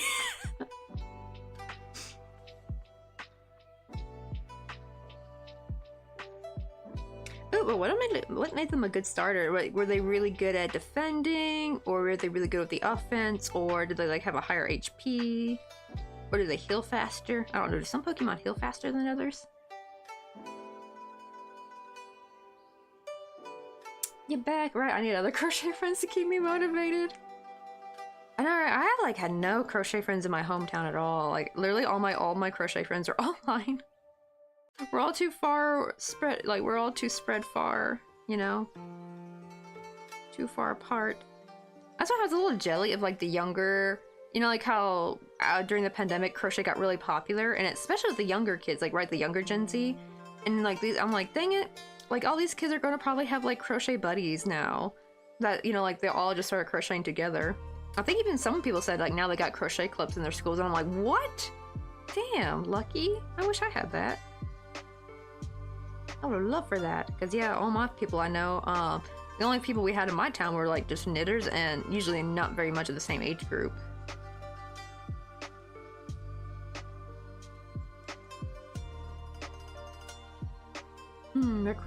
Rayquaza, I hope I'm saying that right, will be my trump card.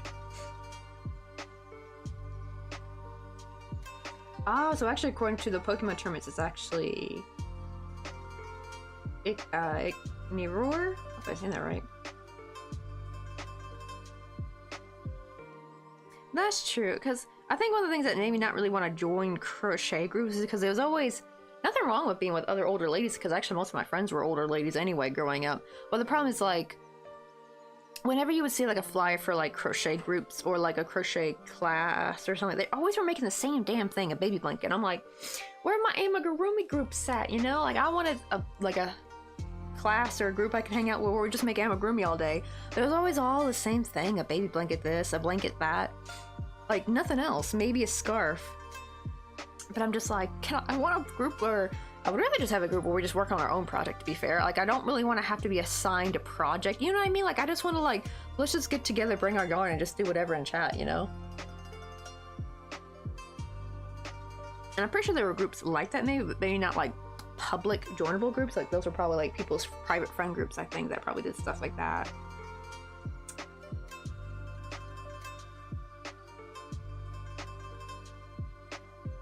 How to learn Photoshop at the age of 10. Oh, I just like do it for class. Let's see, did I do F5? 1, 2, 3, 4. Yeah, okay, I gotta do a treble now.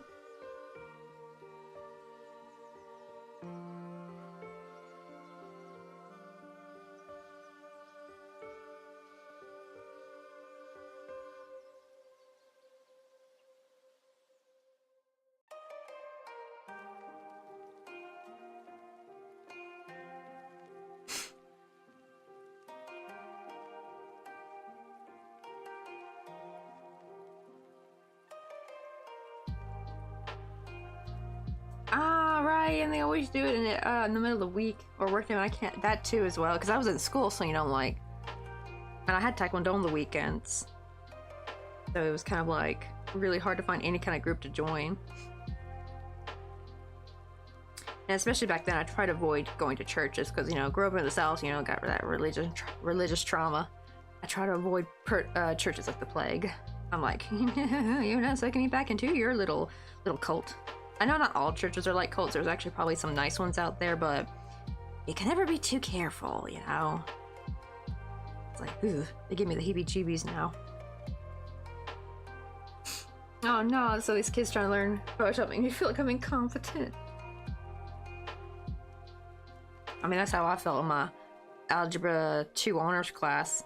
you're supposed, because the problem is, not only do they change the rules, so it used to be like they make you do algebra 1, then geography your 10th grade year, and then your junior year you would do algebra 2. And that same year they had changed it, so now sophomore are doing algebra 2 and then juniors do geometry. But I'd already finished geometry, so I've still got to do my algebra 2. So I was a junior, and apparently for some kids who were like, this is also honors class, so a lot of freshmen were in there too, because I got to skip algebra 1 or something because they like did a test. So that class was full of a bunch of freshmen and sophomore, and I'm here a junior. I felt so old and dumb in that class. Never have I felt more stupid in my life, because they were all some brilliant, smart kids in there. I know, it's like, right, think of all the memes you can make.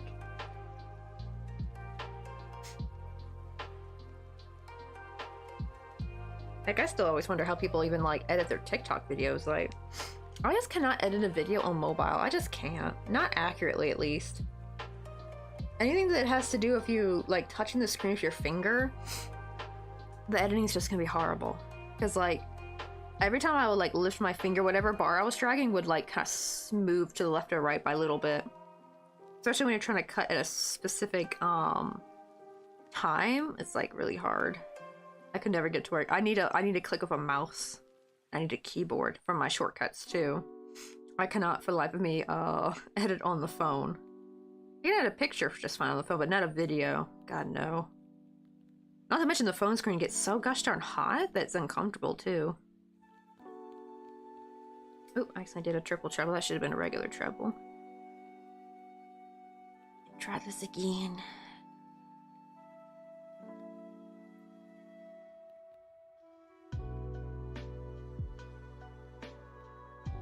Alright, thank God for sure. Exactly right. Like when I'm using my Movavi, I literally just gotta click with the mouse where I want to cut and then just do Control B and it cuts it. Right, where exactly where I want it. None of this like, ah shit, it moved. Okay, let me undo and retry to drag the bar. Please cut it this exact second. I lift my finger up from the screen.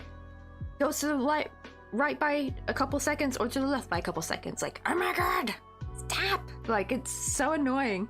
It's not so bad when you're like doing lighting and filters because like a little, it's not gonna be that different, but when you're trying to cut at specific times, it's so annoying. I'm like, screw this, I'm just gonna upload this on the computer. And now are these gosh darn kids and their newfangled phones.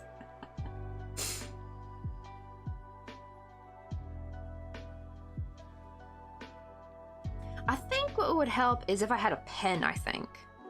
Just the only sad thing is, I have a Galaxy Z Flip, and they do have a Galaxy fold pen, but it doesn't work for the Flip, so no pens work for the Flip, unfortunately. And I was really sad. I actually almost bought one time, and thankfully they canceled on me. And then when I read it again, I'm like, oh, I was really glad they canceled, because it turns out that it would have worked only on a fold. And I'm like, I don't have a fold, I have a Flip. Aww. The problem is, like, I can't seem to ever find, like, they don't have, like, they have regular styluses you can get like this, right? I want a pen-shaped one, but I guess, or like even just like a very tiny little pen-shaped tip one, but I guess it must be difficult to make it like that. Like, they always have to be like blunt and round. Like, if I could just get a very nice, precise little pen, then yeah, actually, maybe that's what they're doing. Maybe they got like a, well, I guess if they have an iPhone, they could have like a, do Apple pens work on the iPhone? I know people get them for their tablets and stuff, but I didn't know if they work on the iPhone. If they're working on the iPhone, I'm like, oh, okay, I bet you anything they probably got some nifty little pen they're using. I know, it sucks. I even have a Galaxy, because if I had a regular Galaxy, the pen would work. Actually, I think it would work on Mr. Coffee's phone. He's got a, oh, but he doesn't have a Galaxy though. He has an A series. But it does suck because there are some cool editing features, right, Jester? Because there's some cool editing features on there that you can only get through the app. Like some cool filters you can add and stuff. But as far as like, or like green screen thingies. But to be fair though, usually what I'm trying to do is just a simple, jump cut kind of thing. Because I'm just showing my crochet. Like, I'm not trying to make no memes or like thirst traps or nothing like that. So I don't really need that much fancy editing, thankfully. But yeah, I have to like basically just film and upload on the like even for when I do YouTube Shorts or Instagram Reels, I upload those to, unless it's like a very simple reel where I don't have to cut anything, I will like literally just like upload it to the computer and then re-put it back on my phone and then upload it through the phone that way. Unless I'm well, except for YouTube, I'll just upload that since I'm already on the computer. But for other stuff though, I don't know, can I upload a reel? I have to see if I can upload reels now, actually. On Instagram, like on the browser, maybe? If they'd let me then I don't have to worry about putting it on my phone. I don't know about TikTok, though. I might still have to put that back on my phone for that. Oh, they don't? Then what the hell are they using? Because sure as hell, they can't be using their damn finger, because... Unless they got, like... And they do not be having no stick finger, either. I've seen people with normal fingers. Like, how in the hell you be editing your photo or your videos? At least when you're doing all the little cuts and stuff. Like, how in the heck? That thing is so frustrating. It is the most, annoying thing ever. It's like, ugh. Unless they're just doing the... I guess pause and film. I guess it depends on what they're doing though, because usually the talkie ones, I know they're just like pausing it, then restarting it, because you can hear them click the phone too. But like, I'm not talking about that kind of editing. I'm talking about like people who do like really cool editing for their TikTok photos or their TikTok reels and stuff. Like, how are you doing that without wanting to pull your hair out from every time you have to like undo a mistake? Because like, you literally drag the bar with your finger right where you want it, you lift it, and the bar jumps to the left or right by a bit, and it ruins the exact cut you were trying to get. That's what I'm wondering. Like, they be making these nice little loops and stuff. Not to mention, my finger get like the screen gets way too hot, and it gets so uncomfortable. Like, my fingertips feel like they're burning. Like, right? How do they do it? I've seen people folks make digital art on their phone. How in the hell? I could not. I need a pen. I could not with my finger, especially with how hot the screen gets. Maybe they just burnt their sensitivity off their fingertips or something. Because I couldn't. It's too uncomfortable.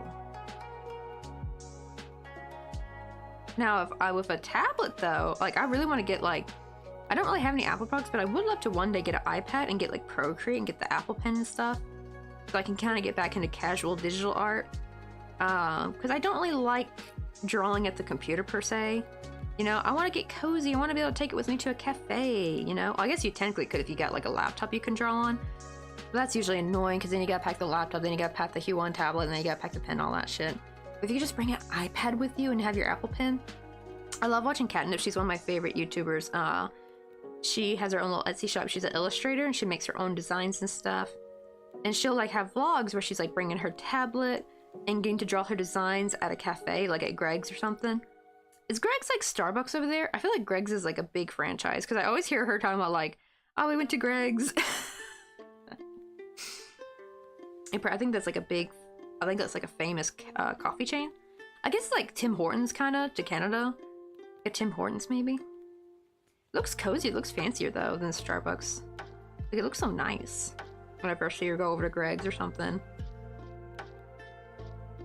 I'm like, I want to do that one day. That looks fun. But iPads be expensive, man.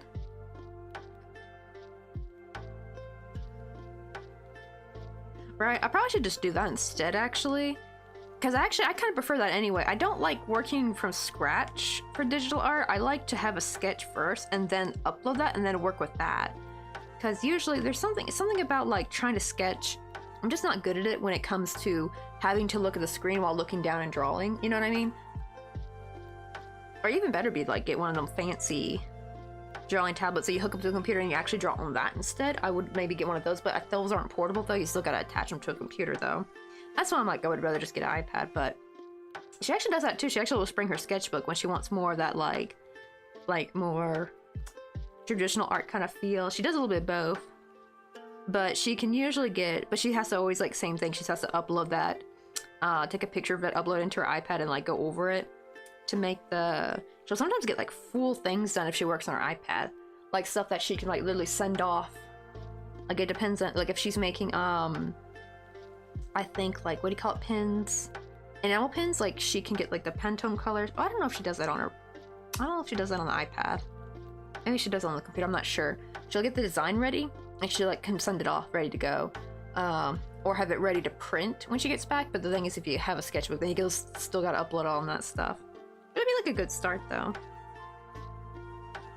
But I hope one day to get one. Plus Procreate looks real nice.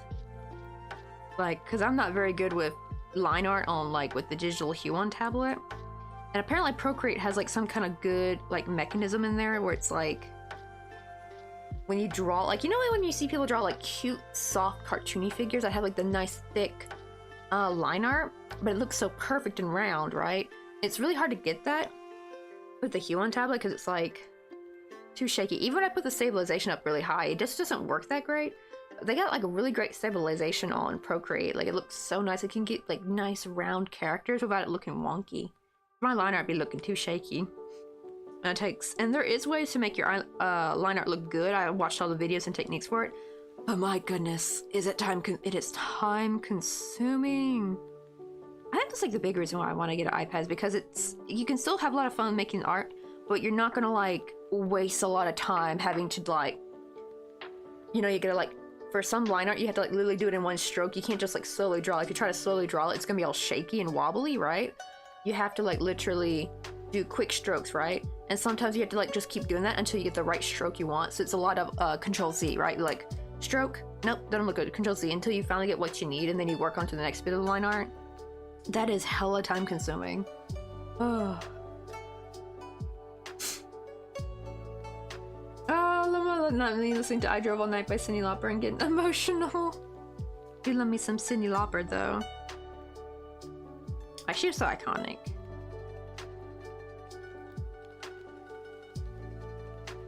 Let's see. Oh, I need one more double treble. And then we can finally work on our last petal.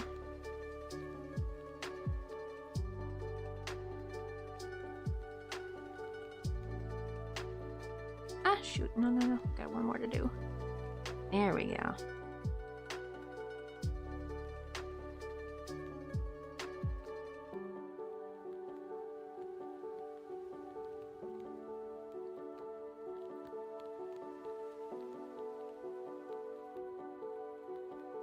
Make sure none of these stitches are overlapping. I think this one I'm not going to stain because it looked like it didn't really do much for the red one. I had literally just got the dark in the middle with the Sharpie, and I can do that while it's dry. I don't have to get that all wet. Because I can't, are these, no, they're still wet. I can't put the, I forgot what they're called, the like little things that stick out of a flower. I can't put those in yet because they will stain and like start dyeing the white thread pink. If I do that while they're dry, I gotta wait till they're completely dry. So I'm gonna do that with this one where I give them little stipply things. I forgot what they're called. I can never remember.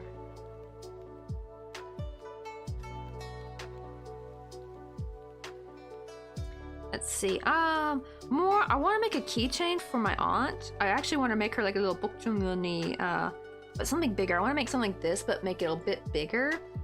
And I wanted to have like a little Korean charm, as well as a couple of Japanese plum blossoms hanging from it. Oh, did you get a new one, or did you get? Because I think you said you were going to possibly get a replacement by the university. I think, right? Or by school.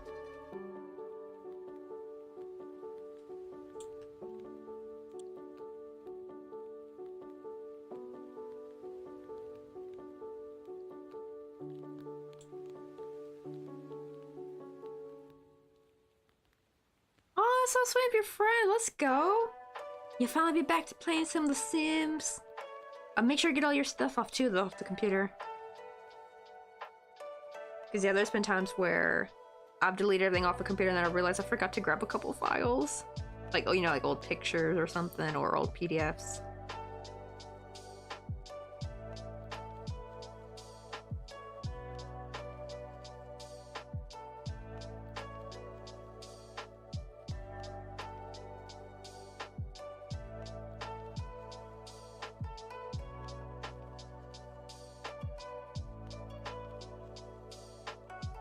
Oh, it's got a touchscreen. Let's go. Dell laptop touchscreen with 16 GB of RAM. Ooh, that's gonna be faster. That's like double what you were getting before, right? And 2 GB of data. Let's go. You're gonna have plenty of room for The Sims now. Oh, it's not gonna be all heavy. I'm guessing the other, your Ace, was it Acer? What was the other one? I'm gonna guess it was probably thick and bulky. A lot of older laptops are thick and bulky. Mine are. My 2 laptops. Well, my new-ish one I got here in Korea, it's old, but not that old. That one's like a little bit thinner, but still kind of heavy compared to some of these newer laptops.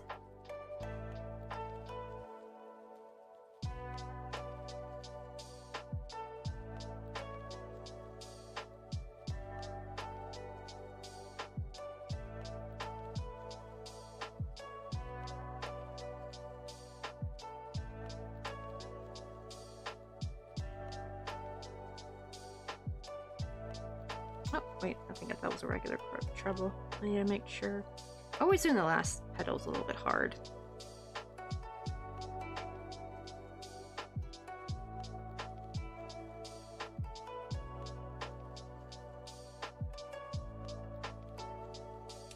Damn, right? You could like get a 100-inch TV with that.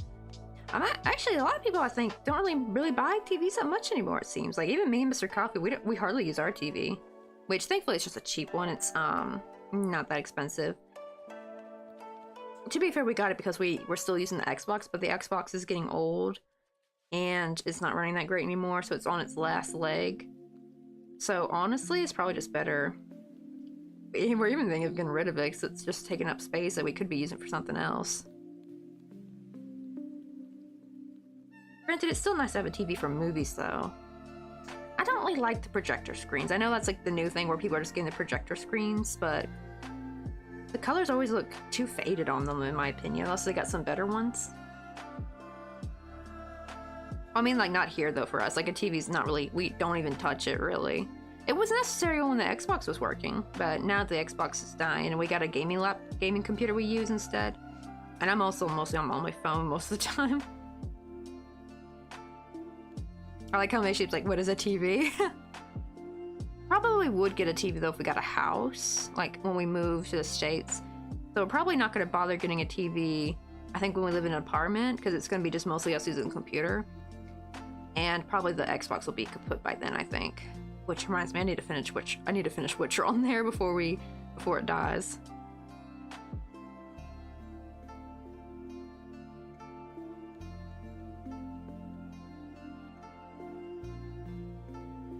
Let's see. Oh, the projector, you gotta get up. Oh, black screen, because then you want to turn the lights off to have the screen work. Yeah, I think that's probably why. Yeah, whenever I watch people, like, they show the videos of them watching something on a projector, it's just like, man, the colors get so muted and faded, you know what I mean? Like, the picture's not that sharp at all. And I think it looks better on the TV. But nowadays, like, at least with me and Mr. Coffee, like, we don't even use the TV. I think we'll use it again when we get a house and have kids and stuff, but... Actually, I should have corrected that. A kid. We're gonna be one and done. I ain't having no multiple spawn. No, thank you very much. But, I would still want a TV for, like, movie time, at least. Let's see. 1, 2, 3, 4, 5. Okay, now we just do a regular treble. But as far as for now, yeah, unfortunately, the thing is just taking up space and collecting dust. I wonder... I'm gonna ask him maybe, like... Maybe we should just get rid of it and, like, just make that whole section of storage, because no one really comes to our apartment. Actually, that would really help solve a lot of our storage problem if we just use the living room for, like, storage, but put it in a nice way, right? Like, nice organization cabinets and stuff, because he actually wants to get rid of the couch, too, because we hardly... Literally, the couch became a coat dumping ground. Coat, backpack, right? Like, we could, like, literally use... Because the living room space is very small. I mean, it was useful when his mom was coming over. That was before they... I mean, they lived in Myeong, but they were living with the grandfather, and now the grandfather passed. The house is now there, so she doesn't have to run away no more. Yeah, the grandfather treated her like shit a lot, so she would, like, run... Like, they would have a fight, and she would run over here to stay the night. Sometimes. But now she doesn't do that no more, thank God. Now it's like when they visit, they just visit for the day. They have really no reason to stay here anymore. So I'm thinking, yeah, no need for that little... You don't even use it. You can just, like, have the whole wall and put up, like, storage bins. Like, not bins, but, like, the... Like, pull-out drawers or something nice. Something nice looks nice. Just line that up.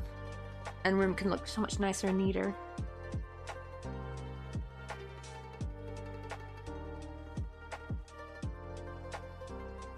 Wait, no, I'm talking about, like, we have literally no use for a TV until we have a kid, because, like, we're gonna use the computer to watch a movie on anyway. But once you have kids, it's like, oh, then you want to have, like, a living room space or something. But yeah, that's even if we have kids.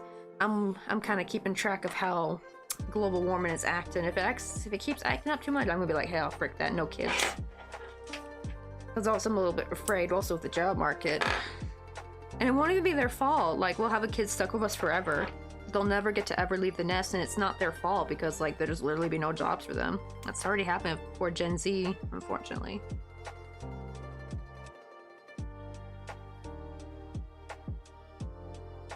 Well, that's what I mean. When we have a house, we will have a living room. When we get a apartment, because we gotta live in an apartment for a bit while he's finishing his degree. So we basically have to rent again. I mean, we're already renting now, but I mean, like, when we move back to the States, we're not getting a house right away. We have to live in California, and I sure as shit not buying a house out there. Have you seen them house prices? Hell no.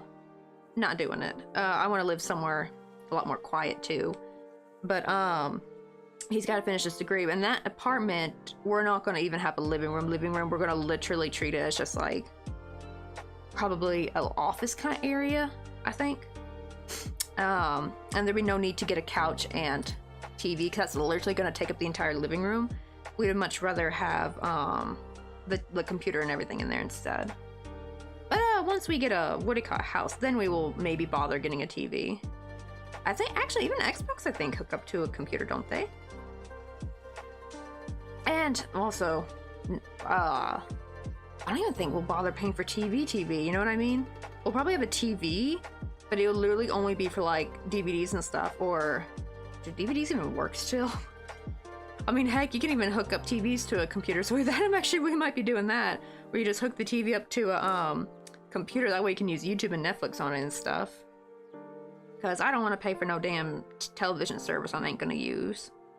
All the news places have, you know, their own YouTube section, so at least you can get news on YouTube through that way. I know people are like, don't get your news through YouTube, but that's usually talking about, like, YouTubers themselves, like, not, because now all the freaking news channels, they have their own. Like, I see the news articles that are going to play on the TV anyway. I see them on YouTube. That's how I get any news about America, because American news ain't exactly going to play on Korean TV, unless it's like something big. Right, we know you need a room for a That's basically what the living room's gonna be, actually. It's probably gonna be the crochet/office area. And the bedroom will just be the bedroom. It depends on which one we get. If we can afford the 2-bedroom, on promise if we do, we might need a roommate, and I'm like, oh hell no. No, I would like to not have a roommate, thank you. I've never had one, and I hopefully never will. I really don't. It's one thing if it's somebody you know, like a friend, but I don't want a roommate with a stranger. I just can't. I would like never be able to feel comfortable on my phone in my home ever. You know, you gotta make sure you're properly dressed at all hours. You can't just get up whenever you want. You gotta make sure you're not making too much noise to keep them up. You know what I mean? It's like a whole thing. The only sad thing is the 2-bedroom has a dishwasher, but the 1-bedrooms don't. I did hear about you can actually get them like rollable, like not portable. It's like they're regular sized washing machines, but you gotta roll them and hook them up to your water, I think, and then you can roll them back when you're done with it. I might get one of those. I didn't know those existed, actually. I would have maybe gotten something, I don't know if they have them here in Korea, but like I would have gotten something like that, but it's already kind of too close to moving time. I don't want to buy something expensive that's gonna just, we gotta throw away or sell or something, or worse, give away for free. That's what happened last time. Most of our stuff we had to just give away for free. But I'm hoping just, you know, we just get the what do you call it? The 1-bedroom, and just get the rollable, what do you call it? That, yeah. It's the interview, like, it's getting hired and hell, even getting the interviews was hard for me. And here's the thing. I have no college degree. I can never ever get like an office job or anything. I will literally be working retail forever for the rest of my life unless I can get this crochet thing going off. You know, like this is like literally my job basically. Especially here in Korea, because I can't work neither. I can't work, what do you call it? I can't be a teacher because I don't have a college degree, but I can't be a factory worker or retail worker either because my Korean is not fluent. You have to like be 100% fluent Korean to work those kind of jobs. And, ooh, even that's worse here, because, like, especially the factory jobs. You know, at least in America, when I worked for Ross Dress for Less, if I had to go to the bathroom, I could just go to the bathroom. Here, you can't. You can only go through designated breaks, which would mean I would start getting my kidney problems all over again, because I just would have to stop drinking water. Like, I'm sorry, I'm not gonna just drink water like normal and then stand there having to pee really bad. No, I would, like, literally just stop drinking water. That's what happened to me, that's what happened to me in school, actually, because, like, that's why I have so many kidney problems, is because of school. Which, actually, speaking of water, let me drink. Oh, the lighter gets rid of the fuzzies. Yeah, you can use a lighter. The only problem is this one's almost out. But yeah, you can use, you don't have to use just a lighter. You can use like a heat gun. but I prefer the lighter because it's just quicker, or you can use a candle. I wouldn't use a match though, because like that's gonna burn. But yeah, I just do it around the edges. It helps melt the fuzzies. Now, granted, you can only use it with synthetic fibers, and the funny thing is, well, they said this is milk cotton. This is a Chinese brand of milk cotton though, so this does not work with the. I have two types of milk cottons. I have a Korean brand. I have a Chinese brand that I get off AliExpress. It's a lot cheaper. I actually prefer the Chinese brand though. The colors, they have more colors, and I can use the flame technique. So I think they have like, they're sneaking some polyester in there, I think. Which I don't mind. I just wish they were upfront about it for the other people who buy it, but for me, I love it. I literally go on there to get polyester embroidery floss on purpose because I have some DMC there my mom gave me, and even when I crochet, the flowers have like little fuzzies on the edges, and it just kind of ruins the sharpness of the look. So I just literally like use a lighter to melt them away, but I have to get polyester thread instead. It's not going to work with the cotton. It will just burn it. That's why you gotta do that. But yeah, it works with the, what do you call it? Yeah, if it's a synthetic fiber, so it works with acrylic, it works with because I know it's polyester yarn. But yeah, sometimes you can maybe get, I don't know about acrylic cotton. I don't know if it'll work with that, maybe. If there's enough acrylic, if it's more acrylic than cotton, maybe it might work. I don't know. Probably not fully, though. Oh, we got some new ergonomic hooks coming in. Let's go. How much were they? Because I heard Clover is kind of expensive.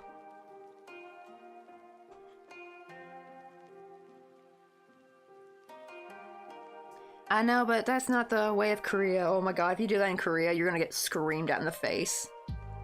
It's not like, you know, employers here can kind of treat people like absolute shit. Hell, there's even some, like, you gotta be careful, like, some companies will, like, literally probably get a little physical with you a little bit, you know? It's not like a, oh, you shouldn't have done that, let me write you up. It's not gonna be like that, like how it is in America. Like, no, they will literally scream at your face. They will literally scream into your face, call you an R word, call you all kinds of things. There's a reason why you see lots of cursing on K-dramas in the office and stuff, like, because I always thought they were exaggerating. Turns out, no, they can be acting like that, actually. I asked Mr. Coffee about it, he said, yeah, he said it's horrible. So that's why I kind of really don't ever really want to work in Korea, the whole perfectionist thing. I get it for, like, when you're working, like, a job, but damn, for a retail job? Oh, screw that. You want perfection?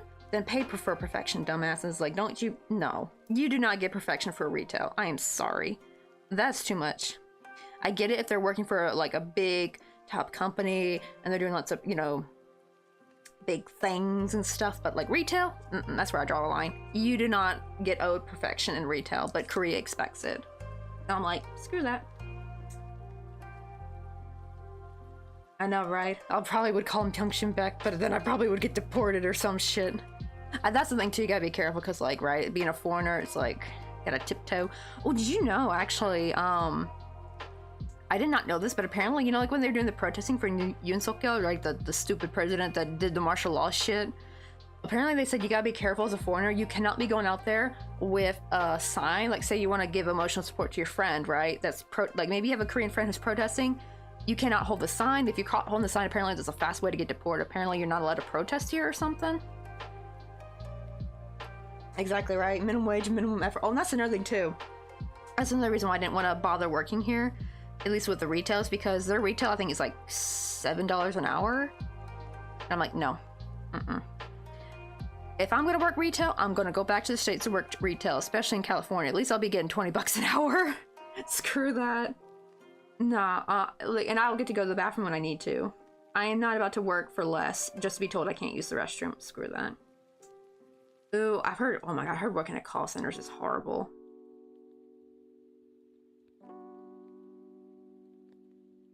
Ooh, really? Wait, so if you take it late, it punishes you for taking your full time? What? That is awful. I mean, ugh. Oh, that's what I've all heard about for, like, mineral stuff, right? It's really good for getting makeup off. Exactly, right? Yeah, I'm like, Actually, I wouldn't have to even work retail. If I could, by the time we move, if I can get the Twitch and maybe the crochet, and, well, I'm not monetized on YouTube. See, that's the problem. I'm not monetized on YouTube. I do wonder if I can get them, if my YouTube monetized. I need to put more pattern videos out on there. It's a crochet YouTube. Like I just put, you know, patterns, maybe a couple vlogs. I really want to do studio vlogs like what Catnip does. But what do you call it? I told you, like, we're having just issues with being able to put stuff away.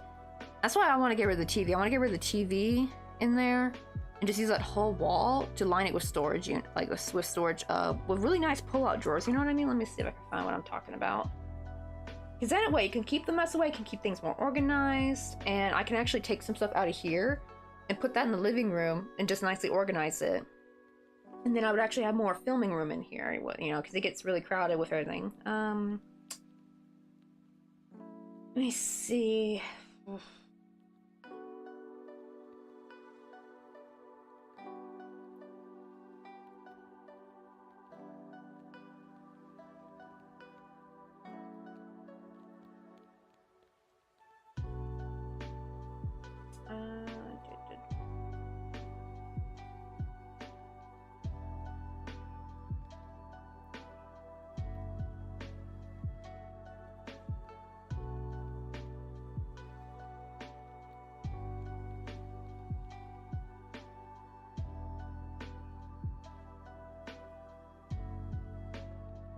Here we go. Oh, we actually have like something like this. We have like a tall version of this. So I feel like this looks, it's plastic, yes, but it looks nicer. And I don't want the see-through one. See the see-through? I don't want that because you can see what's in the inside and it's gonna look junky. But when it's opaque like this, it looks really nice and neat. Everything's stowed away. We have like a tall 5-tier one, so I'm wondering if we can just get more of those. Because this one's kind of low. I would much rather have a taller one. Let me see if I can put 5-tier.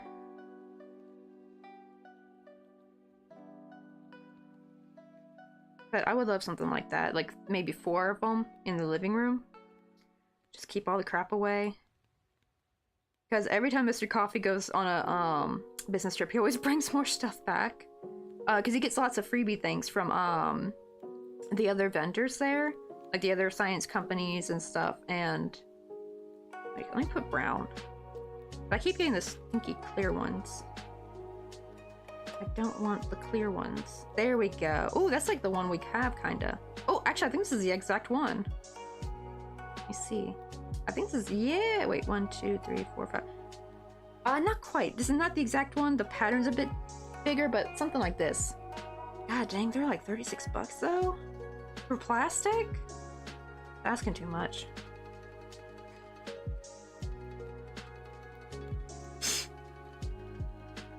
Well, I mean, wait, can you? Oh, I'm gonna stay away from Twitter. Nothing but MAGA crazies on Twitter anyway. They can keep their site. I didn't know you could stream on Twitter. Or did you mean by TikTok and that just was a typo? Can you actually stream on Twitter? I've never heard of streaming on Twitter. I've heard of streaming on TikTok and Instagram and Facebook, but I've never heard of Twitter. Oh god, no, that would look worse. Then paint would get everywhere.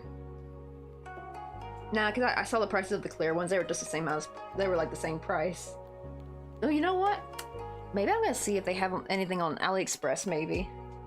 Because actually that's where I got all of my storage stuff, was all from AliExpress. I just need something, so maybe we should get rid of the TV. Oh, you can stream on Twitter, but yeah, I'm gonna stay away from Twitter. I did make a blue sky. The only thing is,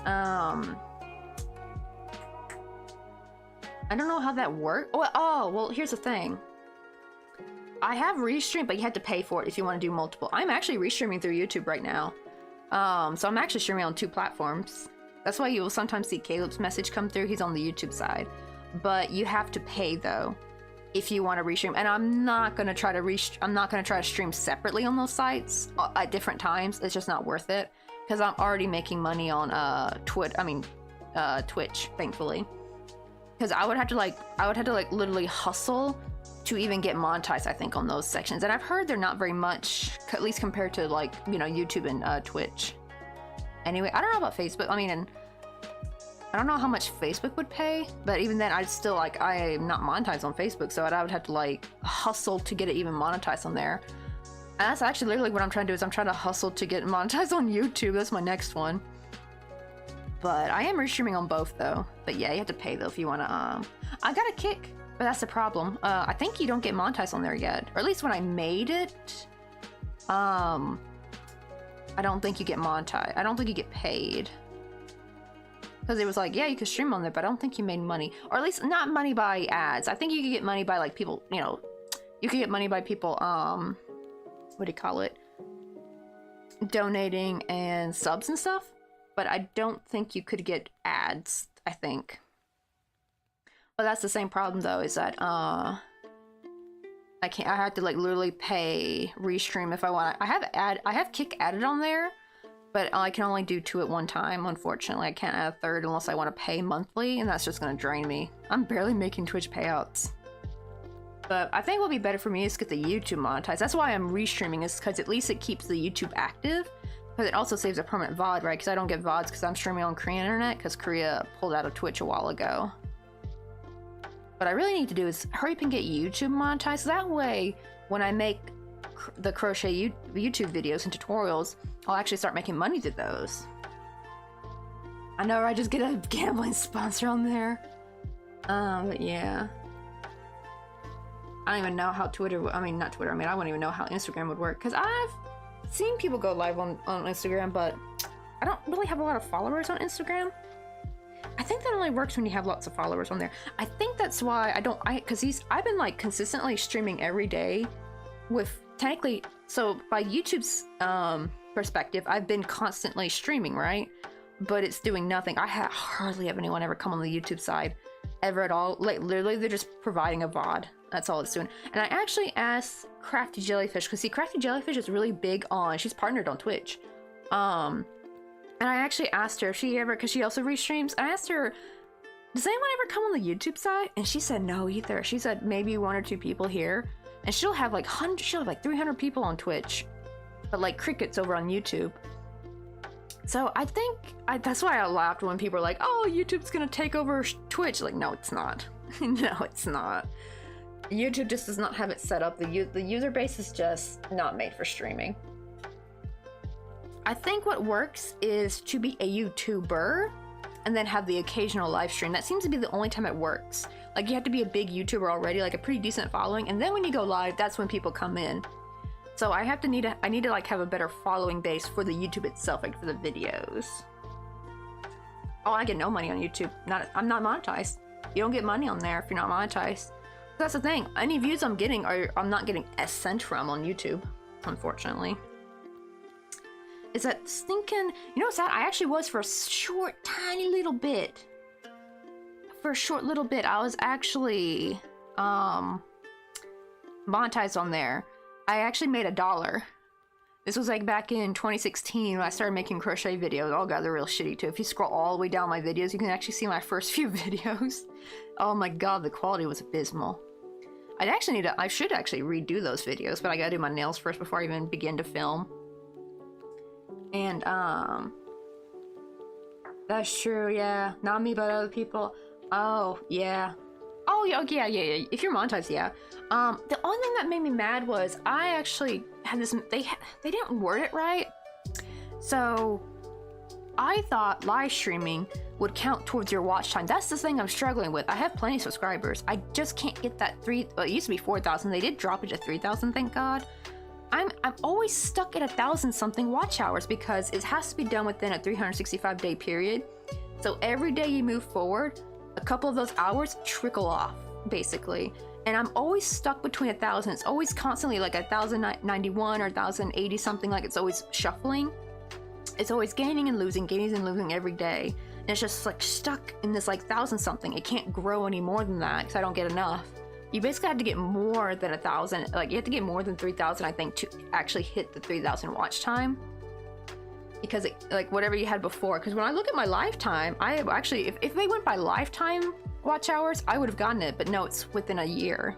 So you have to get a lot within a, or I guess if they did it within a year.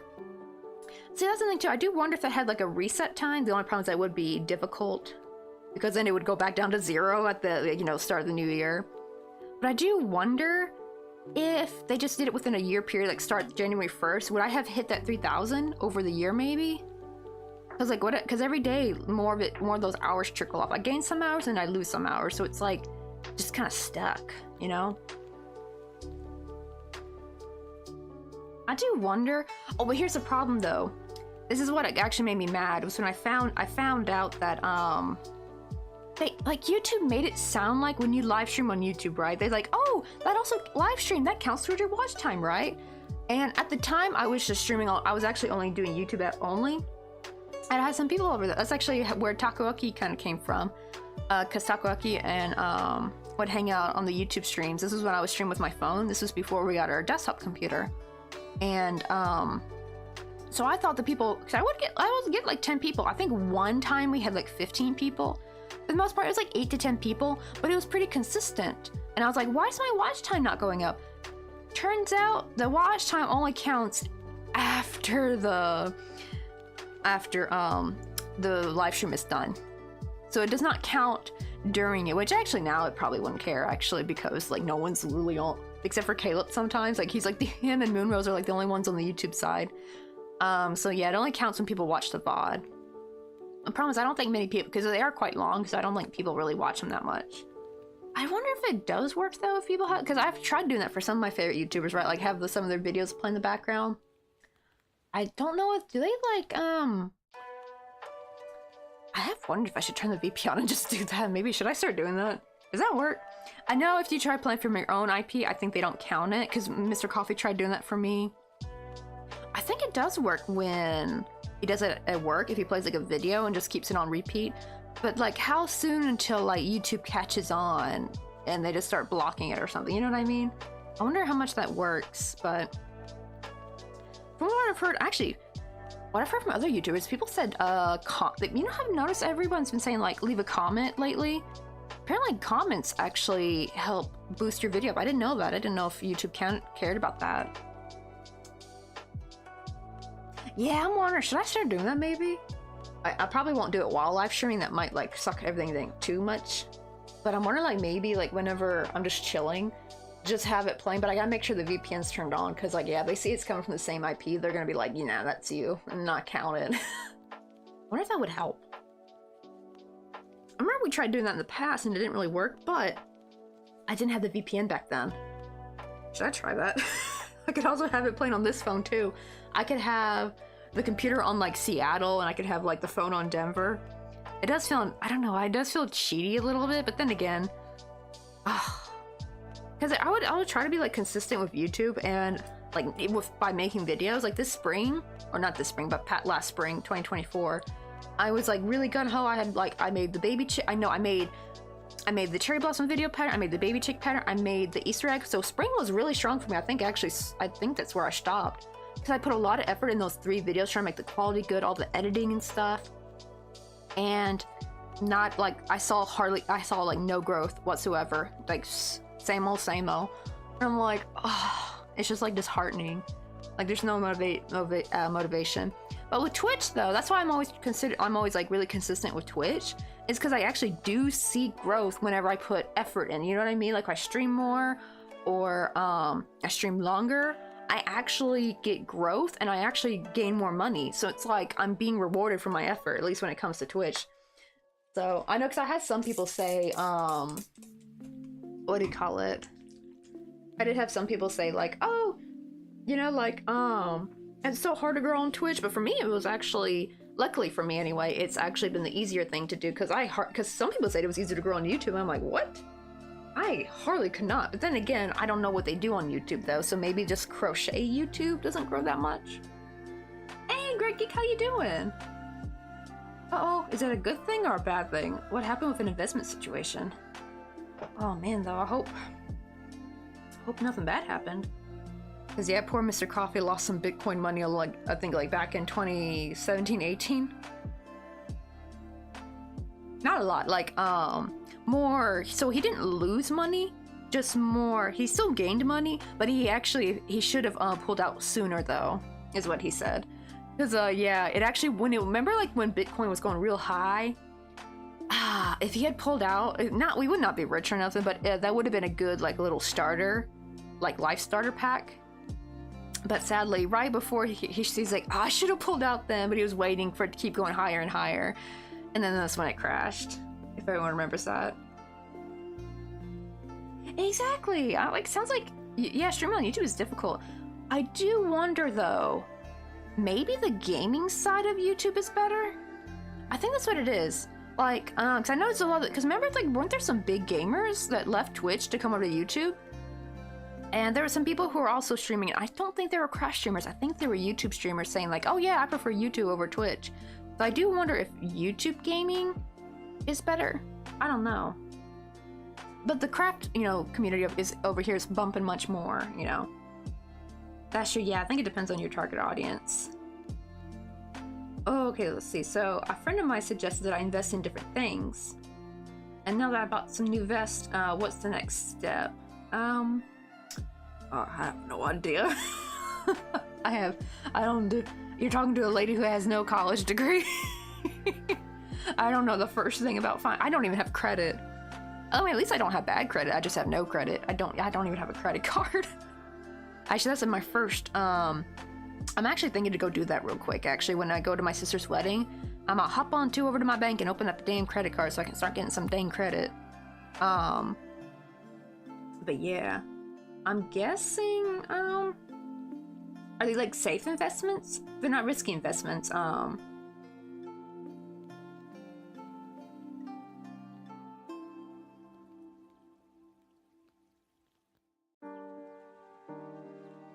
Wait, right, how do you still code?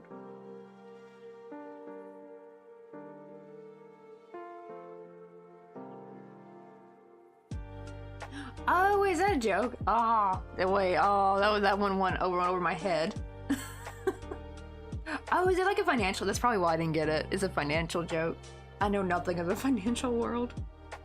It's funny, because actually that's what my dad did. He actually did, I think he studied in finance. And then he did nothing with it. I mean, right, my dad did a finance degree and became a trucker instead. Isn't that weird? It's so weird. He literally studied finance, and then he went to IT Tech for programming and became a programmer.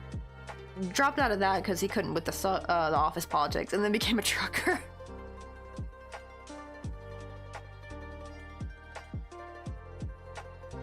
Ah, it's more of a play on word. Yeah, laughing stocks and stocks. Right, steel pants equals profit.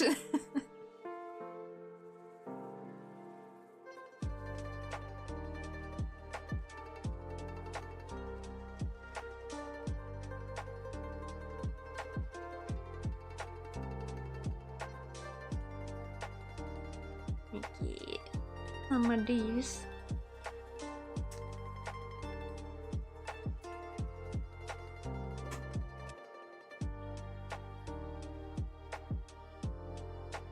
Let me see, are these dry yet? Oh, they're still wet.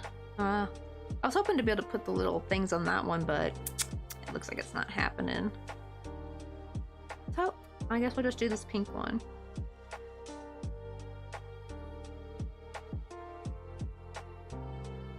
Wait, now let me go back to the front. Look at the size difference though. This was, doing double crochet and treble, and this one's doing treble and double treble. Shit.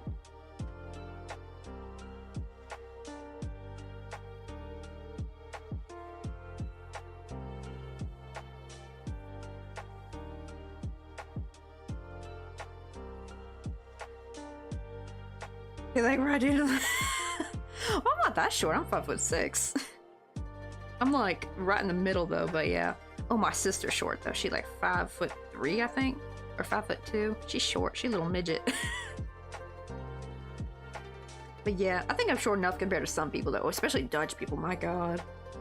Oh, speaking of being short, my Mr. Coffee actually had a classmate from the Netherlands, and literally her nickname was Midget. Girl was 6 foot tall, and that was like her nickname. And I thought, oh, is it kind of like, when someone's really tall, you call them tiny or something, right? No, turns out she was actually the shortest one in her family. Like, her brothers were like 6'3" or 6'4". She literally was the shortest in her family. She was 6 foot. And her nickname was Midget. Like, oh, I've never seen anyone who's 6 foot be called Midget before, but damn. They get tall over there. Them Dutchmen, man. What are they eating? I want to know what they're eating. I gotta tell her that joke. Oh my god, no. Or my other sister, like, she has a lot of stuff go over her head. Actually, not that short, though. Well, she's a little bit, teeny bit shorter than me. I think she's like 5'4". I'm actually the taller sister in the family. Being at 5'6", or it's like 6 foot. I mean, 5'6", 6.5". I feel like it's a decent height for a woman. I'm actually, I think my stars every day. I'm not short, because like, yikes, the world would be a lot scarier if I was even shorter. Right, that would not fly over my head. I'm too quick. I would catch it.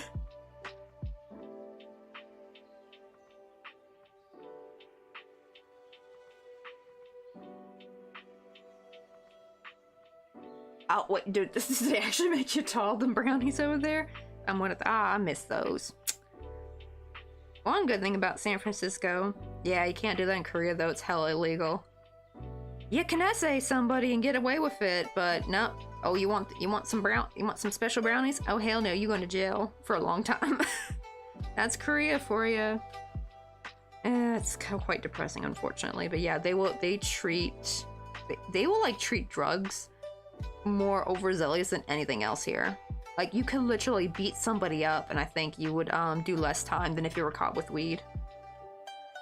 Here's the thing, you don't even have to do it in Korea. Like, if you're a Korean citizen and they found out you did it, you know, even in the place where it's legal, like I think G-Dragon had done weed somewhere, I forgot where. I think it was in the States. Actually, he didn't even do weed. I think he made a tweet about being 420, and he got in trouble for that. Like, literally, the government was coming down on him, thinking like, "You're doing that weed over there. You better not be doing that weed. You better not be doing that." It's like, damn, Korea, back the frick off. It's weed. Calm the F down.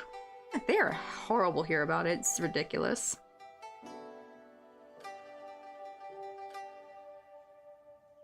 It's like, right, they were caught below the ocean. They must survive to be tall.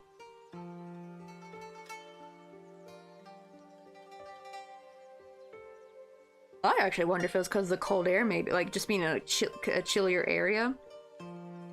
Like, I was, it made me think of the, when you think about the, was it the giant squid or something? The reason why they think it's so big was because it's grown in such a cold and really frigid cold water.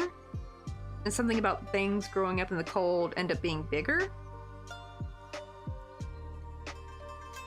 I wonder, because it actually makes me wonder though, because like, you know how like people think Chinese people are short, but there's actually a lot of Chinese people that are hella tall. I wonder, are those Chinese people that are tall, are they from cold regions maybe?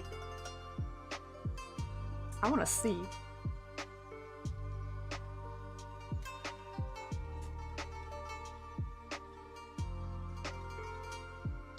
Oh no, what happened? Do tell about your drag queen dream. I never be like, wouldn't that make Danish people even taller? Possibly, actually.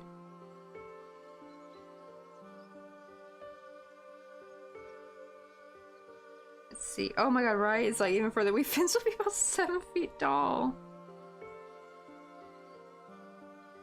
Oh, I'm gonna get Sharpie all over my finger, but it's worth it. Thankfully, I found out I could just use rubbing alcohol to get Sharpie off. Thank goodness. So much for being permanent. Permanent marker. I mean, you don't even actually need like rubbing alcohol. Like, I actually just use hand sanitizer, and that's usually enough. Okay, let me cut these a little bit clean. Ah, this one escaped over here. Let me get this one. Maybe we can grab some coffee? You wanna go get some coffee with me? Wait, what about shark pee? Is that like a dish over there or something? I mean, I know they got like shark fin, I think, in Korea.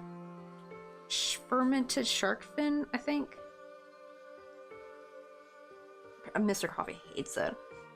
Grapes are fun too. Well, come on in. We're finishing up our last cherry blossom. Not cherry blossom. I keep saying cherry blossom. Plum blossom. To be fair, they are similar. They're part of the same family. But they have rounder petals than cherry blossoms. This one's a cherry blossom over here. Not. But these are supposed to be like little plum blossoms. Okay, now let me see if I can get these a little bit neater. I need to get rid of some of these fuzzies. Oh, come on, light. This lighter is on its... It keeps blowing out. Stop.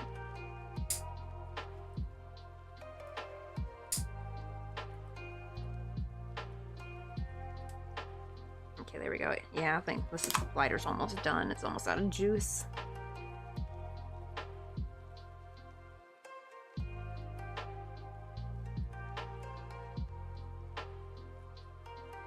Let's see. Oh, I had a dream about a drag queen who was athletic, colorful, pretty, and fabulous, and everything. And he was Usain Bolt, Usain Bolt kind of fast too. Hey, Kina, how you doing?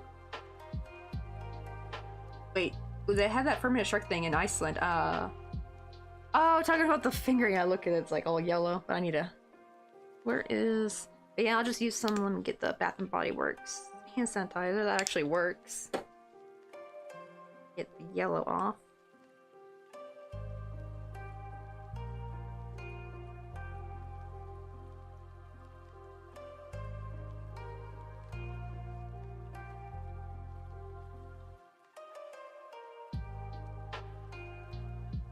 Oh my god, really? He just makes so much drag force, make it easier for people to get to their destination.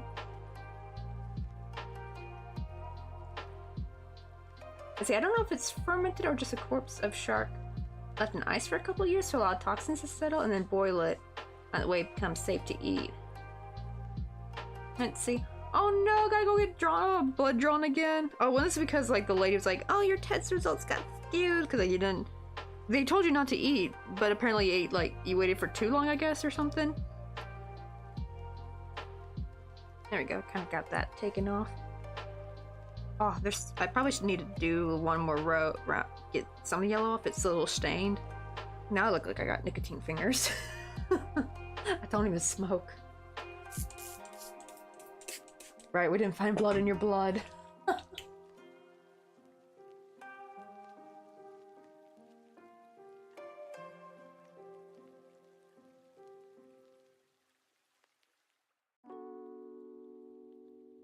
Ah, so they didn't do the right test. They were supposed to do a full blood panel and they didn't? Oh my god. Now I gotta go back.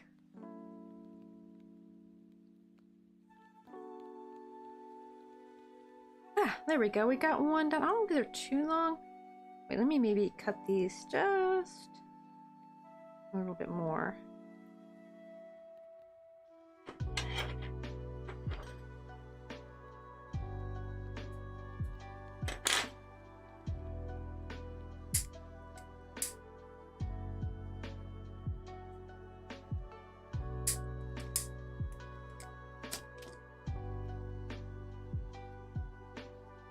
That's a little bit better. They were just a smidge too long for my taste.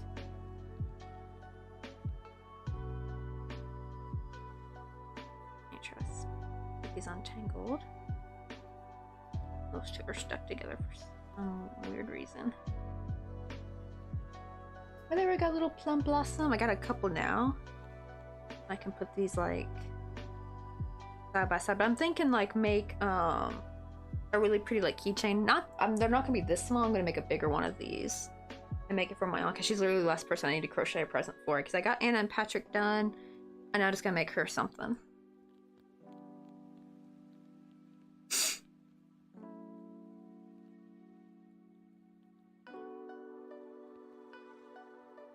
I swear that dream was not a joke, and I was so confused.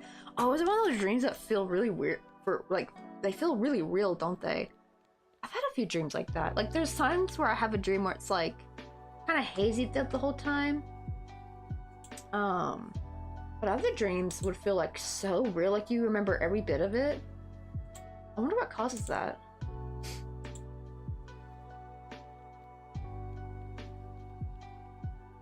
That's true. I gotta make sure they don't get I might starch them though. If I starch them, they'll stay nice and hard.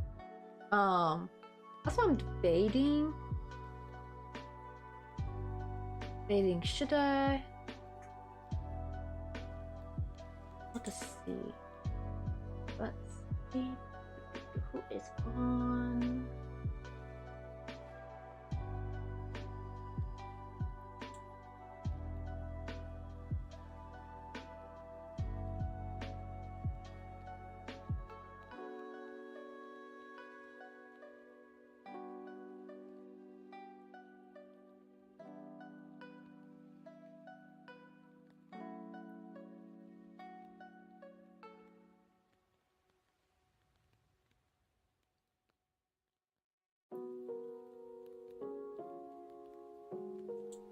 Oh, oh, I didn't almost see So Passion was on.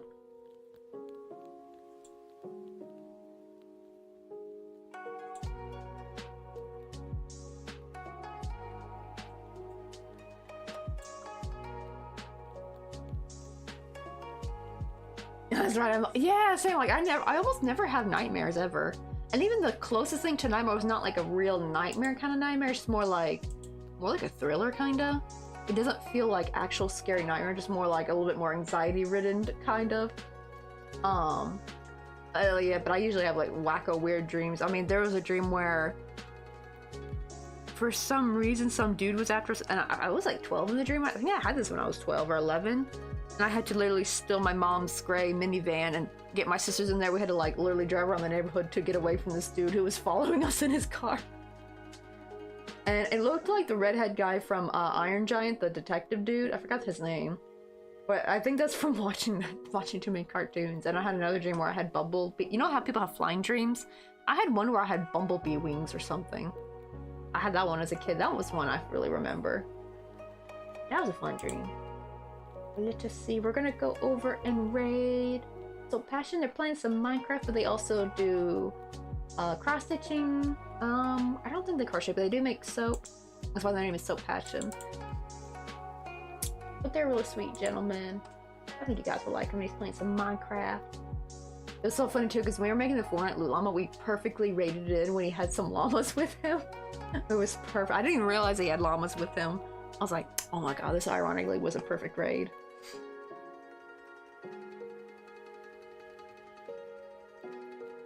Oh, so they just only checked the iron, but not anemia and iron.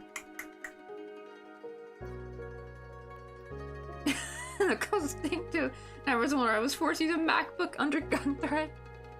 Oh god, right. Like, I don't even think I will, as much as people complain about Windows, I think I will stick with Windows though, because like, I would have no idea how to use a MacBook. It's just a completely different thing.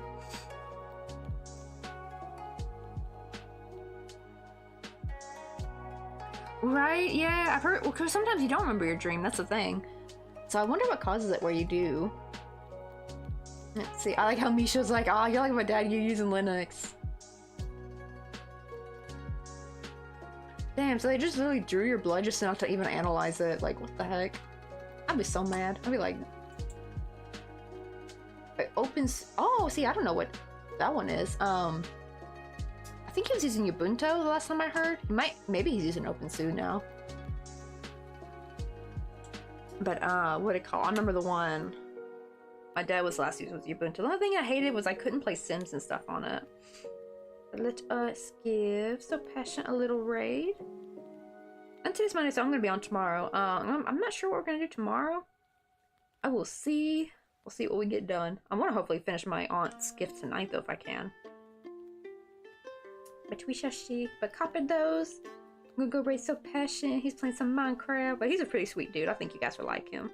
Real chill guy. And also Jelly, he got chickens. So I think none of them actually lay eggs anymore, which is so sweet though. Cause right, he just got old chickens that don't even lay eggs anymore, but they're like his best buds. I can't wait to have chickens one day. Let's see, but I'll see you guys. Bye. See you tomorrow.